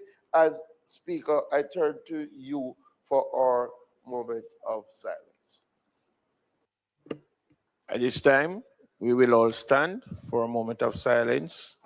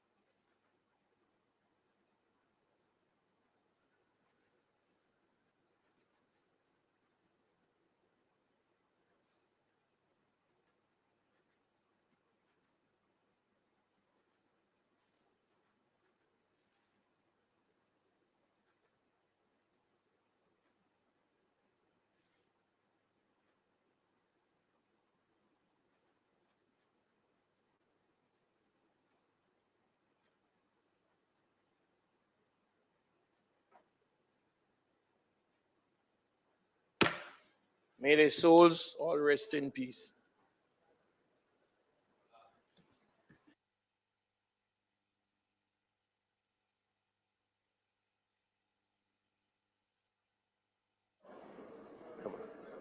Mr. Speaker, as we are in public business, I will ask that the House resolve itself into committee so that we can complete the mediation bill, which we had, I think, one clause that the members had intervened upon, and the minister had indicated he would take some guidance.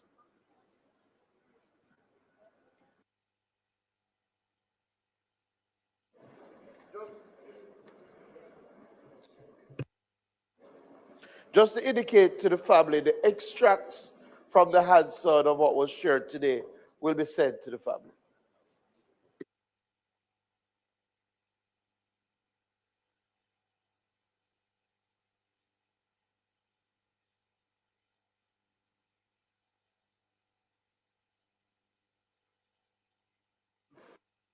Members, we will just revert to the minister in committee as it relates to clause.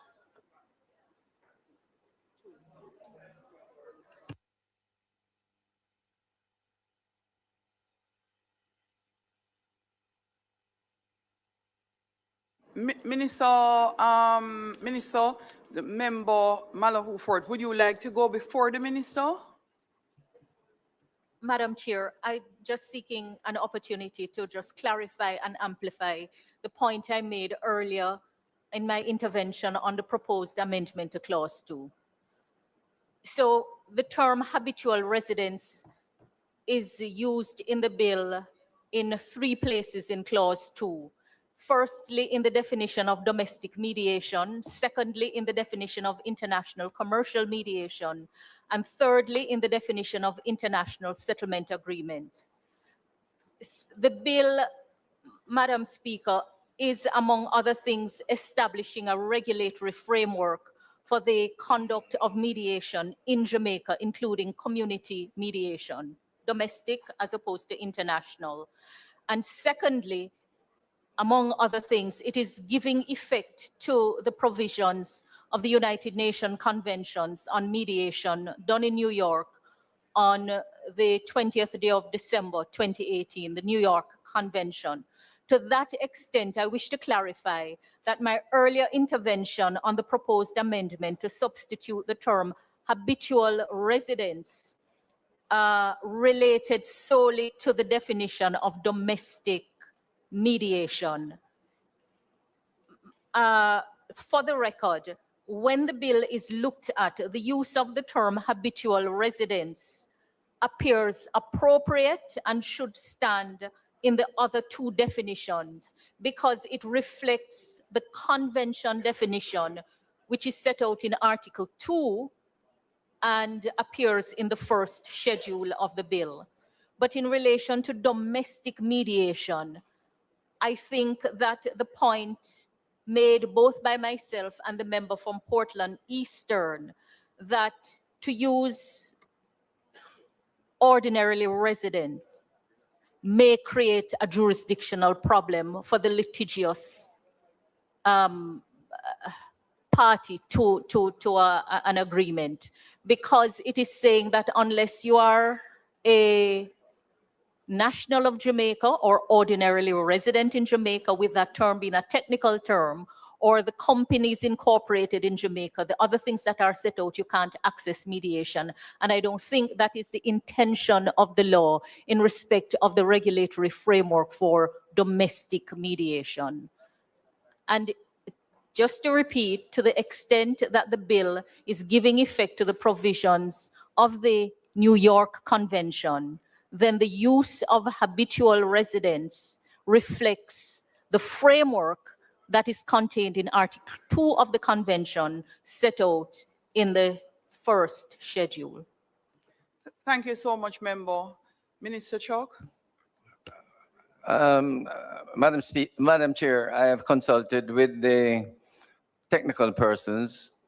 We will stick to the term ordinarily resident in all three places.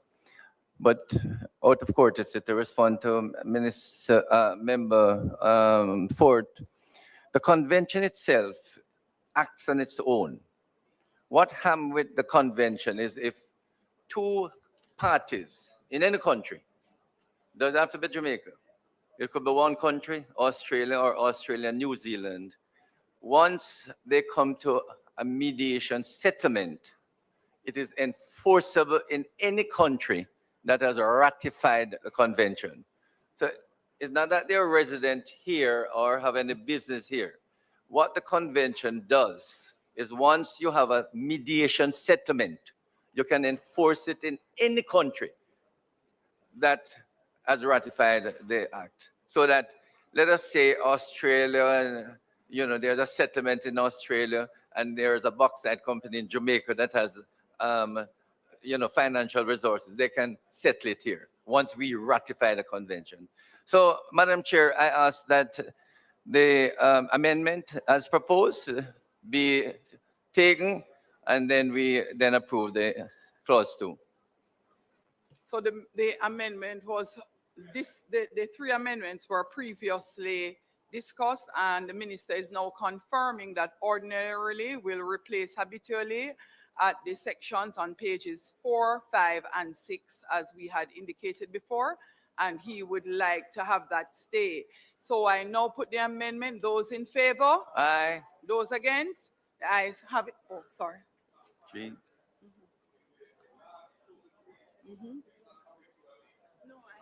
Habitual. Well, yeah, habitual, which would be changed to from ordinary. Right. So let me read it again. Page 4. I want to just find. So habitually at subsection A on page 4 would become ordinarily. On 5, Section B, big section B, habitual would be ordinary. And page 6, same, section B, habitual would be ordinary. And those would be the amendments. Those in favor? Aye. Those against? The ayes have it. I now put clause 2 as amended. Those in favor? Aye. Those against? The ayes have it. The bill has, the question is that I do report the bill as having passed committee stage with 2 amendments. Those in favor? Aye. Those against? The ayes have it. Thank you very much.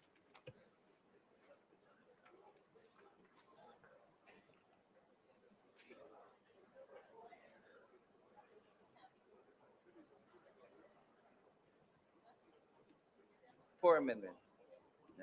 The 3 plus the 4 is 4. 4. Oh, it's 4. Well, in Constitution, might term it as well. No, just the change of the name.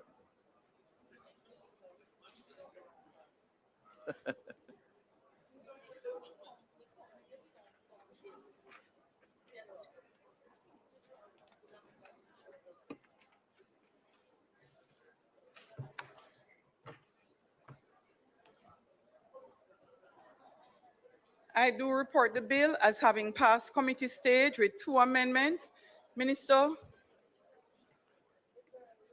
Madam Speaker, I now ask for the bill to be read a third time. The question is that the bill be now read a third time. Those in favor? Aye. Those against? The ayes have it. An act to establish a regulatory framework for the conduct of mediation in Jamaica, including community mediation, to provide for the registration of mediators and the licensing and regulation of mediation service providers, to make provisions for facilitated contract negotiations, to give effect to the provisions of the United Nations Convention on International Settlement Agreements resulting from mediation done in New York on the 20th day of December 2018, and to provide for connecting matters, read for a third time and passed.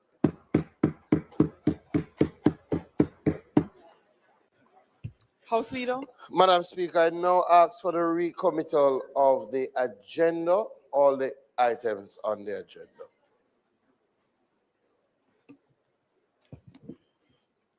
Statement by ministers. Oh, question. I am now extremely tired, House. My apologies. The question is that we recommit the items on the agenda, which would begin from statement by ministers all the way through. Those in favor? Aye. Those against? The ayes have it. Statement by ministers. Announcements, Clerk. Laid on the table of the House are the following: a special report of the Constituency Development Fund Committee of the House of Representatives regarding the sum provided for project execution and the administrative arrangements for managing the fund. The annual report of the Public Administration and Appropriations Committee for the period April 25 to March 31, 2026. The Auditor General's Department certified appropriation accounts for the years 2022 to 2023. Thank you, Madam Speaker. Thank you. Bills brought from the Senate, petitions, papers, reports from committees.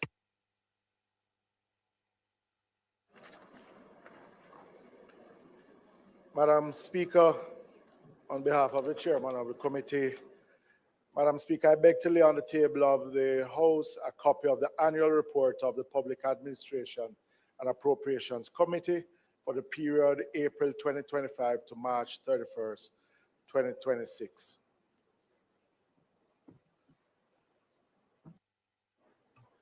Madam Speaker, I beg to lay on the table of the House, on behalf of the chair of the committee, a copy of the special report of the Constituency Development Fund Committee of the House of Representatives regarding the sum provided for project execution and the administrative arrangements for managing the fund.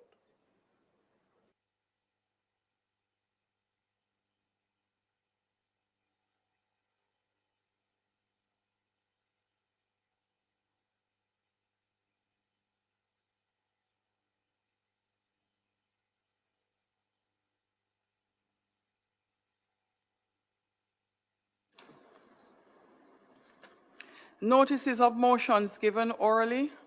House Leader. Madam Speaker, I beg to give notice that at the next meeting of the House, I will move the following motion.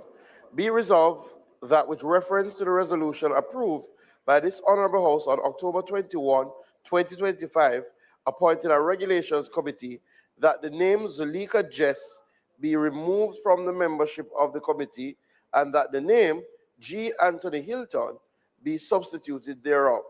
Madam Speaker, I further beg to give notice as at a later stage today, I will move for the suspension of the standing orders to enable me to take this motion. Madam Speaker, I beg to give notice that at the next meeting of the House, I will move. Be it resolved with reference to the resolution approved by this Honorable House, appointed the Integrity Commission Oversight Committee, that this committee be allowed to hold hybrid meetings that are partially virtual and partially physical, utilizing available information and communication technologies in the manner more specifically outlined below, preserving the rights, powers, and privileges, including voting rights, normally accorded to a member of a committee. The committee is hereby empowered to 1. Convene and hold meetings in virtual spaces created using information and communication technologies, which shall be considered committee meetings for the purpose of the mandate of the committee. 2. Allow access and participation from remote locations as are enabled by means of information and virtual technologies by members and other persons authorized by the committee. 3. Include members accessing and participating from remote locations as a part of its quorum. 4. Receive, consider, deliberate on, and respond to feedback and submissions in formats, modes, and media, and via platforms, modes, and media enabled by means of information and communication technologies from any person. 5.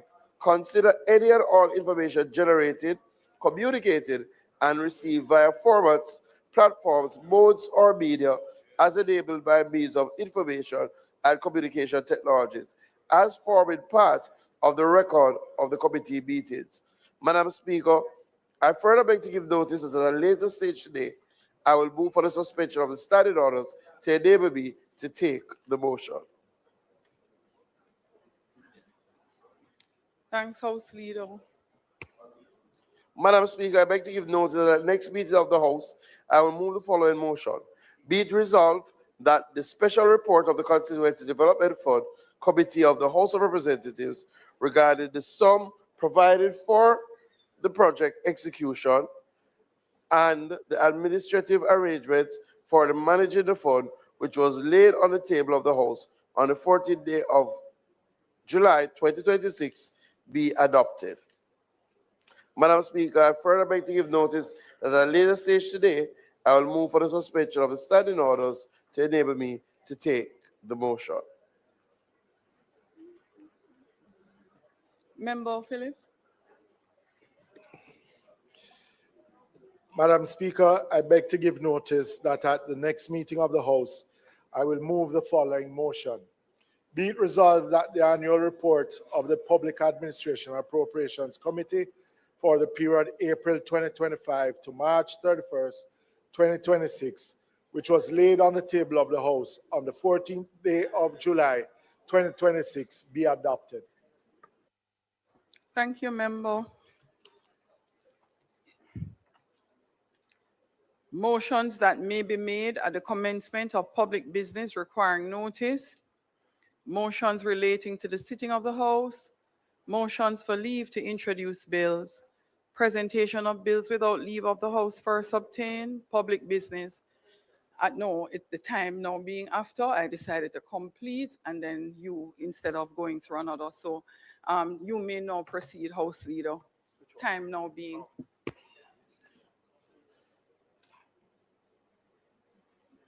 Madam Speaker, the time now being 6:45 p.m., I now move that the House be allowed to receive and answer questions at this time.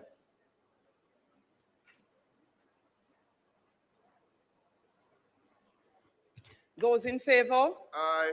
Those against? The ayes have it. Madam Speaker, I call upon the Minister of Energy, Transport and Telecommunications to answer the question standing in my name on the order paper, on the question paper.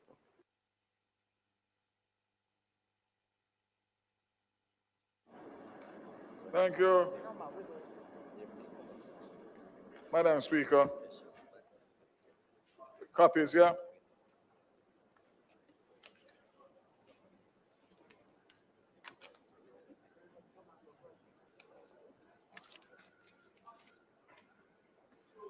Thank you, Madam Speaker.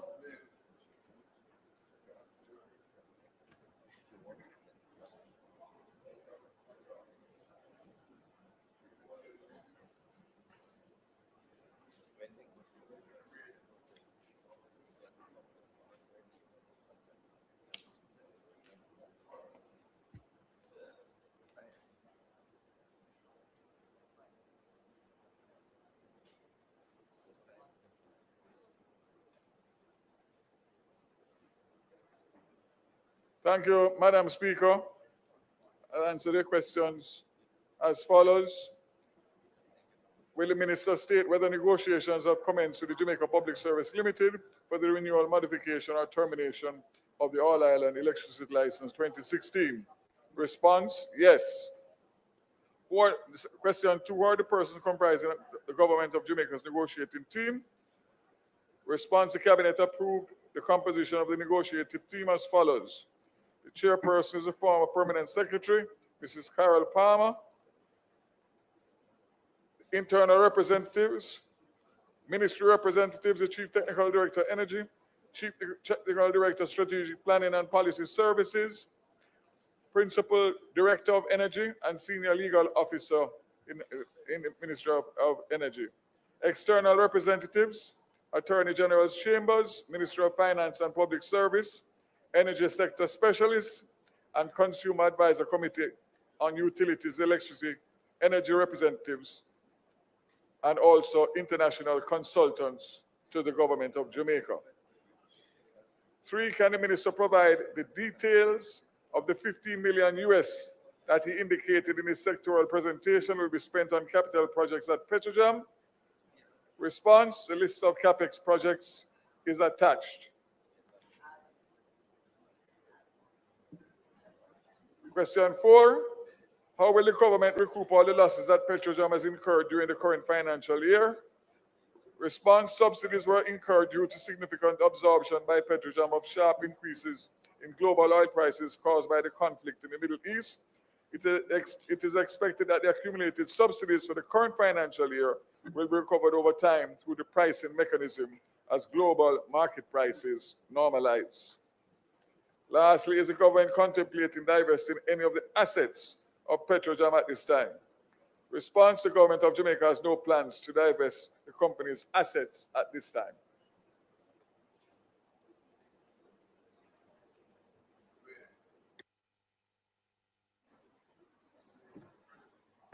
A few questions arising.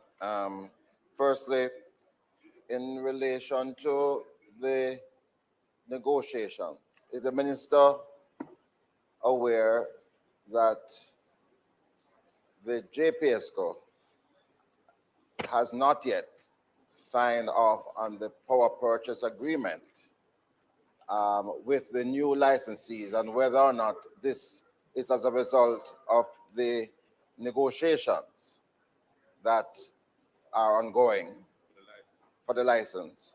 Secondly, is the government still committed to achieving under this or another license the 50% goal of renewable energy by the year 2030? And if the minister could indicate where we're at with that.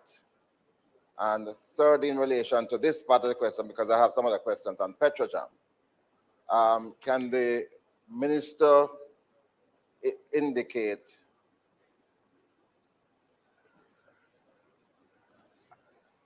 whether or not the government has a particular price for electricity that it hopes to achieve?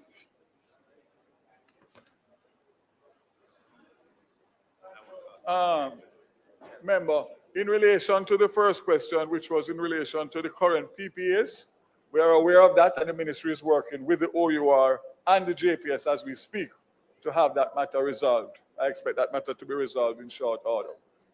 Secondly, the second question. Can you remind me the second question? Let me answer and the third. Eh? What's up?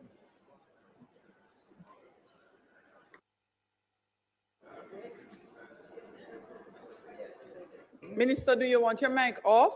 No, I'm turning it.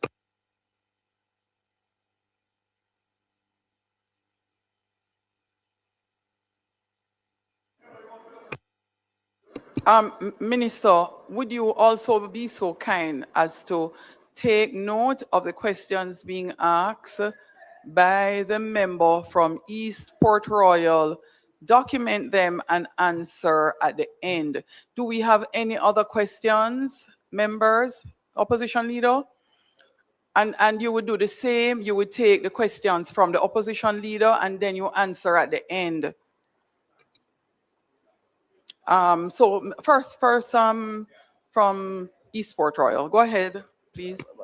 Madam Speaker, you always say East Port Royal. This is East Kingston and Port Royal. 7 terms. Kingston East and Port Royal.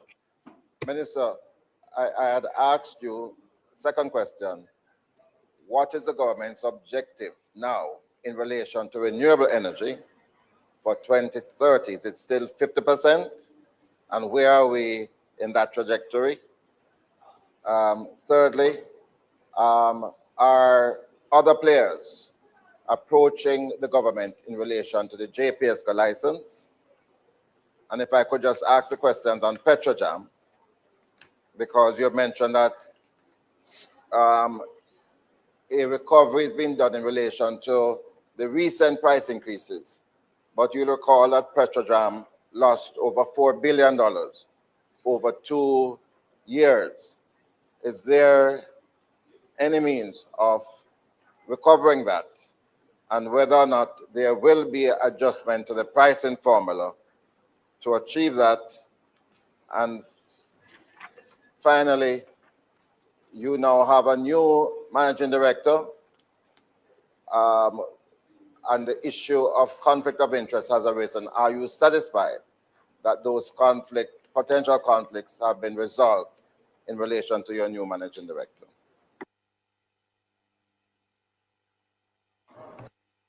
You may turn on your mic, opposition leader. Minister, opposition leader first. Thank you, Minister. Madam Speaker, I didn't want to overload the minister with more questions. He has a number of substantive issues to address already. I wanted to just ask the minister in relation to and he's making notes of the last question, in relation to the negotiation process for the JPS license renewal. You recently announced that some international law firm was being engaged to provide that type of, I suppose, expert technical legal assistance in the process. And I was wondering, where are we in the negotiating process? If they are not yet on board or haven't been on board, what has been the objective of the process of negotiation thus far relative to what they will be bringing to the table when they come on board? Because one would have thought that in embarking on this, you would have had them in place from the start, if you're, to set the parameters of a negotiation and ensure that issues which perhaps the technical people within the GOJ may not have considered, but they would be aware of by virtue of their international expertise, could have been part of the framing of the overall parameters of the negotiating process. So I was just wondering, where are we in the process now, and what was the sort of main objectives of the initial phase to date, vis-a-vis bringing on those foreign experts to help the team? The other question I have relates to Petrojam, and is I noticed you said in your answer that you're hoping that Petrojam can recover the accumulated losses from the subsidy when the oil markets normalize. Now, given the geopolitical realities and what we're hearing about the war in Iran, you know, it's not looking particularly hopeful at this time. The MOU that was signed to create a ceasefire arrangement for a period of time so as to allow the nuclear aspects of the conflict to be negotiated. That MOU has been effectively abandoned. Hostilities have returned. The Straits of Hormuz are effectively under some kind of siege or constraint. Oil prices are reacting to that again, and there's been a sharp increase in Brent crude prices and other indicative prices. So my question is there going to be an ongoing element of subsidy of the gas price, the fuel price to consumers and motorists, and in Jamaica in particular, if the oil prices continue to be elevated or continue to increase, or have you made a decision that cannot be afforded given the fiscal realities and the pricing mechanism is going to pass through those costs as they are incurred? That's my question for you on that. Minister, you may Thank proceed. you very much, members, for your questions. So, member from East Kingston and Port Royal, the question you asked in relation to what is our price point that we would like to get to. Obviously, we want to be competitive, somewhere around 20 US cents per kilowatt hour. You asked about the situation in terms of where are we with the 50%. Recall that it was 30% renewables by 2030. And the Prime Minister raised it to 50% because he said we must think big and be ambitious. So we are moving towards it, knowing that it is a tall order, but we are making all the arrangements to make sure, especially in light of the fact that we have done 100 megawatts of solar, and we are now going out for 300 megawatts of solar and 150 batteries. So the bottom line is that we are at about 16% now, and with those two and whatever else we do in the next 4 years, we are looking to get to as close as 50% as possible, but definitely over 30%. Petrojam, recovering the losses and the pricing formula. You will recall that we did announce a change to the pricing formula recently. The situation is fluid. Members, the bottom line is I can't sit here and tell you what's going to happen next week. I don't even know what's going to happen tomorrow in relation to the geopolitical situation in the war. What I can say is that whereas we want to recover, obviously, over time, we have our duty and a responsibility to protect the consumers, because obviously oil affects everything else. And obviously we've been doing that and doing that well. But there's a flip side to it, that while we have the ability to adjust our pricing mechanism, which we have done already, and there's different scales, we hope that we don't have to go to the highest scale, because obviously that will be disastrous in terms of the effect on inflation and everything else. But the bottom line on the other side, with what has happened in Venezuela recently, and what's happening in Guyana and right around us, there are many discussions that are taking place right now with a view of the possibility of getting oil much cheaper than we are buying right now in other jurisdictions. And that gives us a great opportunity. But again, you have to be careful. It's a work in progress, but we are not unmindful of the fact that there is opportunities out of adversity. And we look forward to taking, because if we do that, then obviously we'll be able to stabilize and get rid of the losses in a shorter period of time. Last but not least, the license renewal. I said it before when I was asked a question, I'm going to say it again. I'm not at liberty to stand here and to comment and deal with the intricacies of a very sensitive and delicate negotiation. For obvious reasons, it is a negotiation that's ongoing. And until such time as I have something to report to the nation, I can't give it to you in pieces. What I can say very clearly is that the negotiations are ongoing. There's a process that's outlined, which includes valuations, all sorts of things that have to be done as part of the negotiation in parallel. What I can also say is that we are very aware as a government and as a country that the two shareholders, majority shareholders, as you have said before, is East West and Maribyrnong, one from Korea and one from Japan. Those are highly rated companies worldwide. And therefore, it is incumbent on us to get the necessary support for our local negotiating team. We have already engaged in one phase, technical assistance, which has now, that phase has expired. We're now moving to another phase, so we're seeking to get cabinet approval to proceed on the second phase of the technical. We are looking at the possibility of financial advisors to give us the various options and suite of options that we have. And last but not least, despite the fact that we have very competent and able people at the Attorney General's chambers, we are also seeking through them to identify outside legal technical assistance who is going to work with the AG's department to make sure that we have a team that is competent to go to the table with the best of the best. I can say to you, we are aware that we have 1 year. And we are not thinking about this in isolation. You ask the question whether or not there are other people that are interested. And the clear answer to that is yes. Obviously, the terms would be what would dictate their interest. But in terms of expressing an interest, yes. But we realize that we have to run on two tracks. We have to continue with the negotiation with the JPS in good faith. We will know in short order whether that's going south or north. But in the meantime, we must have a backup plan because time is not on our side. And this minister and this government is not going to allow anybody to run the clock on us, to put us in a position where we're in a precarious position that we have to agree to things that we would normally agree to. So again, I can say to you with all confidence that it is not easy.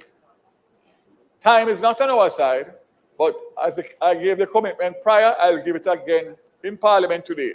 As soon as I'm at a stage where I have something that I can say that is concrete in relation to where the negotiations are with one party or the other, you will be the first to know. And my counterpart, we are in touch and we speak regularly on this and other matters.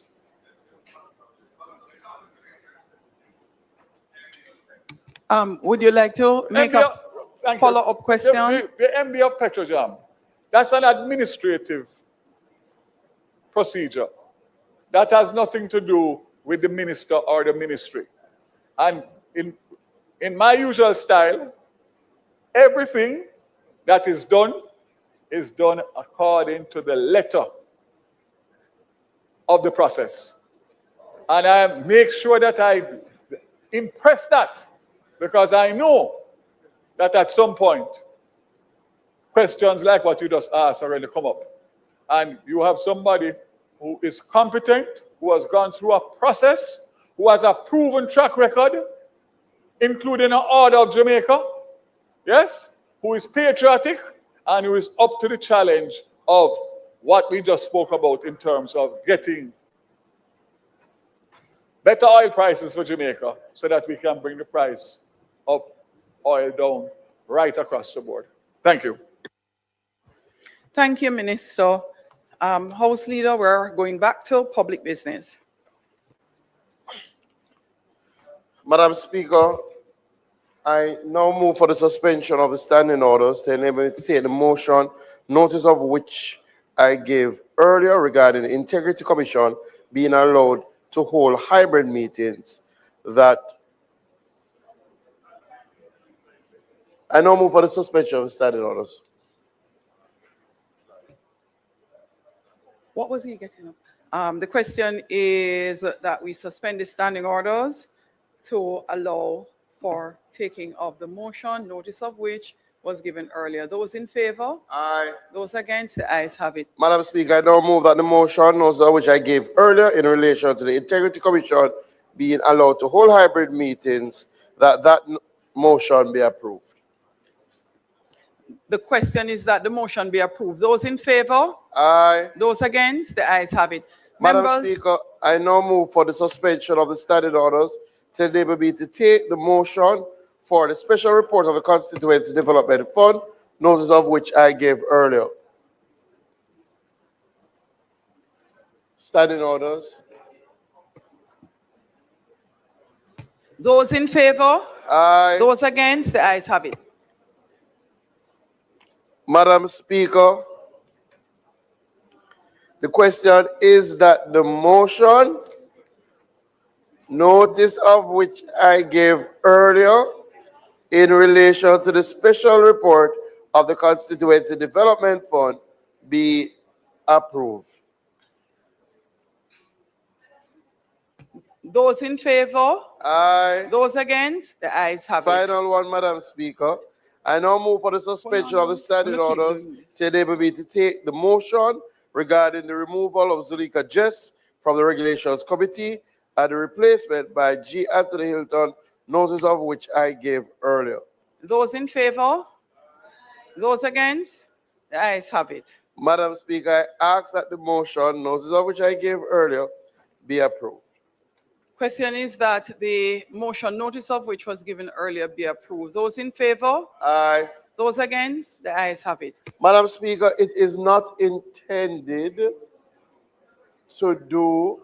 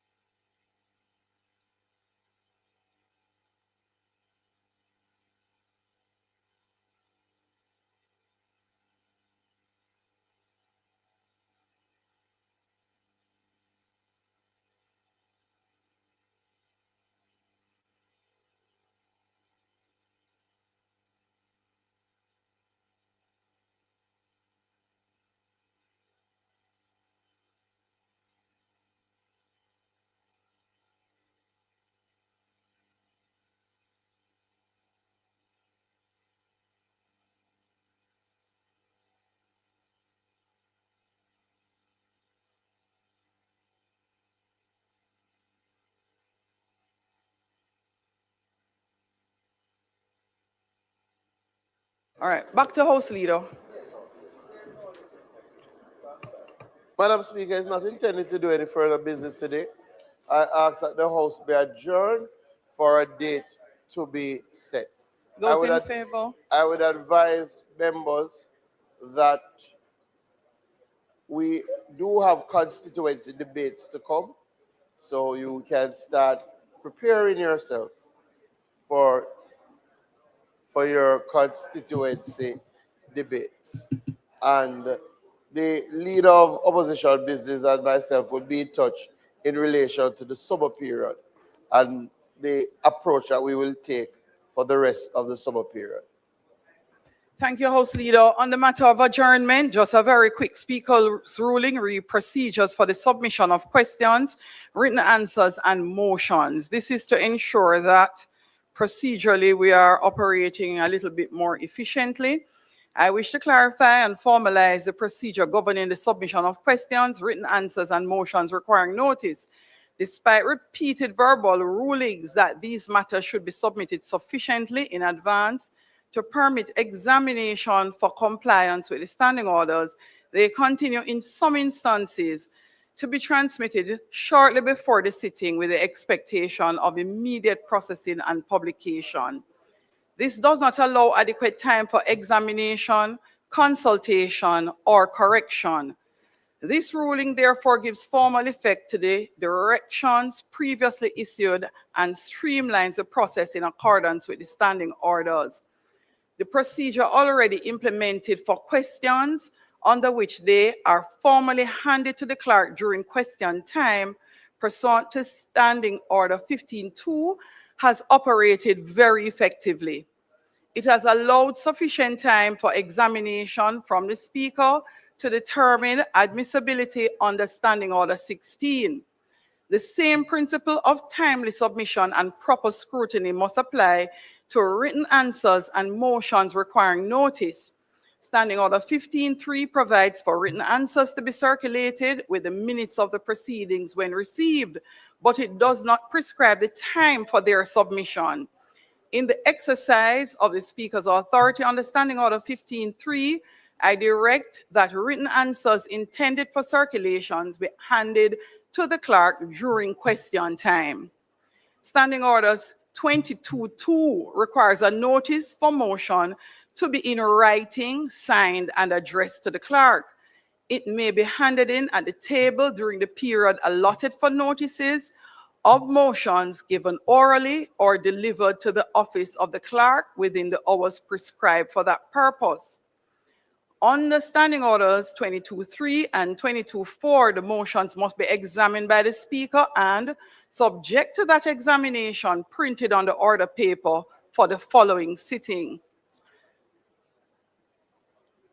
Or the following sitting day.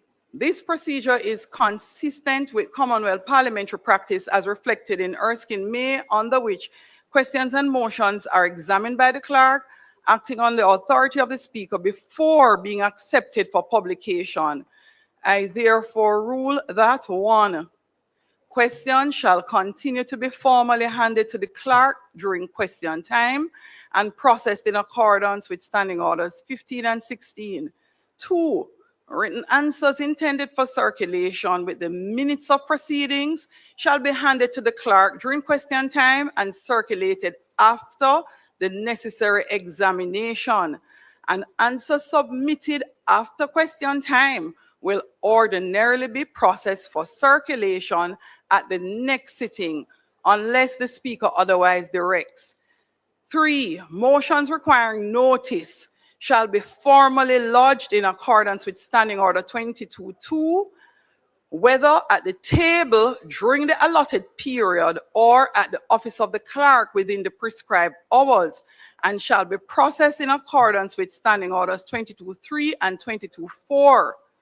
The Speaker's assessment following review should not be expected before 3 days from the date of submission, effectively meaning if we have a sitting today and one tomorrow, do not expect that if we meet on Tuesday, depending on what it is that you have submitted, that it can be necessarily reviewed, processed for tabling the following day. It would be at the sitting that occurs no earlier than for 3 days, so it would be 4 days, working days. Nothing in this fourth, members may consult the clerk, and I want you to listen, members may consult the clerk or transmit drafts in advance for preliminary examination and procedural guidance. The informal transmission of a draft, however, does not constitute formal notice or create an entitlement to the publication. This is really in an effort to help the members to have the benefit of the clerk's office and legal counsel to work through issues so that whatever they would like to have tabled can go through the process far more speedily. Nothing in this ruling affects a question permitted without notice. Under Standing Orders 15.1, a motion exempt from notice under Standing Order 24, or any matter in respect of which notice is dispensed with under Standing Order 25. This ruling shall take effect from the next sitting of the House. The clerk is directed to circulate it to all members and to administer the receipt, examination, and processing of questions, written answers, and motions accordingly. Thank you very much, members.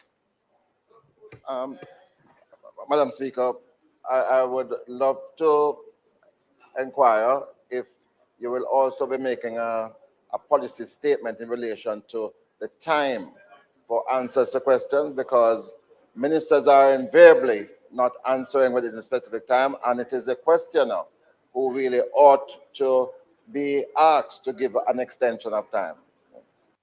Absolutely agree with you, Leader of Opposition Business. Since the last dispensation or session of Parliament, we have been making significant strides in improving the time frame in which ministers answer questions on the order paper.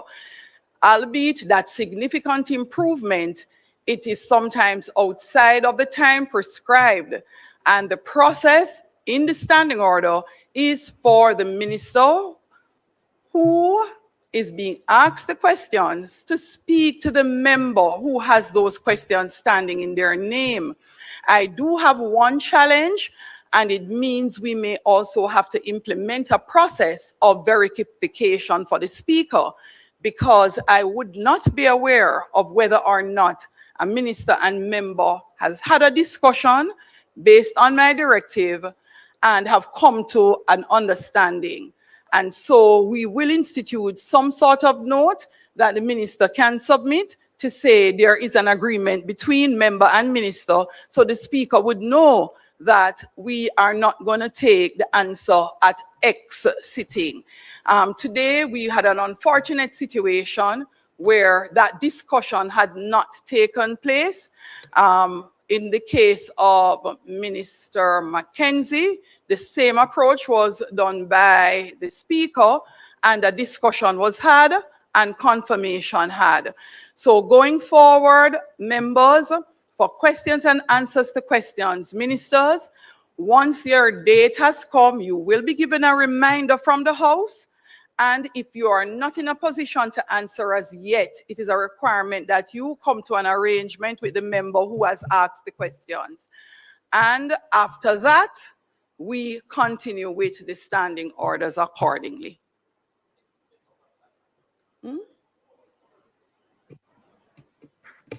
Yes, Madam Speaker, according to the standing orders 17A1, it provides for, even if that discussion takes place, for the minister, the person who is answering, to provide in writing a note to the clerk. So in that case, you would then be informed because a note is provided. So we don't need to reinvent. We just need to follow what is there. So even if there's an informal discussion. No, which is what I just said. So I'm saying to the minister that I need something in writing. It doesn't have to be to the clerk. It can be an email to the speaker. Yes, yes. Indicating that there is agreement. So I'm just reiterating that I need to be formally notified. The point I'm making is my questions have been standing for 26 days. If it is that the minister weren't able to answer, he should have made a note to the clerk, even if we speak informally.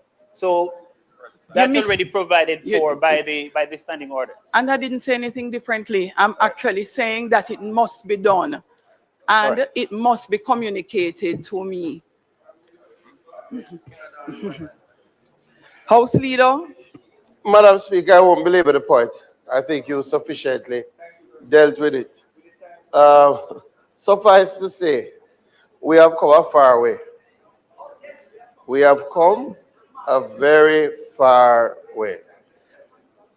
I do not want to go past the time, so I again move that the House be adjourned for a date to be set. The question is that this honorable House now adjourn for a date to be fixed. Those in favor? Those against? This honorable House now stands adjourned.